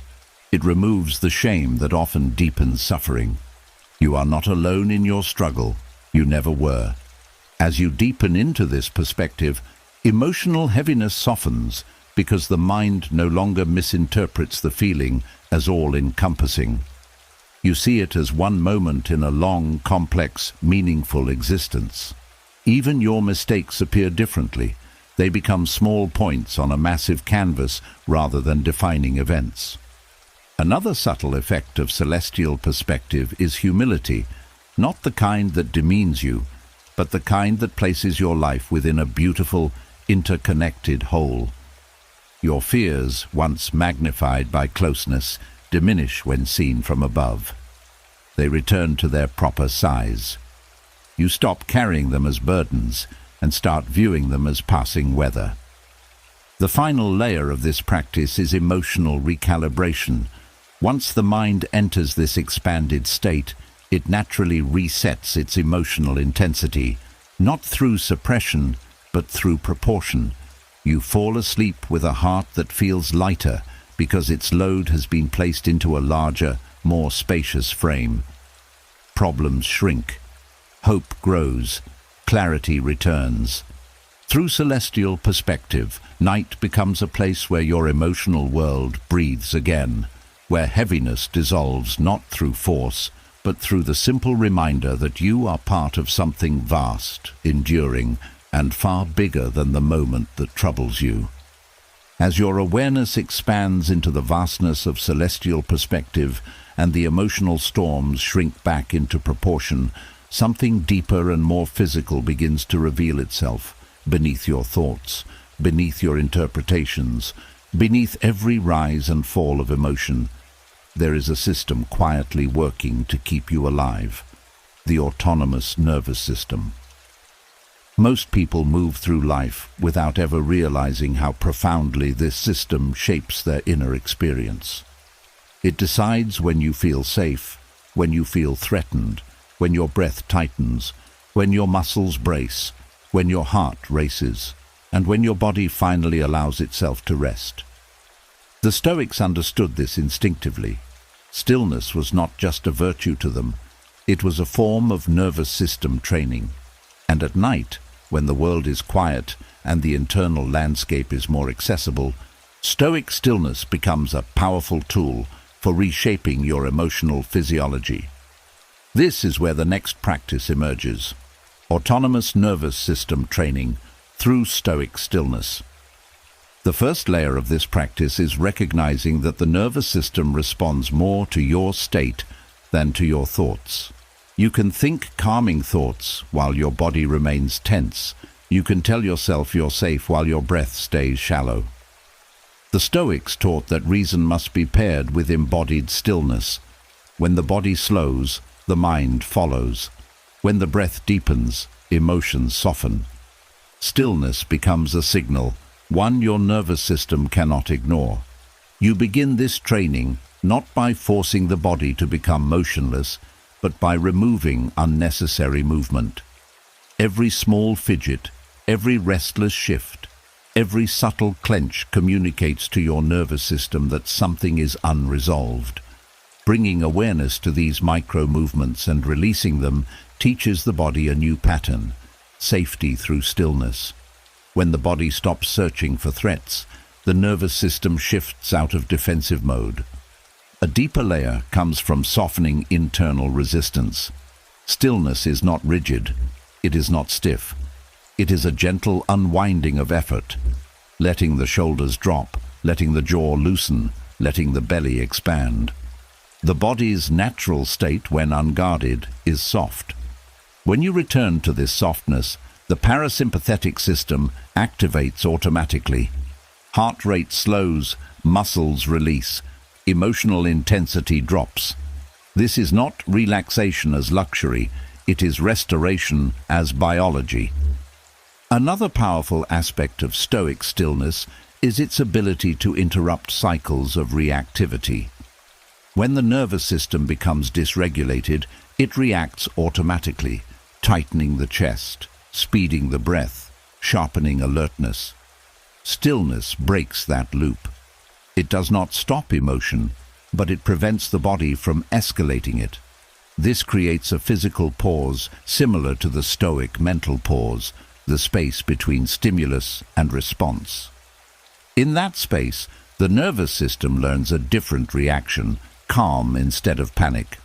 Stoic stillness also trains the vagus nerve, the communication pathway between brain and body.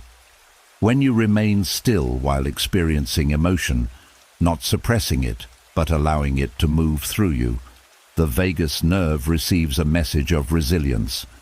It learns that discomfort does not equal danger. Over time, this strengthens your vagal tone, meaning your nervous system recovers from stress more quickly and reacts to triggers with less intensity. Another layer involves aligning stillness with breath. When the breath slows, the body receives signals of safety.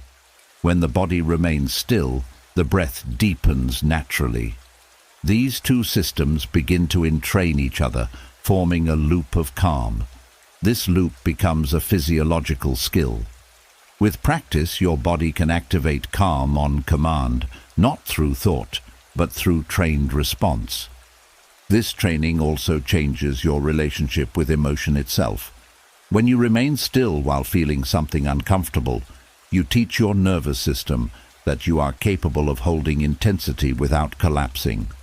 This builds emotional endurance. You stop fearing emotions because your body learns that you can experience them without losing control.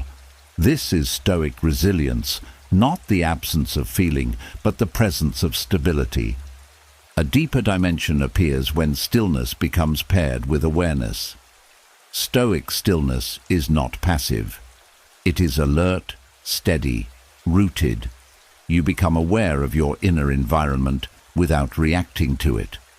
This state activates the prefrontal cortex, strengthening your ability to regulate emotions. Over time, the nervous system becomes less reactive because it trusts your awareness to guide it.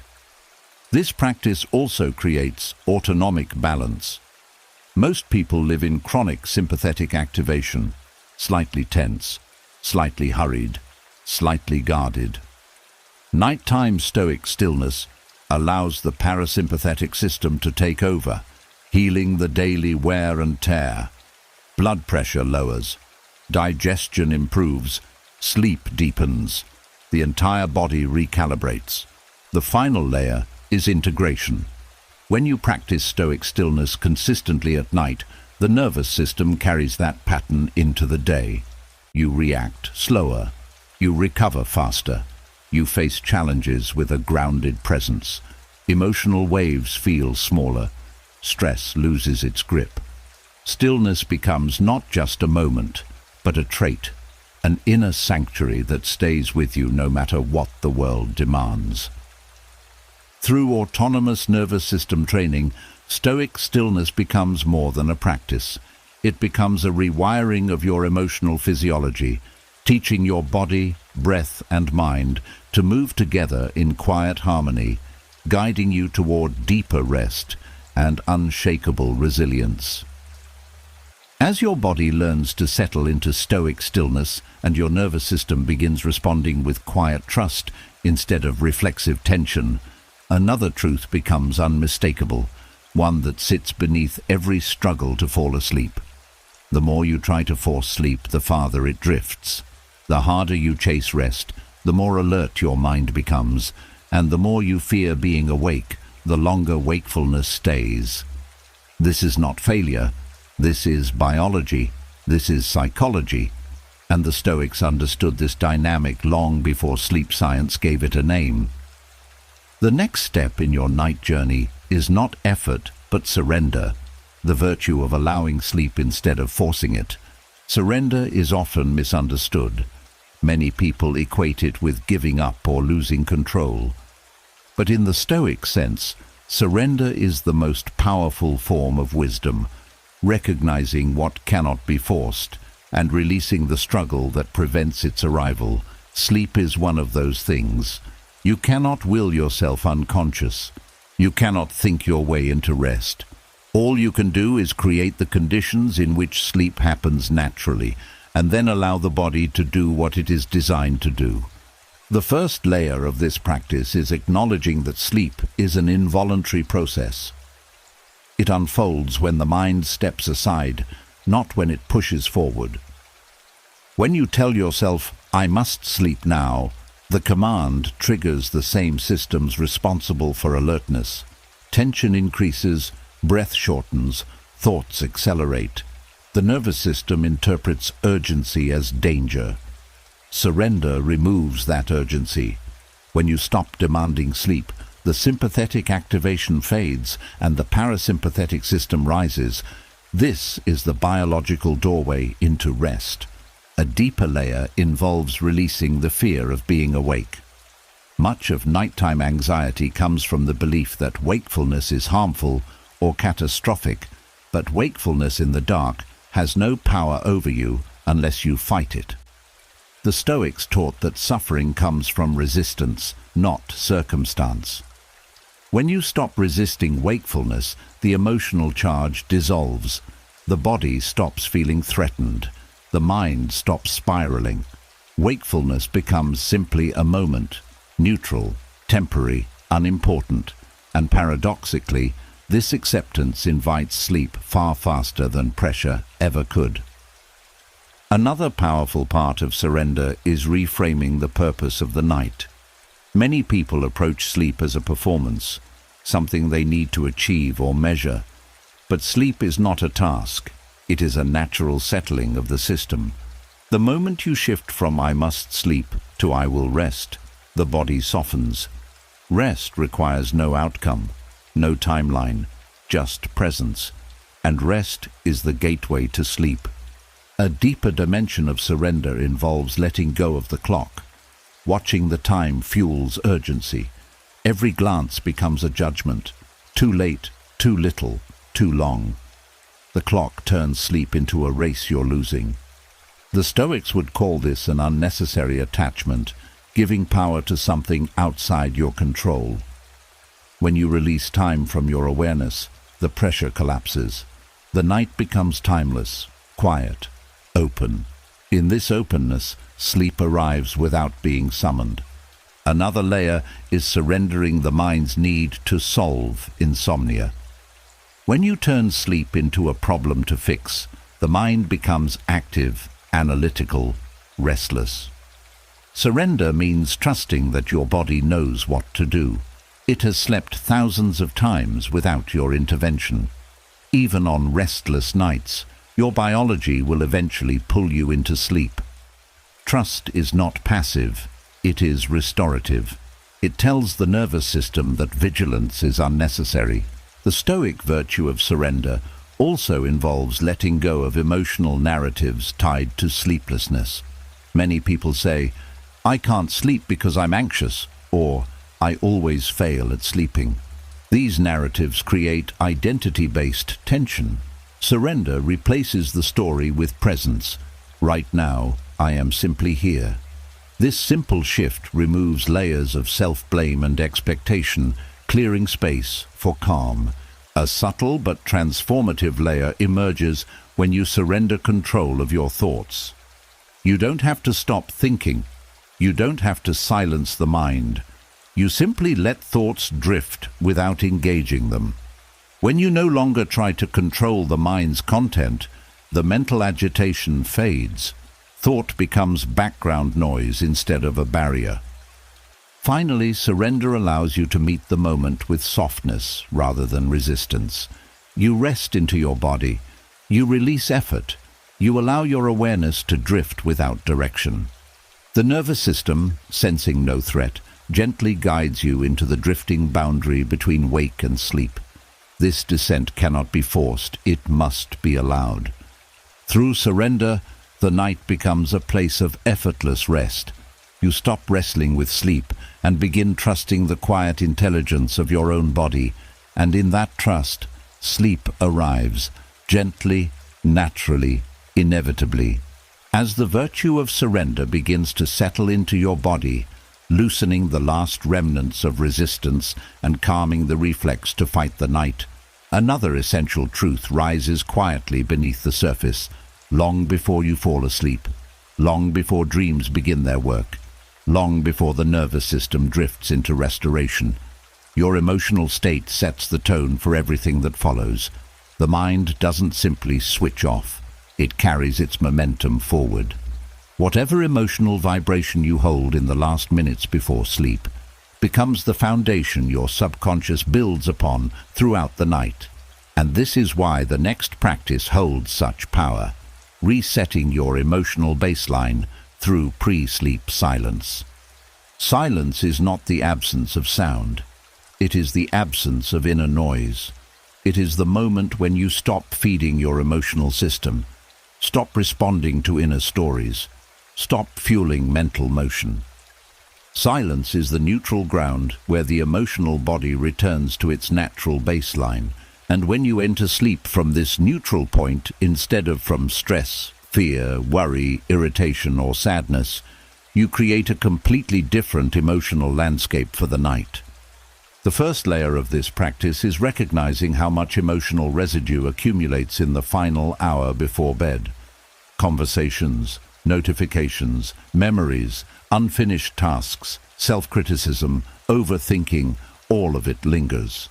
Most people carry this residue straight into sleep, and the night becomes a continuation of the chaos. Pre-sleep silence interrupts this pattern by halting emotional acceleration. Instead of ending the day in a rush, you end it in a clearing. This silence is not forced. You're not trying to block thoughts or suppress feelings. You are simply removing stimulation. You stop adding more.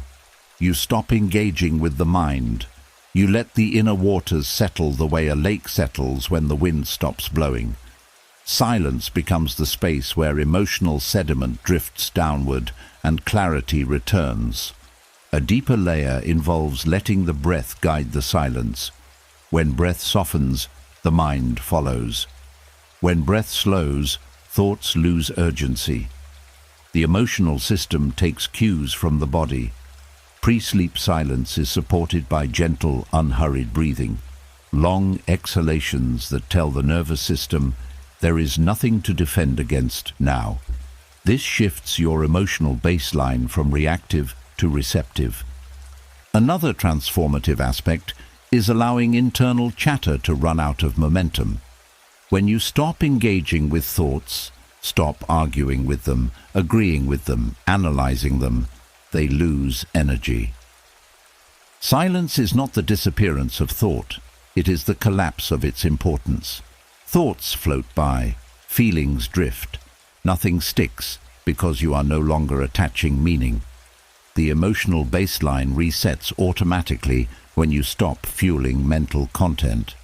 A deeper dimension emerges when you stop narrating your experience. Most emotional heaviness is maintained not by the feeling itself, but by the story woven around it. Pre-sleep silence asks you to drop the story, even if the feeling remains. Without narration, emotions begin to regress to their natural size. A worry becomes a sensation. Tension becomes a breath pattern. Sadness becomes weight in the chest rather than a doom-filled prediction. Silence returns emotions to their raw, manageable form. Another important layer is recognizing that silence is not passive. It is intentional detachment. You're not waiting for sleep. You're not waiting for peace. You're simply choosing not to add more weight to the moment. This removes emotional urgency, which is the primary barrier to rest. The body interprets urgency as threat. Silence removes the threat signal entirely. With practice, pre-sleep silence becomes a conditioned cue. The subconscious learns that silence equals safety, and safety equals rest. Over time, the emotional baseline resets faster. The nervous system drops deeper. Sleep arrives more smoothly. Dreams become less reactive, less frantic, less noisy. Silence also creates a separation between the day and the night. Without silence, the two bleed together.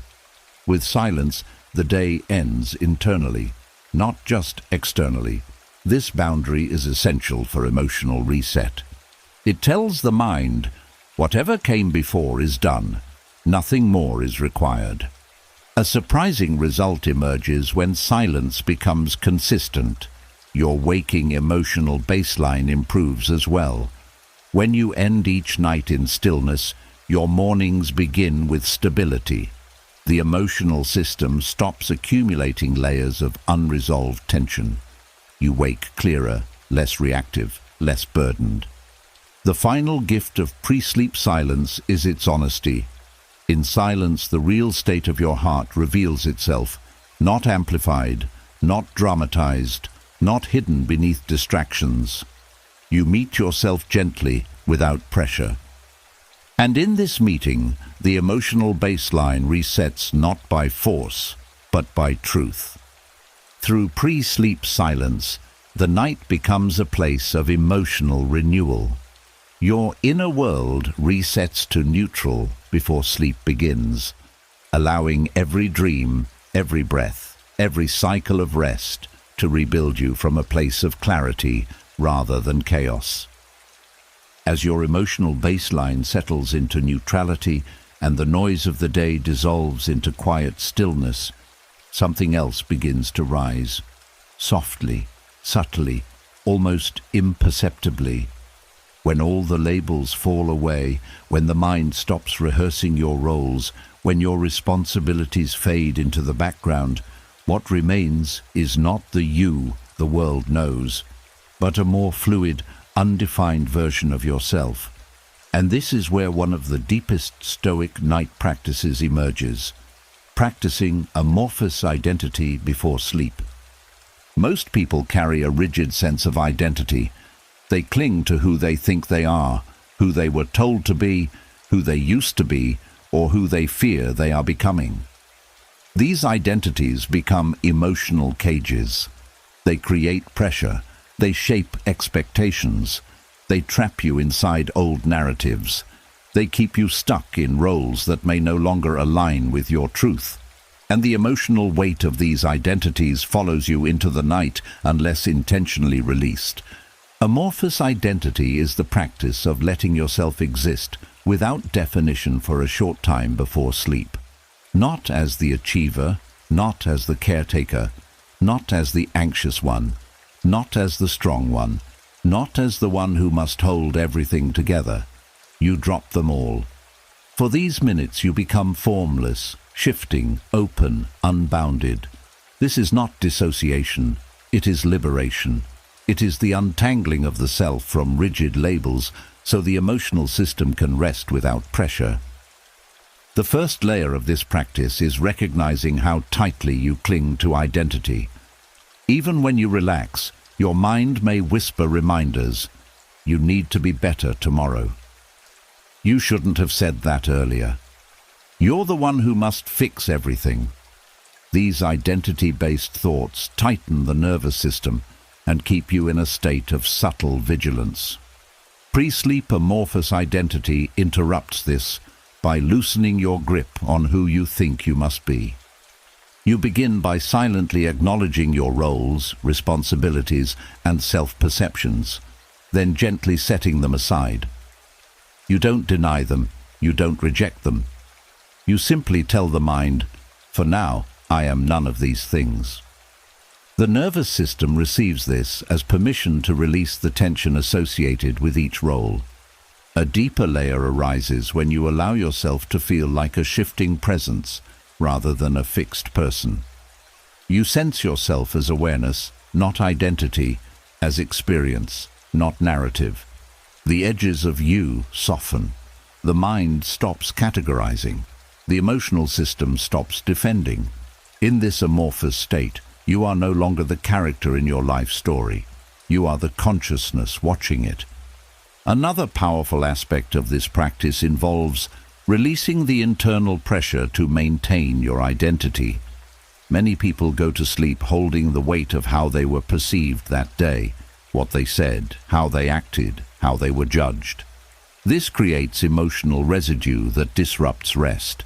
When you practice amorphous identity, you detach from the need to uphold an image. You enter sleep unburdened by performance.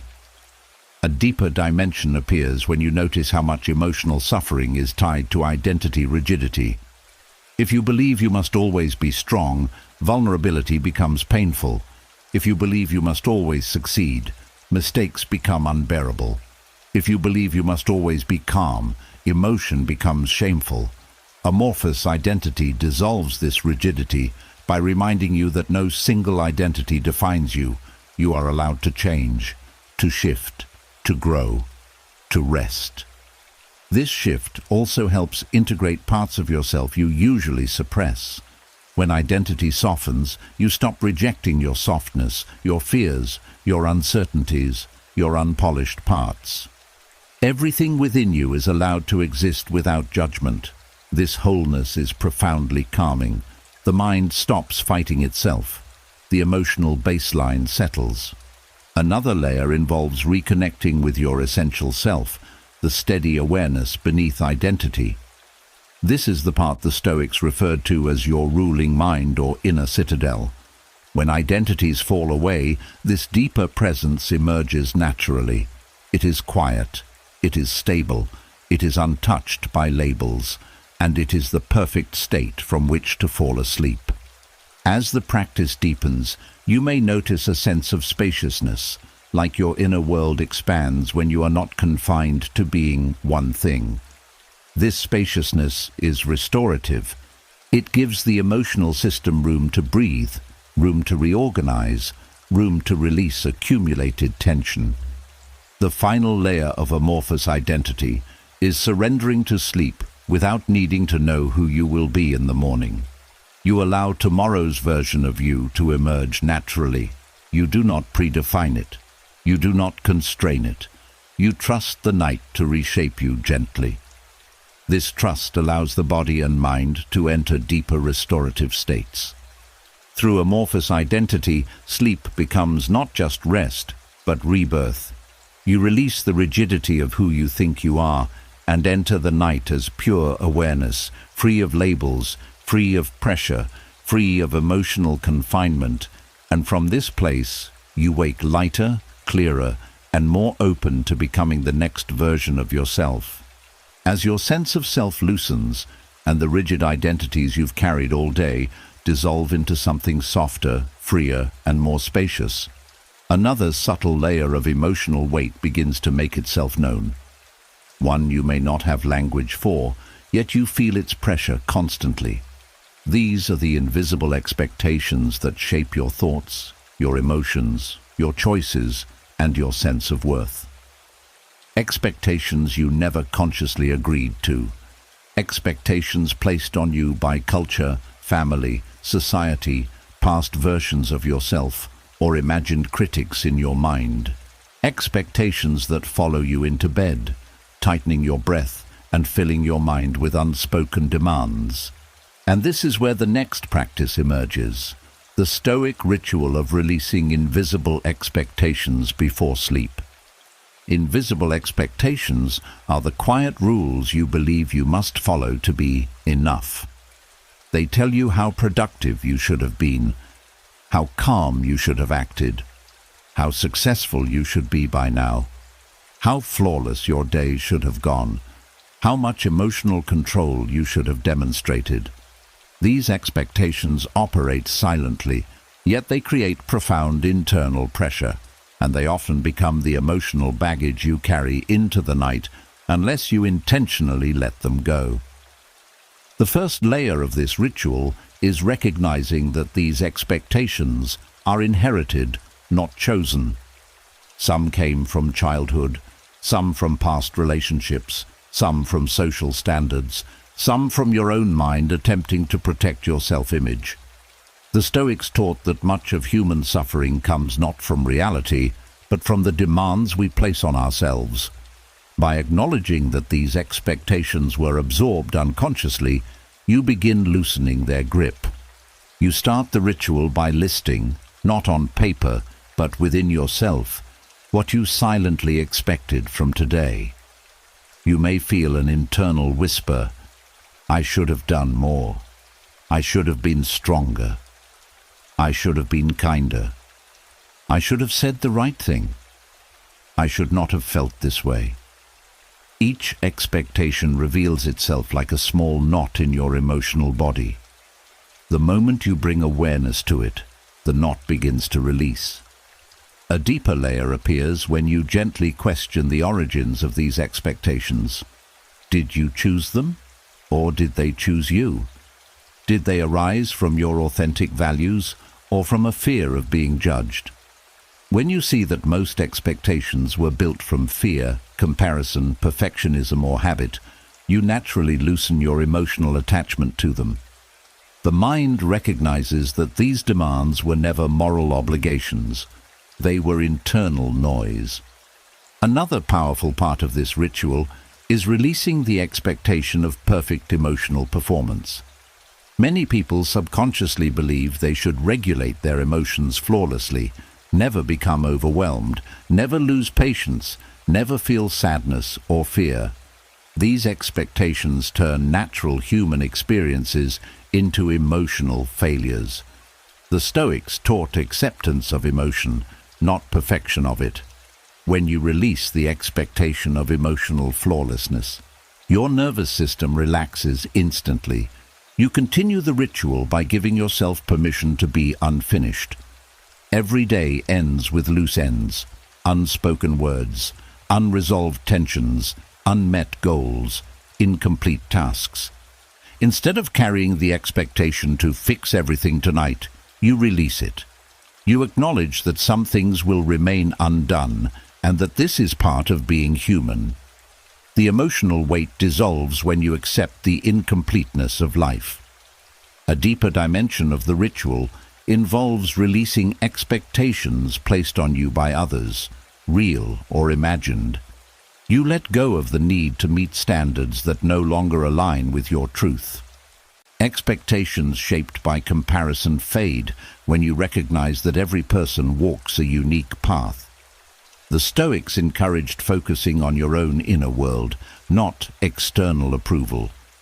As you shift your attention inward, the hold of others' judgments weakens.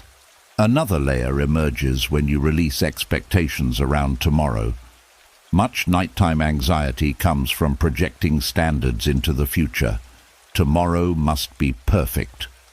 I must do better. I can't make mistakes again. These expectations create pre-sleep tension. When you release them, tomorrow becomes something you meet with presence, not pressure. A key part of this ritual is forgiveness. You forgive yourself for not meeting expectations you never chose. You forgive yourself for human limitations. You forgive yourself for needing rest. Forgiveness becomes a soft reset of your emotional system. The pressure of invisible expectations melts into compassion. As the ritual deepens, something profound happens. The body relaxes in ways it couldn't before. It no longer braces itself for judgment. The breath deepens, the mind softens, the emotional baseline resets. You feel a spaciousness inside you that didn't exist when expectation was tightening its grip. The final layer is this simple truth. You are allowed to end the day without earning your rest. Sleep is not a reward for perfection. It is a human necessity. When you release invisible expectations, you release the tension between who you are and who you think you must be. And in that release, the night becomes a sanctuary, not a test. Through this stoic ritual, the emotional weight of unspoken demands dissolves, leaving you free to drift into sleep as your truest self, undefended, unburdened, and finally at peace. As the invisible expectations fall away and the emotional pressure of trying to be enough dissolves into something softer and far more human, the mind enters a vulnerable but fertile space. It is here, right after release, right before sleep, when thoughts tend to slip into old patterns. The mind, suddenly unoccupied, begins searching for something to hold on to, and if left without guidance, it often grabs the nearest fear, the nearest memory, the nearest regret, the nearest what if. This is the moment when emotional spirals form, not because something is wrong, but because the mind is looking for an anchor. And this brings you to the next vital practice.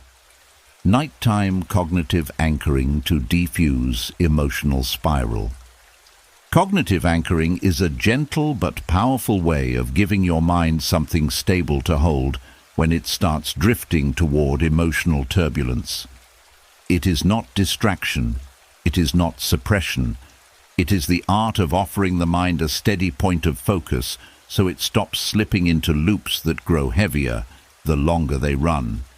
The Stoics understood this truth deeply. When the mind spirals, it is not misbehaving. It is unanchored. The first layer of this practice is recognizing the early signs of a spiral. Emotional spirals rarely begin with intensity. They begin with a small, harmless thought, a doubt, a worry, a memory, a prediction. When the mind is tired, this small thought can gain momentum. It picks up emotion. It pulls in assumptions. It recruits old fears. Soon, the thought becomes larger than life. Not because the situation changed, but because the mind had nothing to ground itself to. Cognitive anchoring interrupts this upward momentum at the root. When you sense the first flicker of an emotional spiral, you gently shift your attention to something neutral, steady, and non-reactive. The anchor becomes the frame, and the spiral loses its ability to expand. A deeper layer appears when you choose anchors that align with Stoic principles. Instead of clinging to arbitrary distractions, you anchor to something that stabilizes you philosophically as well as emotionally. For example, you might silently return to a simple phrase that carries Stoic clarity. This is only a thought. Let it pass. I do not need to decide anything now. Nothing must be solved tonight. These anchors strip the spiral of urgency. Urgency is what fuels nighttime overthinking. Remove urgency, and the storm evaporates. Another powerful anchor is the breath. Not dramatic breathing, not forced calm, just awareness of the breath's rhythm. When the mind attaches to breath, thoughts lose their stickiness. The breath becomes a neutral anchor point that doesn't activate emotion. You're not trying to calm yourself. Calm emerges naturally because the mind is focused on something stable. A deeper dimension emerges when you use sensory anchors. These are rooted in the present moment. the weight of your body on the bed, the temperature of the air on your skin, the sound of a quiet hum in the room, the softness of the sheets. These sensory anchors return the mind to the here and now. Emotional spirals thrive on projection into the past, into the future. When you anchor in the present moment, the spiral loses the timeline it requires to grow. Another layer involves anchoring through perspective. When a spiral begins, the mind zooms in, anchoring zooms out. A simple sentence like, "This thought is temporary," widens the frame. You stop treating the spiral as an emergency and begin seeing it as a passing mental wave. Perspective weakens emotional intensity more effectively than reassurance. Cognitive anchoring also works on the subconscious level. Over time, your mind learns that spirals have nowhere to go. They are met with stability, not engagement. The emotional brain adapts. It stops activating full-force responses to small concerns. Your default state becomes steadier. One of the most transformative anchors is internal stillness. Not the stillness of effortful silence, but the stillness that comes from no longer following thought. When the mind senses you will not chase the spiral, it stops creating loops. Stillness absorbs the spiral's momentum until only quiet remains. Another subtle but essential part of anchoring is giving yourself permission to let the mind slow down.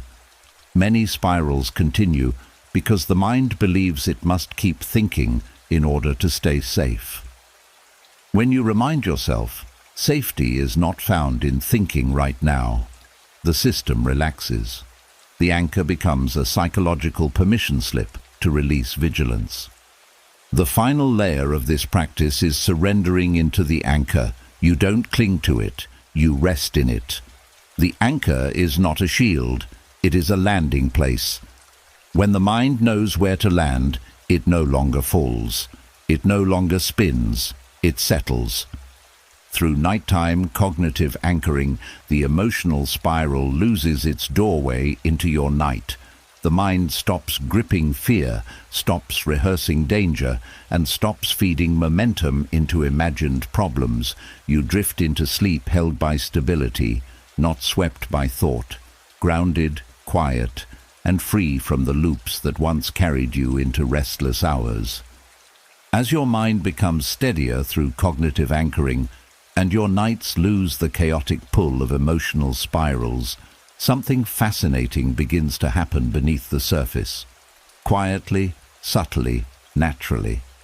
Certain themes start appearing in your dreams again and again. A familiar fear, a familiar conflict, a familiar unresolved feeling. Most people interpret these repeated dream patterns as signs that something is wrong, but from a Stoic perspective, they signal something entirely different. Your subconscious is training you, it is strengthening you, it is building emotional immunity through repetition, and this brings us to the next profound practice. Stoic emotional immunity, building through dream repetition. The Stoics believed that exposure to difficulty, handled with steadiness, creates inner strength. What we face repeatedly with calm becomes something we no longer fear. What we see again and again with clarity becomes something that no longer overwhelms us. The mind adopts this principle naturally during sleep. Repeated dream themes are not psychological glitches. They are emotional weights you are lifting in your inner gym. The first layer of this practice is recognizing what dream repetition actually means. When a dream appears more than once, it shows that your mind is attempting to process and neutralize an emotional pattern. It is not trying to traumatize you, it is trying to inoculate you. Repetition reduces sensitivity. Over time, what once triggered intense emotional reaction begins to lose its impact. Your role in this process is not to control the dream, it is to meet it with acceptance. When you acknowledge a repeating dream as a form of inner training, your relationship to it changes. Fear dissolves. Shame fades. Confusion weakens. You begin to see the mind's intention. It is trying to make you stronger than the emotion. A deeper layer emerges through what the Stoics called premeditatio malorum, preparing the mind by encountering difficulty in safe conditions. Repeated dreams provide exactly that, emotional simulations in a protected realm. There are no real consequences, no real danger, only emotional exposure. Each time the dream presents the same theme, a fear of failing, a fear of rejection, a fear of losing control, you become slightly more familiar with it. Familiarity reduces emotional shock. Another powerful dimension of dream repetition is the gradual shift in your dream self's behavior.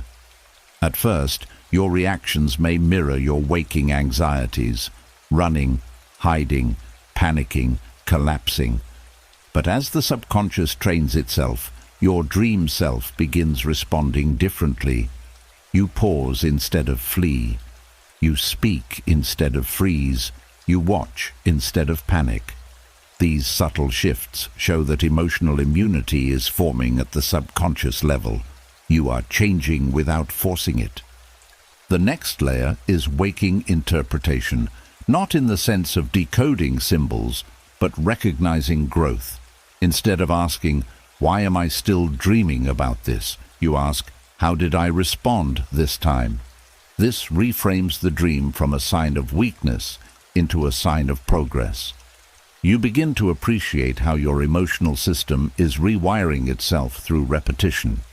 Dream repetition also offers the opportunity to practice Stoic acceptance in its purest form. When you stop resisting the dream content, the emotional charge decreases. Acceptance tells the subconscious, this emotion is allowed. And when an emotion is allowed, it becomes less threatening. Emotional immunity grows when the mind stops fighting what it feels. Another layer involves recognizing that repeated dreams often intensify before they dissolve. This is the emotional equivalent of lifting a heavier weight before gaining strength. The subconscious pushes you slightly beyond your comfort zone so you can grow. But every time you wake from one of these dreams and steady your breath, you send the mind a clear message. I survived, I remained aware. I am stronger than this feeling. This message is how immunity forms.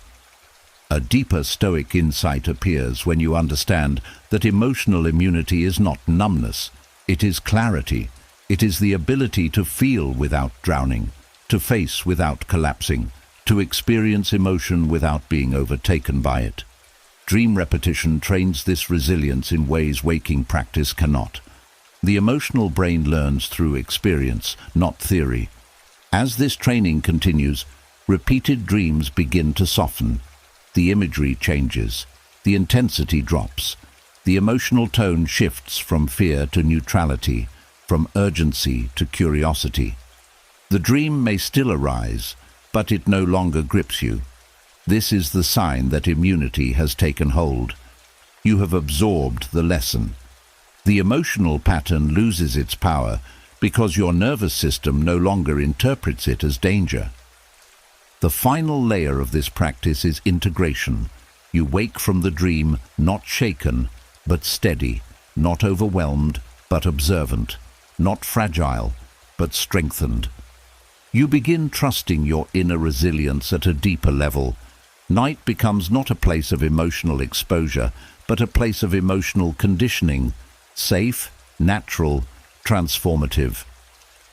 Through dream repetition, your emotional system evolves. What once overwhelmed you becomes manageable. What once frightened you becomes familiar. What once defined you becomes something you can observe with calm clarity. This is Stoic emotional immunity, the quiet inner resilience built not through force, but through the subconscious wisdom of your own dreaming mind. As your subconscious strengthens itself through the repetition of old emotional patterns, and you wake each time a little less shaken, a little more grounded, another layer of truth begins to rise. one you can no longer ignore. Emotional exhaustion does not come only from what happens to you. It comes from the story you tell yourself about what happens to you. The story you repeat, the story you reinforce, the story you fall asleep inside every night. This story becomes the emotional lens through which your nervous system tries to rest. And if the story is heavy, the rest never reaches the depth you need. This is where the next practice emerges: healing emotional exhaustion through narrative rewriting before sleep. Narrative rewriting is not delusion. It is not pretending your pain didn't happen. It is the practice of reclaiming authorship of the meaning you assigned to your experiences. The Stoics believed that events are neutral. Interpretation gives them weight. And when interpretation is skewed toward fear, blame, regret, shame, or hopelessness, the emotional body becomes tired in ways sleep alone cannot fix. But night offers a rare opportunity. The mind is softened, the ego is quieted, and the story is malleable. Before sleep, you can reshape the narrative that has been draining your emotional energy. The first layer of this practice begins with acknowledging the current story playing in your mind. Not the facts, your story. Maybe it sounds like, "I keep messing things up," or "no one understands me," or "I'm falling behind," or "everything is becoming too much." These narratives are exhausting not because they are true, but because they are absolute. Final, narrow, they leave no room for growth or nuance. Your nervous system tightens under the weight of such stories. Narrative rewriting starts by gently widening the frame. You do not argue with the story. You simply introduce a more balanced interpretation. Instead of "I failed today," you shift to "I learned something today." Instead of "everyone is disappointed in me," you shift to "some people may not understand, but others care deeply." Instead of "I can't handle this," you shift to "I'm learning to handle this." The reframe is not fake. It is more complete. It gives your emotional system space to breathe. A deeper layer appears when you separate what happened from what you concluded about it. Many emotional stories mix the two. An uncomfortable moment becomes proof that you are unworthy. A mistake becomes evidence of inadequacy. A disagreement becomes a sign of rejection. Before sleep, you gently untangle the event from the meaning you tell yourself, "This happened, and the story I attach to it may not be accurate." This creates emotional distance. The nervous system relaxes because the threat becomes less personal. Another powerful part of this practice is softening the storyline that blames you for being human. Many people carry narratives that make them the villain of their own life. "I should have known better." "It's my fault." "I shouldn't feel this way." These stories exhaust the emotional system because they create internal conflict. Narrative rewriting replaces self-blame with self-understanding. You shift from accusation to compassion. "I reacted because I was tired," or "I felt that because I cared," or "I'm still growing." This rewrites the emotional tone, making rest possible. A deeper dimension emerges when you address future-oriented narratives. Emotional exhaustion often forms from how you predict tomorrow, not tomorrow itself.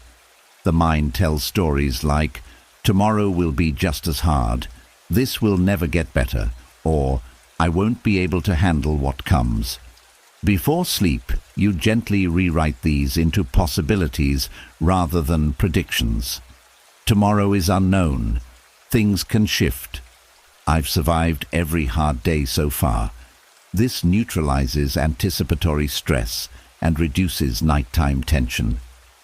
Another layer of this practice involves rewriting the way you see yourself as a character within your own story. Instead of seeing yourself as fragile, failing, or stuck, you rewrite your identity as someone evolving, enduring, learning. The emotional body responds powerfully to identity shifts. When you think of yourself as someone who is growing instead of someone who is breaking, you create psychological safety. And safety is the precursor to deep rest. You also rewrite narratives around relationships, not from fantasy, but from sincerity. Instead of assuming others see you negatively, you acknowledge the possibility that many people hold more compassion toward you than you assume. This softens interpersonal stress and releases emotional tension tied to social fears. The final layer of narrative rewriting is simple but transformative. You end the story, not with a conclusion, but with openness. You tell yourself, today is over. The story will continue tomorrow, and I do not need to decide tonight what the meaning will be. This releases the mind from the burden of interpretation. The emotional body stops bracing. The nervous system enters true neutral. Through this gentle rewriting of your internal story, emotional exhaustion begins to lift. Not because the past has changed, but because the meaning has. You fall asleep in a narrative that heals rather than drains you.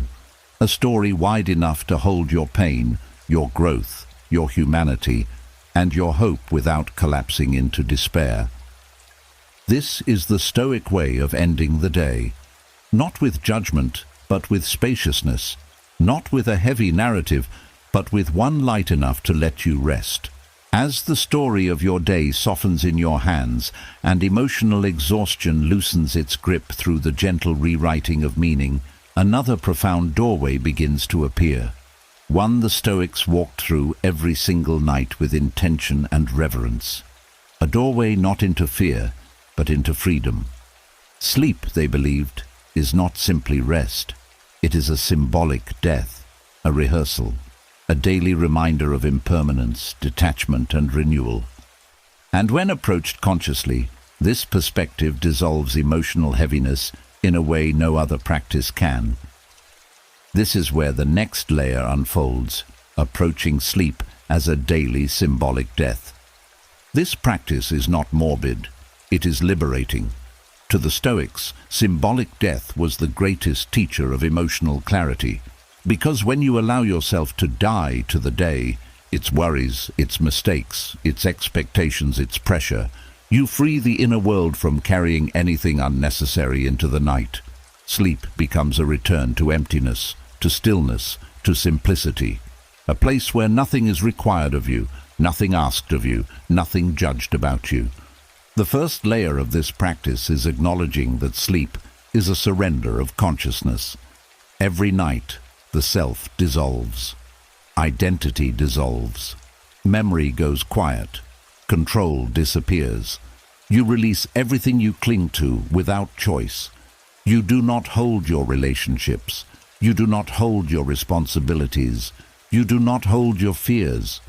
You fall into a state where nothing from the waking world follows you unless you drag it in. When you willingly meet this dissolution, the emotional system feels safe to let go. A deeper layer appears when you see the symbolic nature of this transition. When the day ends, the version of you that lived it also ends, not dramatically, naturally. The person who made mistakes earlier today no longer exists in this moment. The person who felt overwhelmed is not the same person who now lies in the quiet dark. The subconscious understands this truth. It welcomes the release of continuity. When you approach sleep as a symbolic death, you give yourself permission to stop carrying the self-image from the past 14 hours. Another powerful dimension involves releasing attachments as preparation. Before symbolic death, you loosen your hold on everything: achievements, failures, opinions, frictions, hopes, worries.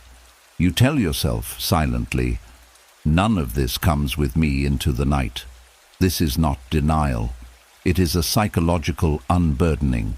You recognize that the emotional weight of today cannot help you in the world of night, and so you set it down. A deeper Stoic insight arises when you contemplate the impermanence embedded within sleep. Every night demonstrates the truth the ego tries to deny. You are not in complete control, and you don't have to be. This loosens the emotional rigidity that forms around fear and hyper-responsibility. The nervous system calms because the pressure to hold everything together becomes irrelevant. In symbolic death, the world continues without your effort. This realization softens anxiety and restores perspective. Another layer of this practice involves gratitude. Not the loud gratitude of lists, but a quiet appreciation for the simple fact that you were alive today, that you had breath, that you moved through experiences, however imperfect, that you learned, struggled, survived. When sleep is viewed as symbolic death, gratitude arises naturally, and gratitude neutralizes emotional heaviness faster than analysis ever could. As you deepen into this practice, symbolic death becomes a psychological closing ritual. You mentally acknowledge, this day is complete. This version of me is complete. Nothing more is required. This clean ending is something most minds never experience. Without it, emotional residue accumulates. But with intentional closure, the mind unclenches, the breath softens, and sleep begins to flow inward. Another profound layer appears when you embrace the freedom symbolic death offers. For a moment, you are free from roles, from timelines, from comparisons, from identity. You are allowed to exist without the weight of being someone. This freedom is deeply restorative. The emotional system rests because the ego rests. This perspective also transforms fear of insomnia. If sleep is symbolic death, then wakefulness is simply the space before rebirth. There is nothing to fight, nothing to fear. You are merely in transition. This takes the emotional charge out of sleeplessness and prevents spiraling. The final layer is the rebirth embedded in waking. When you see sleep as symbolic death, morning becomes symbolic resurrection. You rise renewed, cleansed of the emotional build-up of yesterday. You meet the new day as a new self, not bound to the old storyline, not chained to the previous version of you. Through this practice, sleep becomes sacred, not an escape, but a surrender, not a struggle, but a release.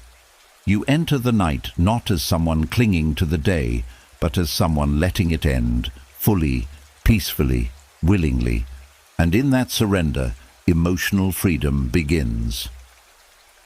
As you begin approaching sleep as a symbolic ending to the day, loosening identity, releasing expectations, dissolving pressure, something deeper begins to open beneath the surface.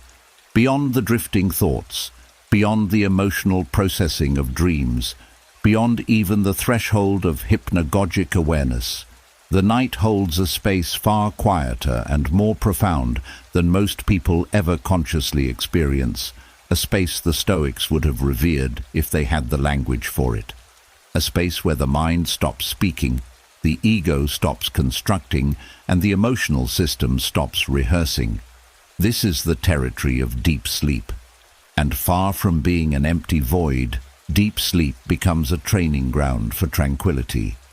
The Stoics believed tranquility wasn't the absence of difficulty, it was the presence of stability. A mind so grounded that nothing external could shake it, and nothing internal could overwhelm it. In waking life, this stability can feel hard to cultivate because the mind is constantly reacting. But in deep sleep, your consciousness enters a state of pure neutrality. No narrative, no self-image, no emotional attachment, no fear, no striving. This state becomes a nightly rehearsal of tranquility, a biological and spiritual reset that trains you far more deeply than conscious effort alone. The first layer of this practice is recognizing that deep sleep is the only time your inner world is truly silent, not numb, not suppressed silent. The brain's emotional centers go offline, the ego dissolves, the defensive system rests. The Stoics longed for this inner quiet, a mind unburdened by irrational judgments, and deep sleep gives it to you effortlessly. By honoring deep sleep as a Stoic practice, you begin seeing it not as lost time, but as the purest form of inner clarity your mind experiences each day. A deeper layer appears when you understand how deep sleep influences emotional stability.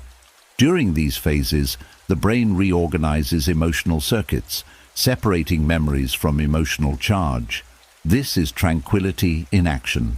Deep sleep removes unnecessary emotional residue from the previous day, dissolves exaggerated reactions, and restores your capacity for rational perspective. This is the subconscious practicing what the Stoics taught consciously, letting go of what does not serve your peace. Another powerful dimension emerges when you prepare your mind to enter deep sleep in a Stoic state. When you approach the night with acceptance rather than tension, with release rather than pressure, with neutrality rather than spiraling thought, you guide your nervous system smoothly into the deep cycles. The easier your descent, the more restorative the deep sleep becomes. Stoic surrender isn't just philosophy, it's physiology. A deeper practice unfolds when you begin seeing deep sleep as a rehearsal for tranquility in waking life. In deep sleep, the mind experiences non-reactivity. It practices non-attachment to thought. It rests in a state of radical calm. And when you awaken, these qualities subtly influence your consciousness. You find yourself reacting slower, thinking clearer, feeling less threatened by emotion, less entangled in narrative, less pulled by fear. The tranquility you practice unconsciously becomes a trait expressed consciously. Another layer of this training comes from trusting the intelligence of deep sleep. Many people fear what the night may bring: restlessness, anxiety, dreams. But deep sleep arrives only when the body feels safe. When you cultivate Stoic calm before bed, you create the psychological environment that allows this state to emerge naturally. Trusting deep sleep is trusting your body's wisdom to restore you without your interference. This is a profound Stoic lesson. Tranquility comes not from forcing, but from allowing. As you continue this practice, you start noticing something subtle. Deep sleep leaves a signature on your waking mind. A softness, a steadiness, a sense of inner space. You find yourself less reactive in the face of stress, because your mind rehearses non-reactivity every night. You find it easier to pause before responding, because your nervous system experiences real rest instead of stored tension. You find it easier to let things go, because deep sleep trains you in the art of release every single night. Another transformative truth emerges. Deep sleep mirrors the Stoic ideal of returning to one's essential nature. In deep sleep, you are not your fears, not your achievements, not your failures, not your memories, not your roles. You are pure being, present, quiet, untouched. The mind returns to its natural state of clarity. When you awaken from this state, you step into the day more fully yourself. The final layer of this practice is reverence, seeing deep sleep as a sacred space, a nightly temple where the mind practices tranquility without words, without effort, without resistance. When you honor deep sleep as Stoic training, you stop treating rest as something passive and start recognizing it as the most powerful form of emotional, mental, and spiritual conditioning you have. Through this lens, deep sleep becomes more than restoration. It becomes transformation, a nightly rehearsal of tranquility that strengthens your inner stability far more deeply than conscious discipline could, preparing you to meet the world with a quiet, unshakable calm. As deep sleep begins shaping your inner world with its quiet, wordless lessons in tranquility, another truth slowly rises to the surface. Something softer, older, and woven into the structure of every emotional struggle you've ever carried: emotional attachments. Not the healthy bonds you form with people you love, but the inner hooks you form with ideas, memories, fears, expectations, and identities you've outgrown. These attachments grip you not because they serve you, but because the mind fears letting go, and so night becomes heavy. Thoughts cling, feelings hold on, sleep feels delayed or shallow or restless. Yet the Stoics knew something powerful. What clings causes suffering. What moves causes freedom. And the most gentle way to help the mind release its grip is this next practice: dissolving emotional attachments through impermanence meditation. Impermanence meditation is not about rejecting the things you care about. It is about loosening the emotional chains tied to things your mind mistakenly believes must stay the same. It is a soft, steady reminder that life moves. Feelings shift, thoughts fade, situations evolve, and every attachment that causes you pain is rooted in the illusion that something should stay fixed. The Stoics saw impermanence not as a threat, but as a teacher, a liberator, a guide toward inner peace. The first layer of this practice is acknowledging how attachments form. The mind clings to what once felt safe: old identities, familiar emotions, predictable routines, past versions of yourself. It clings to what it fears losing: approval, certainty, comfort, control. And it clings even to the negative: old resentments, outdated narratives, long-gone wounds, because familiarity feels safer than change. These attachments become emotional knots. Impermanence meditation loosens them. You begin by holding a simple truth gently in your mind. Everything shifts, not as a threat, but as a natural law. Every feeling you've ever had eventually faded. Every thought you once obsessed over eventually quieted. Every situation you once feared eventually changed. When you sit with this quiet truth before sleep, your attachments begin to soften. You stop gripping emotional states as if they define you. A deeper layer appears when you examine the specific attachments that still drain you. Maybe it's the belief that you must always be strong. Maybe it's the hope that someone from your past will validate you. Maybe it's the fear of losing something you love. Maybe it's an identity you've long outgrown. Instead of wrestling with these attachments, you simply recognize them. Naming them weakens their grip. The emotion loosens because you stop pretending it is invisible. Another powerful dimension emerges when you allow yourself to feel the natural fading of things. You recall a moment of happiness that once felt eternal and recognize it past. You recall a moment of pain that felt unbearable and recognize it past. You recall a fear that once consumed you and recognize it past. Impermanence is not cruel. It is mercy. It means you never stay trapped in any emotional state forever. The next layer involves gently connecting this truth to the attachment that troubles you. You tell yourself, not with force, but with clarity: this too will shift, this tension, this fear, this longing, this story, this weight, this resistance. It is not forever. Nothing has ever lasted unchanged. The moment the mind accepts this, even slightly, the emotional system relaxes. There is nothing left to defend. A deeper Stoic insight appears when you see impermanence as liberation, not loss. Attachments feel heavy because the mind believes letting go means losing part of itself. But when you let go, you make space. Space for growth, space for new perspectives, space for peace, space for rest.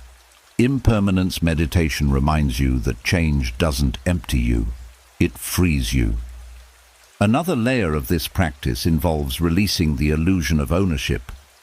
The Stoics saw everything as borrowed: moments, opportunities, even the people in our lives. When you approach life this way, emotional clinging turns into appreciation. Instead of grasping, you experience gratitude. Instead of fear, you experience presence. Gratitude, and presence dissolve attachment far more effectively than force. As you deepen into the meditation, you let the truth sink into your emotional body, not just your intellect. You feel the gentle loosening in your chest, the softening of your breath, the slow melting of internal tension.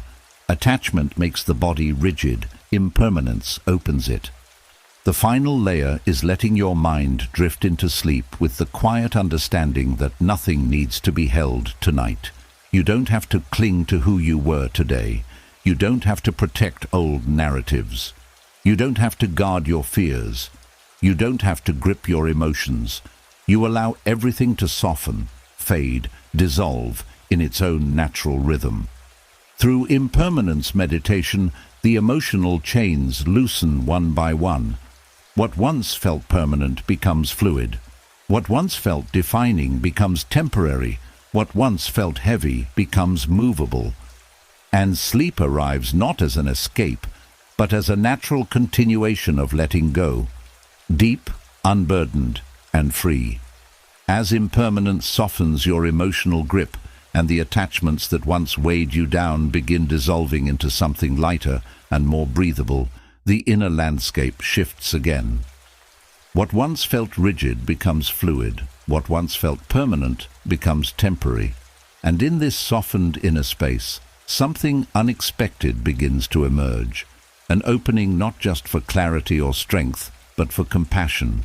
Not sentimental compassion, not forced kindness, but a quiet understanding of the human condition. The Stoics saw compassion not as weakness, but as wisdom, the recognition that all beings struggle, all beings stumble, all beings carry invisible burdens. And one of the most surprising places to strengthen this virtue is through dream play. Dream play is the natural, spontaneous, symbolic way your subconscious explores situations, relationships, emotions, and parts of yourself that remain unresolved during the day. Most people treat dreams as random nonsense or sources of fear, but the Stoic perspective offers something different. Dreams are safe arenas where you can rehearse compassion toward yourself and others without consequence or judgment. This is where the next practice unfolds: Stoic compassion training in dream play. The first layer of this practice is understanding what dream play actually gives you. Dreams are emotional simulations. They allow you to interact with exaggerated versions of your fears, your conflicts, your insecurities, your hopes. When you meet these dream characters, whether versions of yourself or others, with fear or judgment, the emotional system remains tight. But when you meet them with curiosity or compassion, the emotional body reorganizes itself. It learns softness without fragility, strength without harshness. A deeper layer appears when you recognize that every figure in your dreams represents a part of you, even the frightening ones, even the critical ones, even the ones that seem unkind or unpredictable. These dream characters are mirrors of emotions, memories, wounds, or behaviors your waking mind hasn't integrated yet. When you practice compassion toward them, even silently, even subtly, you are practicing compassion toward the parts of yourself you normally reject. Another powerful dimension is noticing your reactions within dreams. At first, your dream self may respond automatically: fear, frustration, avoidance. But over time, and with intention before sleep, your dream self can begin responding differently. When panic arises, you respond with steadiness. When a difficult character approaches, you respond with gentle understanding. When a part of you lashes out, you respond with patience. These moments of dream play rehearse emotional responses that later emerge naturally in waking life. The next layer involves setting a compassionate intention before sleep, not controlling the dream, but priming your emotional posture. A simple inner message like, "Whatever arises tonight, I will meet it gently," creates a subconscious invitation. The dream world becomes a place for soft integration rather than emotional chaos. Your mind begins presenting you with scenarios where compassion, not avoidance, is the solution. As compassion becomes part of your dream posture, the emotional energy within the dream begins to shift. Conflicts become conversations, threats lose shape, harsh characters soften. Even your own inner critic begins appearing less as an enemy and more as a wounded part of you asking to be understood. This shift is not fantasy, it is emotional healing expressed symbolically. A deeper Stoic truth emerges here. Compassion is clarity. When you see another being, whether in dreams or waking life, as someone with their own fears, memories, and unconscious patterns, your emotional intensity decreases. The dream world teaches you this without words. Through symbolic play, you learn to stop personalizing what is not personal. Another layer involves encountering versions of yourself in dreams. Perhaps you meet the younger you, fearful, confused, or hurting. Instead of pushing that version away, you offer understanding. You become your own inner elder, your own inner teacher. The subconscious absorbs this compassion deeply because it is authentic and unforced. Healing occurs not through rewriting the past, but through offering kindness to the parts of yourself that still live inside you. This dream-based compassion also extends to real people in your waking life. Dream play often includes individuals you have conflict with, parents, partners, friends, co-workers. When you encounter them in the dream realm and respond with empathy rather than friction, your emotional relationship to them shifts when you wake. Not because they changed, but because your inner world relating to them did. Another dimension of this practice is recognizing that compassion in dreams is effortless. You do not consciously plan it. You simply set the emotional tone before sleep, and the subconscious carries it into symbolic interactions.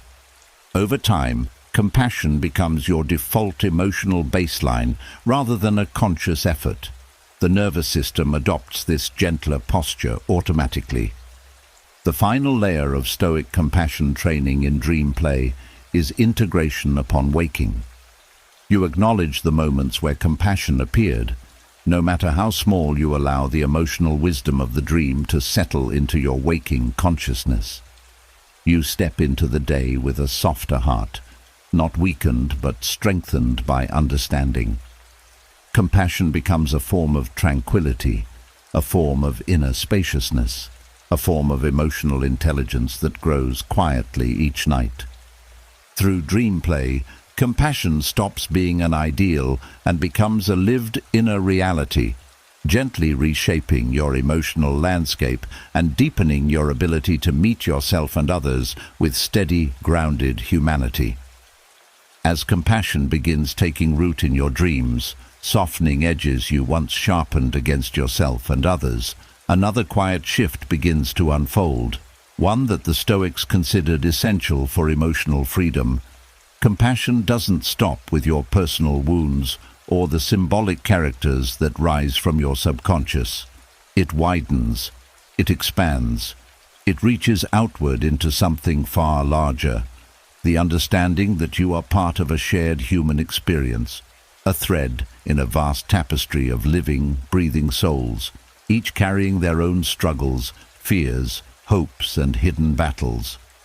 And night, with its stillness and distance from the noise of the day, becomes the perfect setting for this next practice, internalizing universal brotherhood through nocturnal reflection. The Stoics believed all humans share a common nature, different lives, different histories, different circumstances, but the same emotional architecture. Everyone knows fear, everyone knows longing, everyone knows loss, confusion, desire, disappointment, hope. When you reflect on this at night, something inside you relaxes. You stop feeling separate. You stop feeling alone. You stop treating your suffering as a personal flaw. Instead, you see it as a human experience. This recognition dissolves shame, softens resentment, and deepens compassion. The first layer of this practice is acknowledging that everyone you encountered today, pleasant or difficult, was acting from their own internal weather. Someone's anger was fear. Someone's distance was exhaustion. Someone's sharp tone was unprocessed pain. Someone's indifference was self-protection. When you reflect on this in the quiet of night, your emotional reactions lose their intensity because you stop interpreting others' behavior as an attack on you. A deeper layer emerges when you consider that the people you struggled with today were dealing with their own invisible battles. Just as you move through moments of confusion or insecurity, so do they. This realization softens the emotional sting of misunderstandings. You stop taking things personally. Your heart opens, not because others deserve it, but because you recognize shared humanity. Another powerful dimension of this practice is noticing how universal your own emotional experiences are. That worry you felt, that fear you carried, that moment of sadness. The Stoics would remind you, millions of people felt something similar today. Not to diminish your pain, but to connect you to something larger. When you realize your emotions are part of the human condition, not a personal defect, the emotional weight lightens. This reflection also deepens acceptance. When you internalize universal brotherhood, you stop expecting perfection from others or from yourself. You understand that even the people who disappointed you are navigating their own challenges.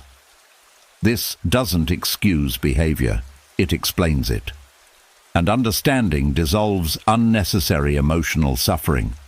A deeper layer unfolds when you extend this reflection to strangers, the person you passed on the street, the voice you heard behind you in a shop, the driver who rushed, the child who cried.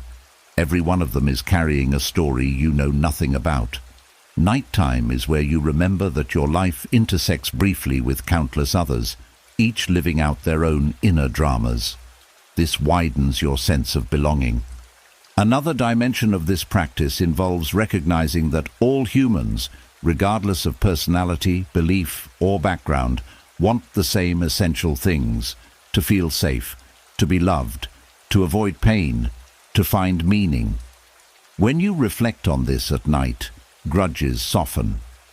Emotional rigidity dissolves. The heart becomes more spacious because it recognizes itself in everyone else. A powerful shift occurs when you apply this reflection to people who hurt you. The Stoics taught that wrongdoing often comes from ignorance or inner turmoil.